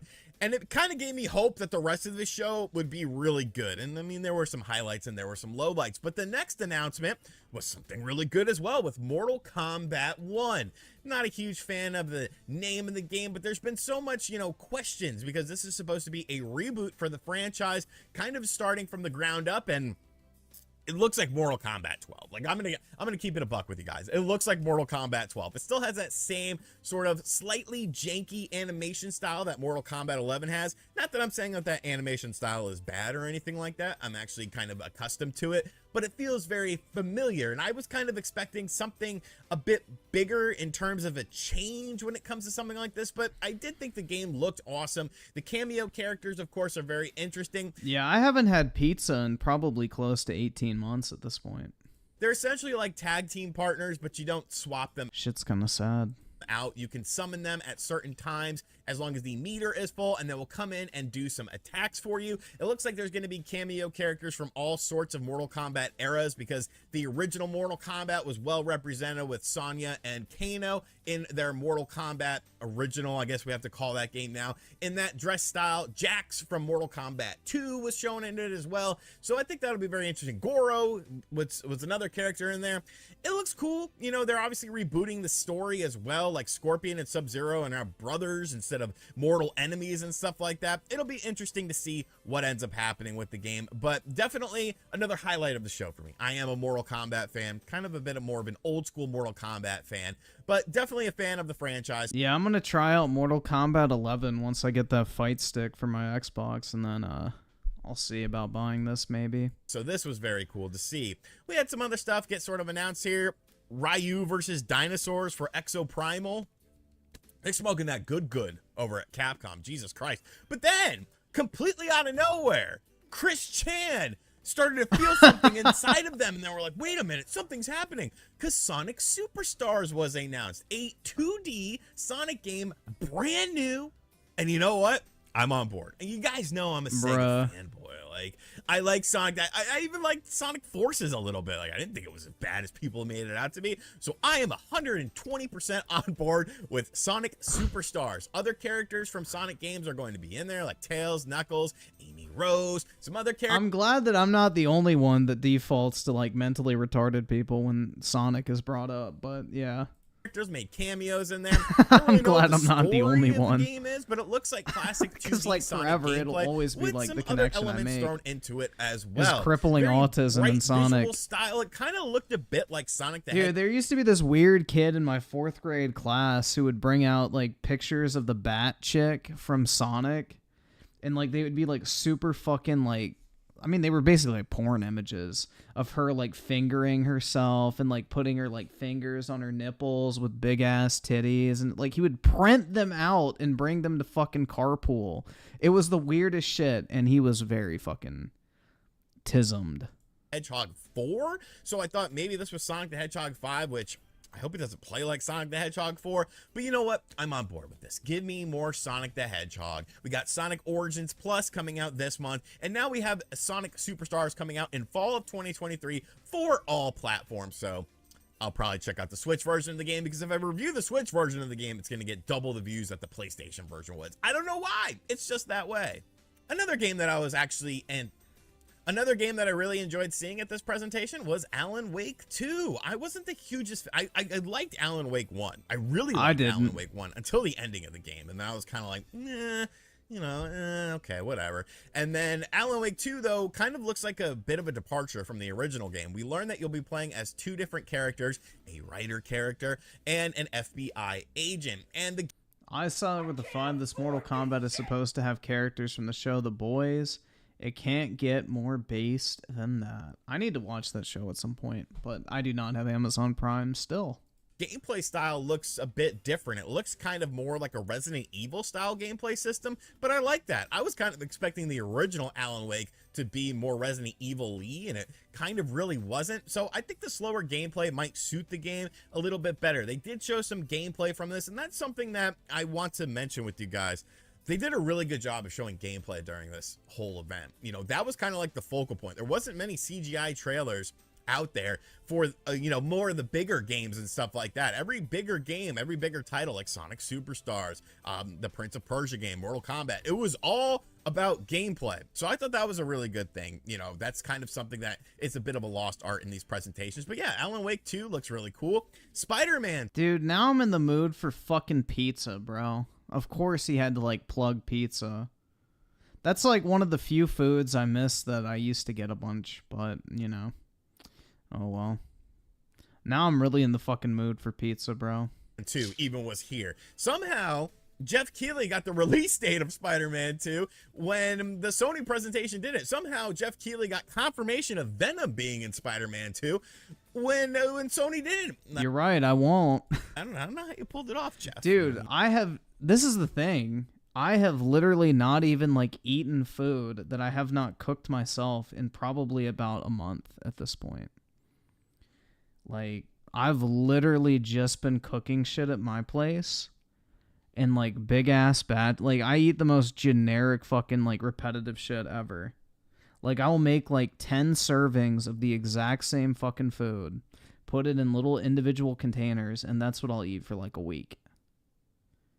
And then I'll just rinse and repeat. Like, I really don't, like, do anything exciting food-wise anymore. I just really don't care that much. Using those industry connections, but honestly, they didn't show any new gameplay. They showed the same gameplay and some concept art, which I thought that was kind of lame. Like, show me Venom in this game, but they did give a release date. The game will be coming out on October 20th. So PlayStation 5 owners, we definitely got something great to look forward to with this game. I'm super excited for it. You guys know that Spider-Man is my favorite Sony franchise right now. I can't get enough of it. It's like Sonic. I can't get enough Sonic. I can't get enough Spider-Man. So definitely looking forward to this. And then there was a bunch of crap.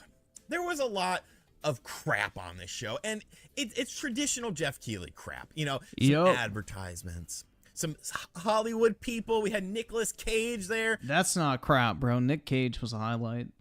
Brittany Dick with the 2. Watch Young. Yeah. Also, did you miss me? No. Talking about being in Dead by Daylight, and I'm like, oh Christ, Jeffrey, what are you doing to me? We were going so well. We had such a good thing going on, and then you did this. But honestly, it was just annoying. Things like that are annoying. Nah, dude. Everybody likes Nick Cage. Themed Xbox. I don't think a lot. Yeah, this shit was fucking retarded. A lot of people watching this presentation are big into Yeah, I don't think many gamers can even afford a Porsche. Porsche to the point of where they're like, shit, man, I really need this Xbox that's Porsche themed. There were a lot of games that I weren't. I don't think anybody in this fucking crowd can afford a Porsche, dude. They're a bunch of fucking games journalists. They live with fucking roommates in their 40s. Interested in a lot of games that either were like medieval or space games. That seems to be the new sort of thing. And if you're a medieval game, you're probably running on Unreal Engine 5. I'm gonna need some developers in the comment section down below to tell me, is Unreal Engine 5 just very easy to work with as far as medieval games are concerned? Because they kept showing off these medieval style games and all of them were Unreal Engine 5, and I just felt like, no, it's because Unreal Engine has what's called like the Unreal Engine Asset Store, and there's a bunch of generic like fucking, assets that they just use in Unreal Engine to make those type of games. Ace V with the HUF 2000. Bro, the way they overhyped this, I was expecting GTA 6 at the end. Yeah. Well, didn't they say that Cyberpunk DLC was going to be at Summer Games Fest as well, too? Like, I was expecting that was going to show up. But I guess fucking not. Nothing against Final Fantasy VII, but grand finale, come on. Yeah, I agree, man. Like, I don't really think that's a fucking, like, groundbreaking announcement, because we all knew it was coming out. Like, that's not something new. I mean, I guess they showed gameplay for it, but it's like, it's going to look the exact same as the previous part, but I don't know, man. I agree, they did overhype it. As a PC player, the Sony showcase was way better. I would say the Sony showcase was better than this, definitely. But that's not saying that either one of them was necessarily good whatsoever. And let's see. I sided with the 2, no Elden Ring expansion either. Yeah, that was weird. I wonder where the fuck that is. Maybe they'll show that at Xbox. Who knows? And I saw there with the 5, the Mortal Kombat. Wait, fuck. This Mortal Kombat is supposed to have characters. Wait, I read that. Fuck. I'm double dipping. Bruh. Shit. You know, there has to be some correlation here. But they ended it on a banger, much like they started things with a banger. Final Fantasy VII Rebirth. You doubt it? Well, didn't they show Dark Souls 3 at the Xbox showcase one year, right? I'm pretty sure Dark Souls 3 was shown off at the Xbox showcase. So, there's a history of them doing that. Wasn't Sekiro as well?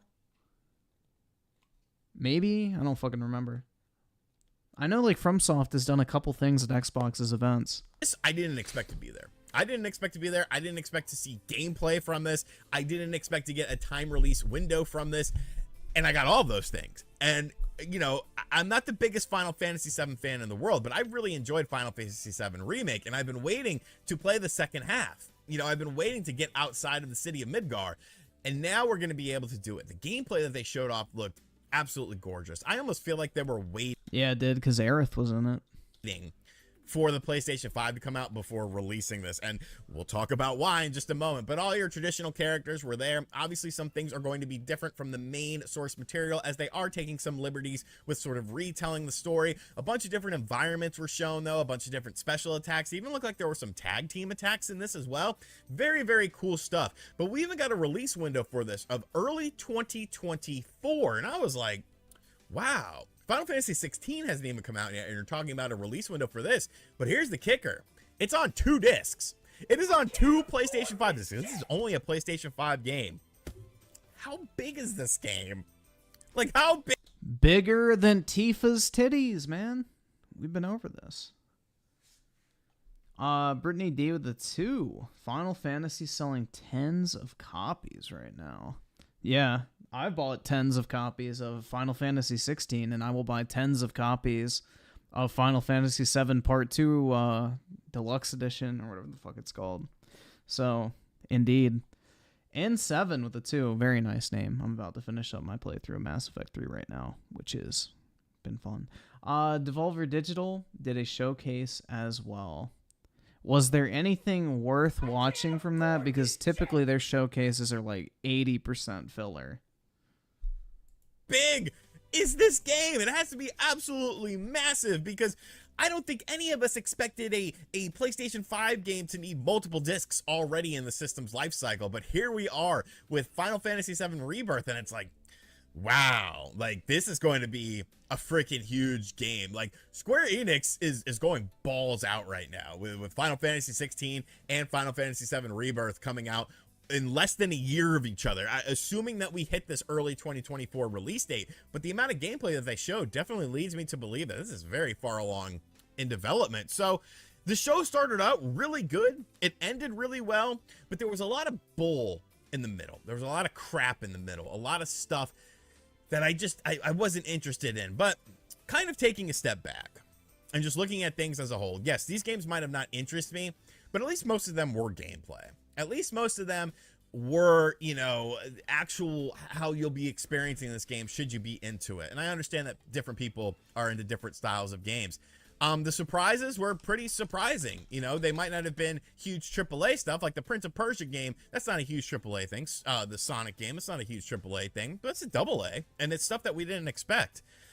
So, I got to give Jeff a little bit of credit. If you're watching this, Jeff, because I know you do usually watch my reviews of your show, I'm going to give you arguably the highest grading I've ever given you for a show. I'm going to go with a C+. A C+, maybe a B-, but I'm feeling more so a C+.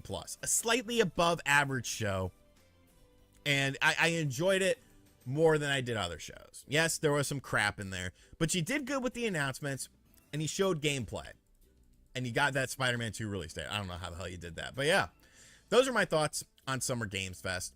You know, it wasn't the best show ever. It definitely didn't, it didn't say, oh, well, this is a great substitute from E3, because if you take all of the presentations from E3, pick all the best announcements from everyone's presentation, and put them in a show, it would absolutely murder this show. But Jeff did what he had to do, you know, and he probably tried to get some stuff going here. So I didn't hate the show. I did not hate the show, and I usually come away very angry, like I wasted my time watching this show. Which this show, I don't feel like that. I feel like I actually got a decent value for my time. So let me know in the comment section down below what you thought of this. Obviously, when I'm streaming it with Spawnwave and you guys are in the chat, it does make it a little bit better. I will be on John's channel for the Xbox presentation on Sunday, so don't be looking out for me to stream that. We're going to stream that over on John's channel. Huge thank you to Domino's for sponsoring today's video. Click the link in the description box down below. There's a link that'll just track it so they know that I sent you there, but there's no coupon codes or anything. 50% off all menu price pizzas. I ate way too much pizza the past 2 days, and you know, hey, at least I'm on blood pressure medicine now. And as always, I'll catch you guys on the next video. Later. Damn, bro. Hope all's good. Shit. Damn, man. Blood pressure medicine. Hopefully he's not, like, you know, dying or some shit. Like, damn.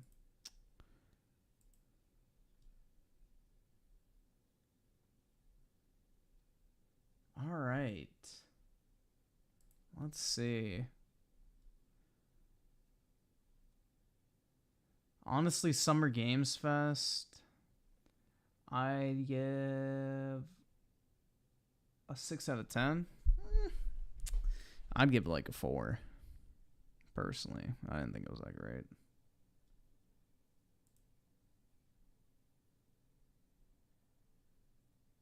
I don't know. I just like, there's so much filler in them. So what, how long is this? Was it just junk? 20 minutes?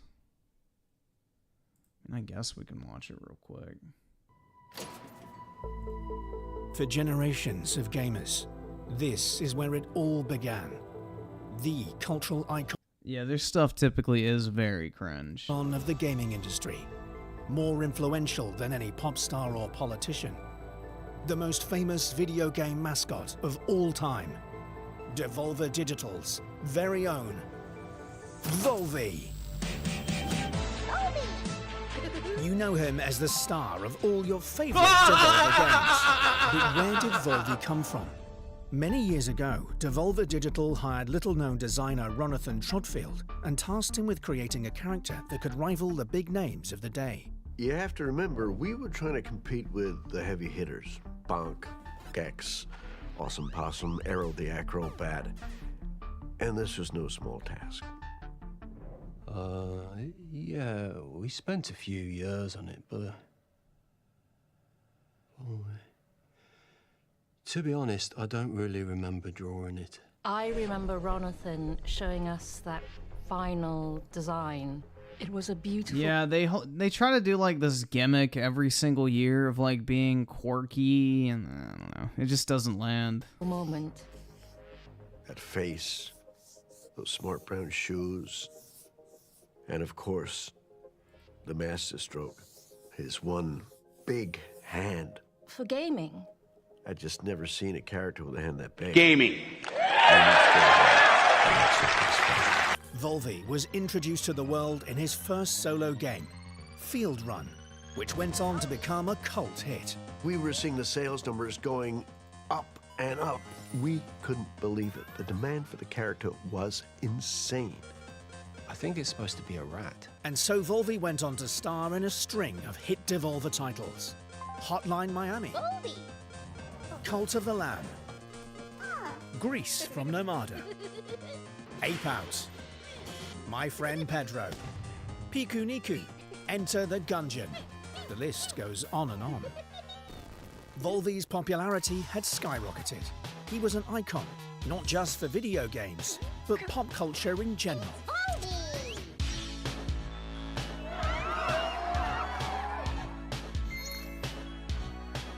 The Volvi merchandise was flying off the shelves. I'm talking clothing, toys, and even a range of what we called legally edible snack foods.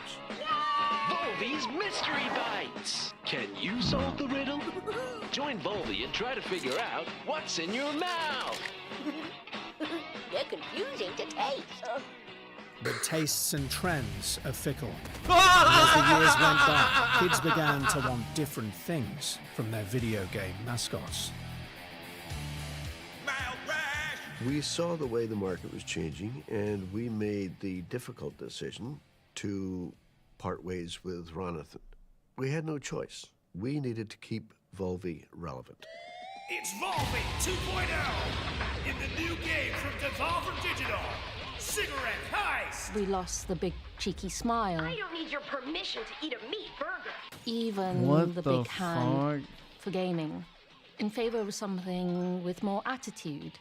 Guess what? I have an earache, and I don't care. It's graffiti time. Looking back on it, maybe we went too far. Volvi 2.0 performed poorly, and the character I began a wonder slow why. but steady decline. So, we made the decision to quietly discontinue the Volvi franchise. It felt like I was losing a family member. Well, a distant family member, but it was still quite horrible. And,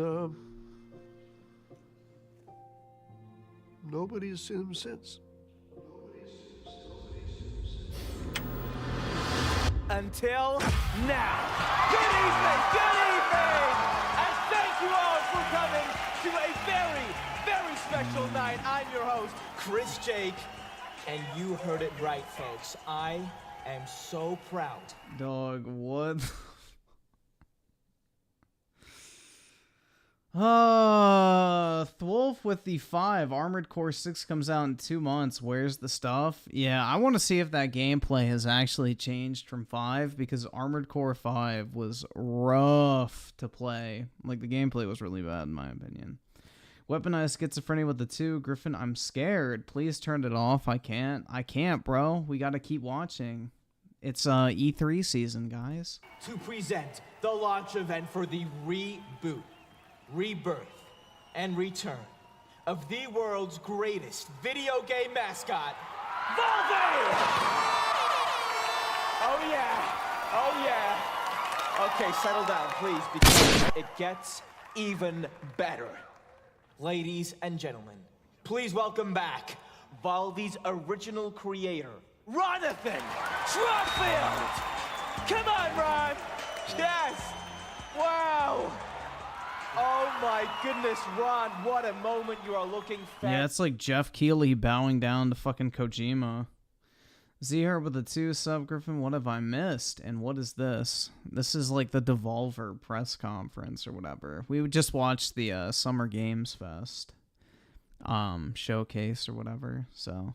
Fantastic. Aside from that, not too much. We talked about Review Tech's fucking meltdown earlier tonight before that, but aside from that, not really all that much. How do you feel right now on this momentous day?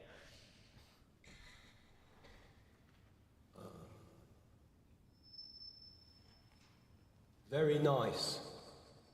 Wow, that is beautiful. That is amazing. And I, for one, cannot wait to see what you and the team at Devolver have come up with. So, what do you say? You want to see him? Ladies and gentlemen, without further ado, may I present to you the new and improved Volvi! Wow.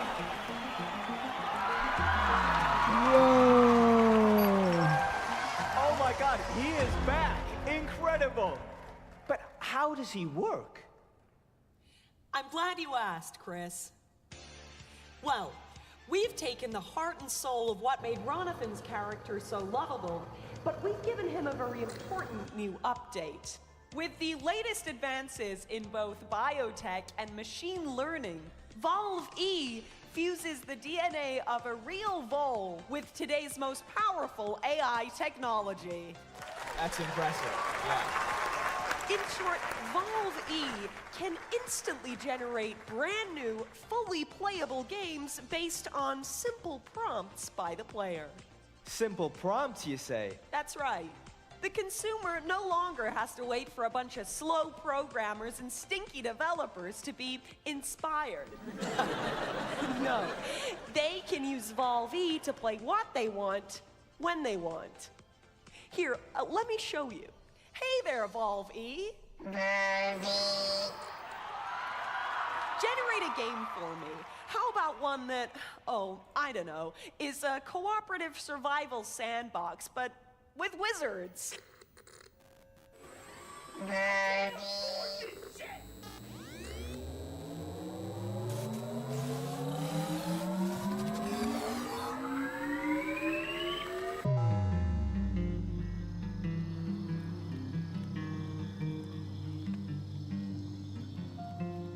Listen, and I'll tell you a tale.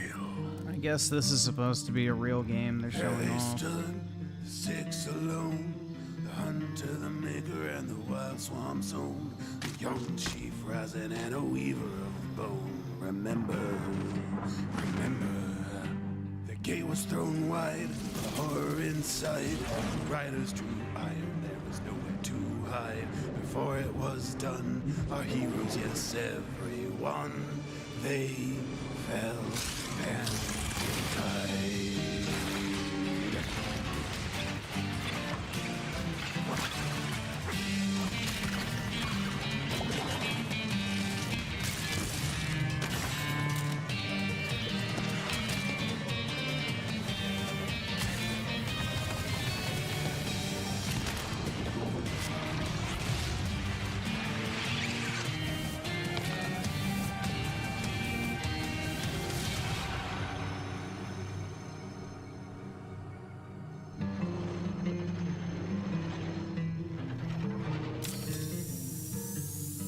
They're not showing anything really, man. I don't know. It's up to you now, kid.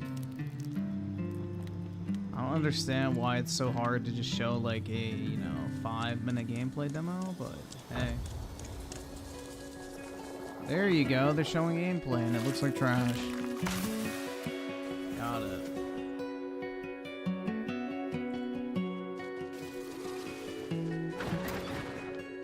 Exciting stuff, man.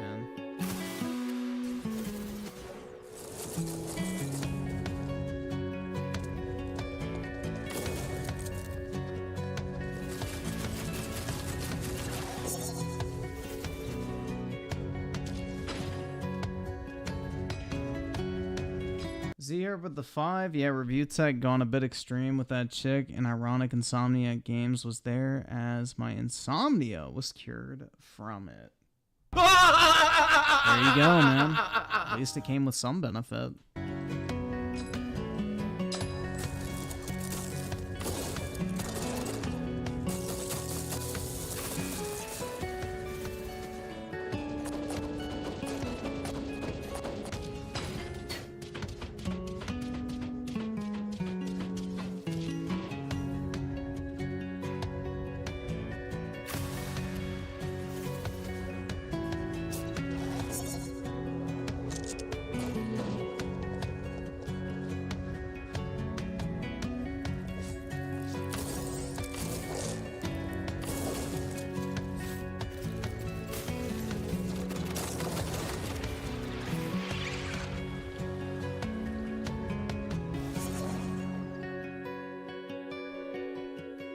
Wow, dude, that looks so great. Incredible. Paid So wait a actors, minute. luckily. Are you saying that game was entirely generated by Valve? Wolf with the 5, No one has to AC5 spend did any suck, time or but effort FromSoft making it? has had Game of the Year level experiences There was for no a real while creative now, so process I'm at expecting all. something good at Just least. Valve E Hopefully, man, and but his unless they do a gameplay overhaul, then that shit gonna be bad.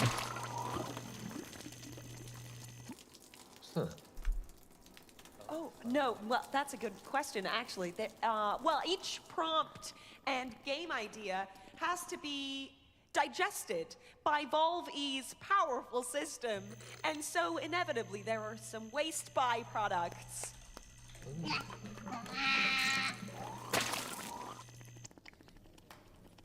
So back to the games. Do you mean to say that anyone can give Volve via prompt?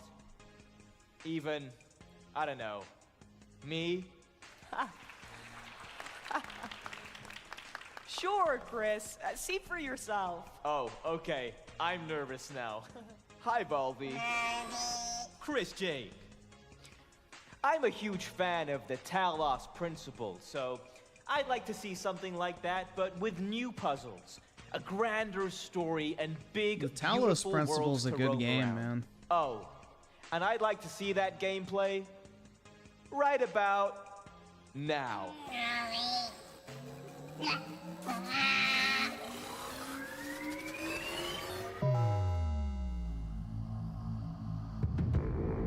I can't help but notice that many of these structures are not strictly functional. There's a sense of aesthetics, of beauty here.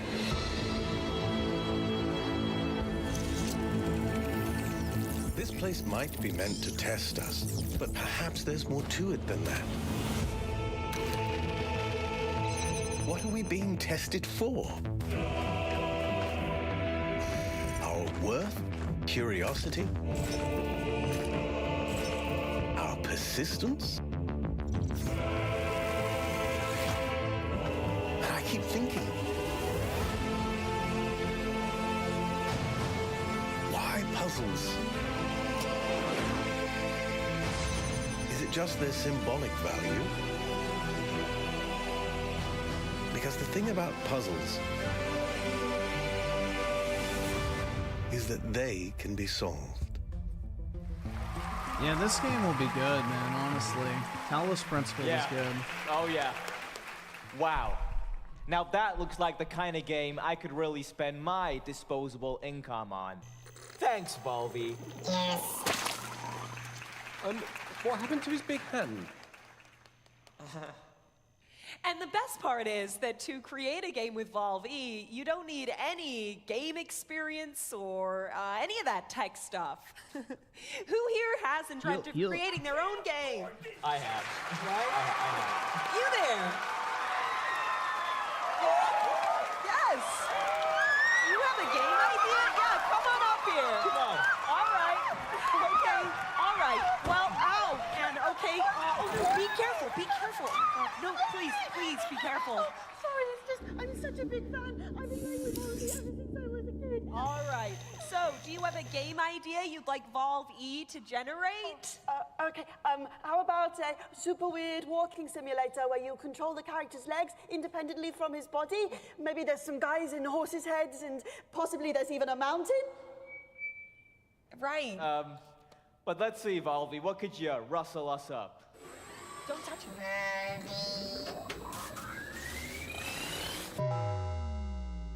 Nate! Nate! Nate! Nate, buddy, family meeting, let's go. Are you bringing him food again? Not right now. Talked about this. Not right now. You are okay? literally killing him with these pizzas. You just want to throw him out on the street. No, Is that what you want? he's 35. I want him to have some kind of discipline. Nate, if you can hear my voice, I want you to come up here. We're having a family meeting.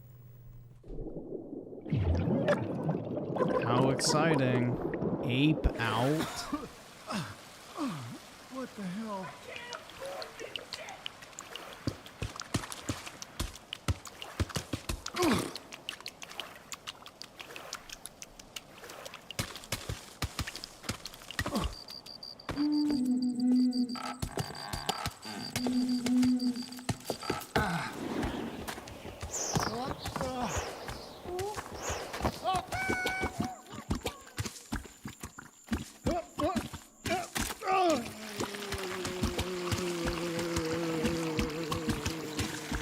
Tens of copies, man.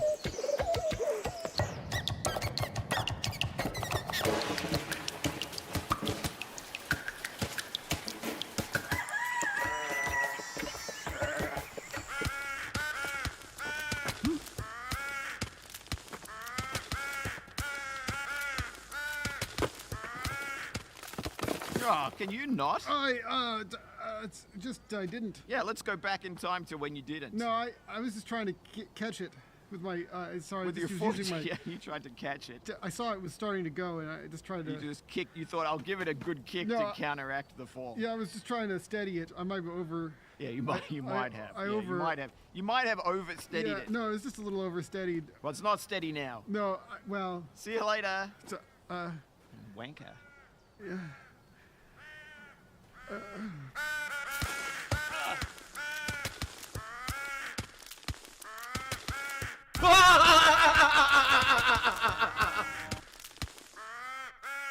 Jesus Christ, man.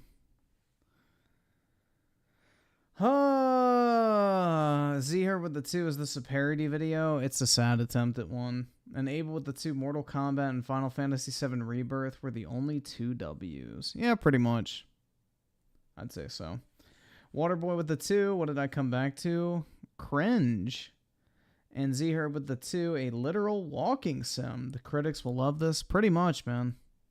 The less gameplay, the better.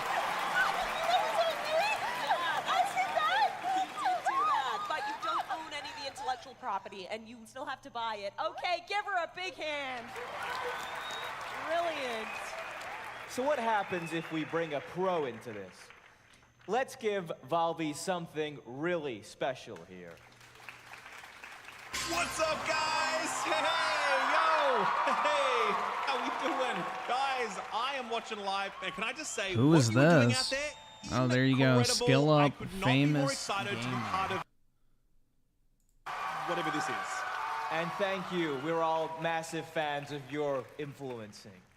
What sort of prompt would you like to give Valve E here? Okay, try this, Volvi. A much-anticipated sequel to a hilarious online co-op game. Just more gameplay, more levels, just better all around. Okay, Valvi. That's me in 5 years? What? Australian? Show 'em what you got.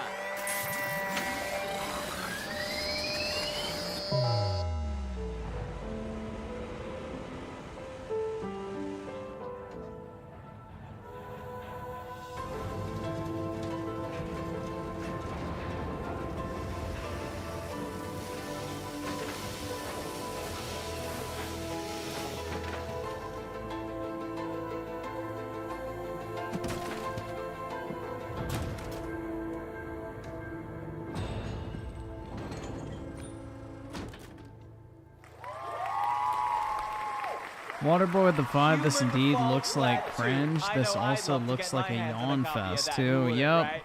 Yeah, come on. Well, ladies and They gentlemen, try to do this whole, like, now we're that so you've all met quirky the new kind of and gimmick. improved I don't know, Valve man. E, it's time for him to meet with you as we connect him to Devolver's global network of gamers. Yeah, that's right. Come on. Once connected, his powerful technology will be an open This is source like tool Coom free Sumer for us all humor. to use. Wow.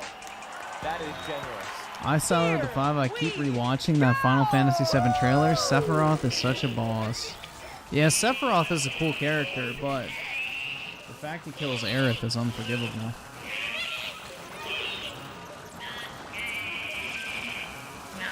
HTM 101 with the 2, in my opinion, Sonic, Prince of Persia, and Lisfanga look good. Yeah, the Lisfanga game does look interesting. I mean, it's just a straight-up Diablo clone, but it may not be a bad thing. You never know when you're going to end up being Australian. I know, right? I may have to flee the States.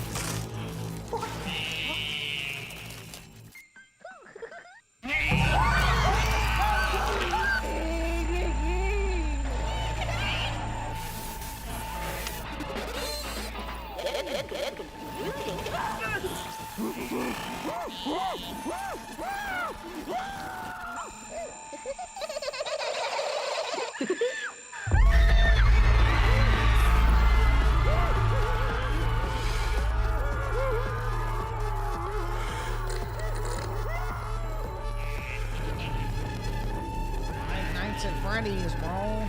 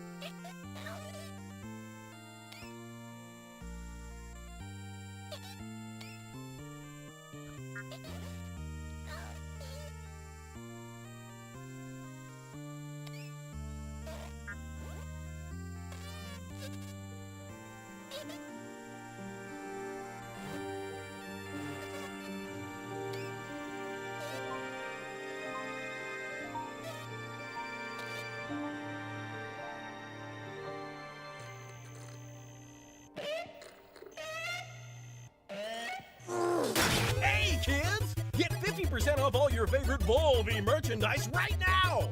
Buy it now! A Division Devolver! Buy it now!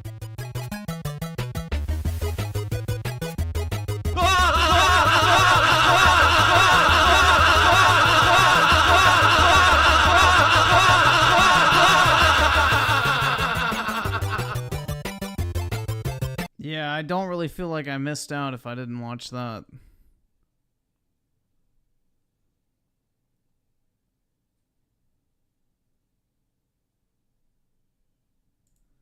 Look at this shit, man. So you took the whole machine making games that cater to gamers' specific taste from the first Devolver Direct. Took the whole AI discourse, mashed them together with the whole trend of mascot platformer reboot. Genius. Absolute genius. I also have to applaud the ending, which actually made me shed a tear or two. Ron is the best video game character of 2023. I'm an Ellie! Yeah!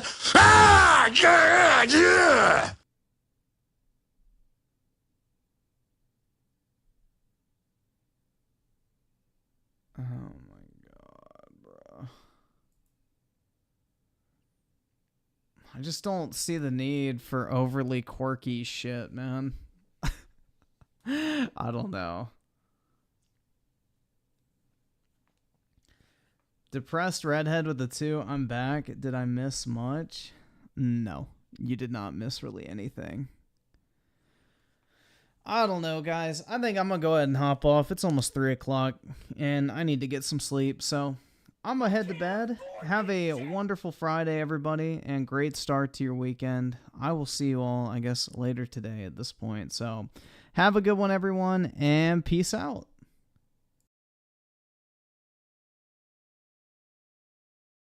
Stop being gilded, domesticated garbage. Stop being weak. And when you see a threat come down on you, deal with it. Become a human again. Stop being weak.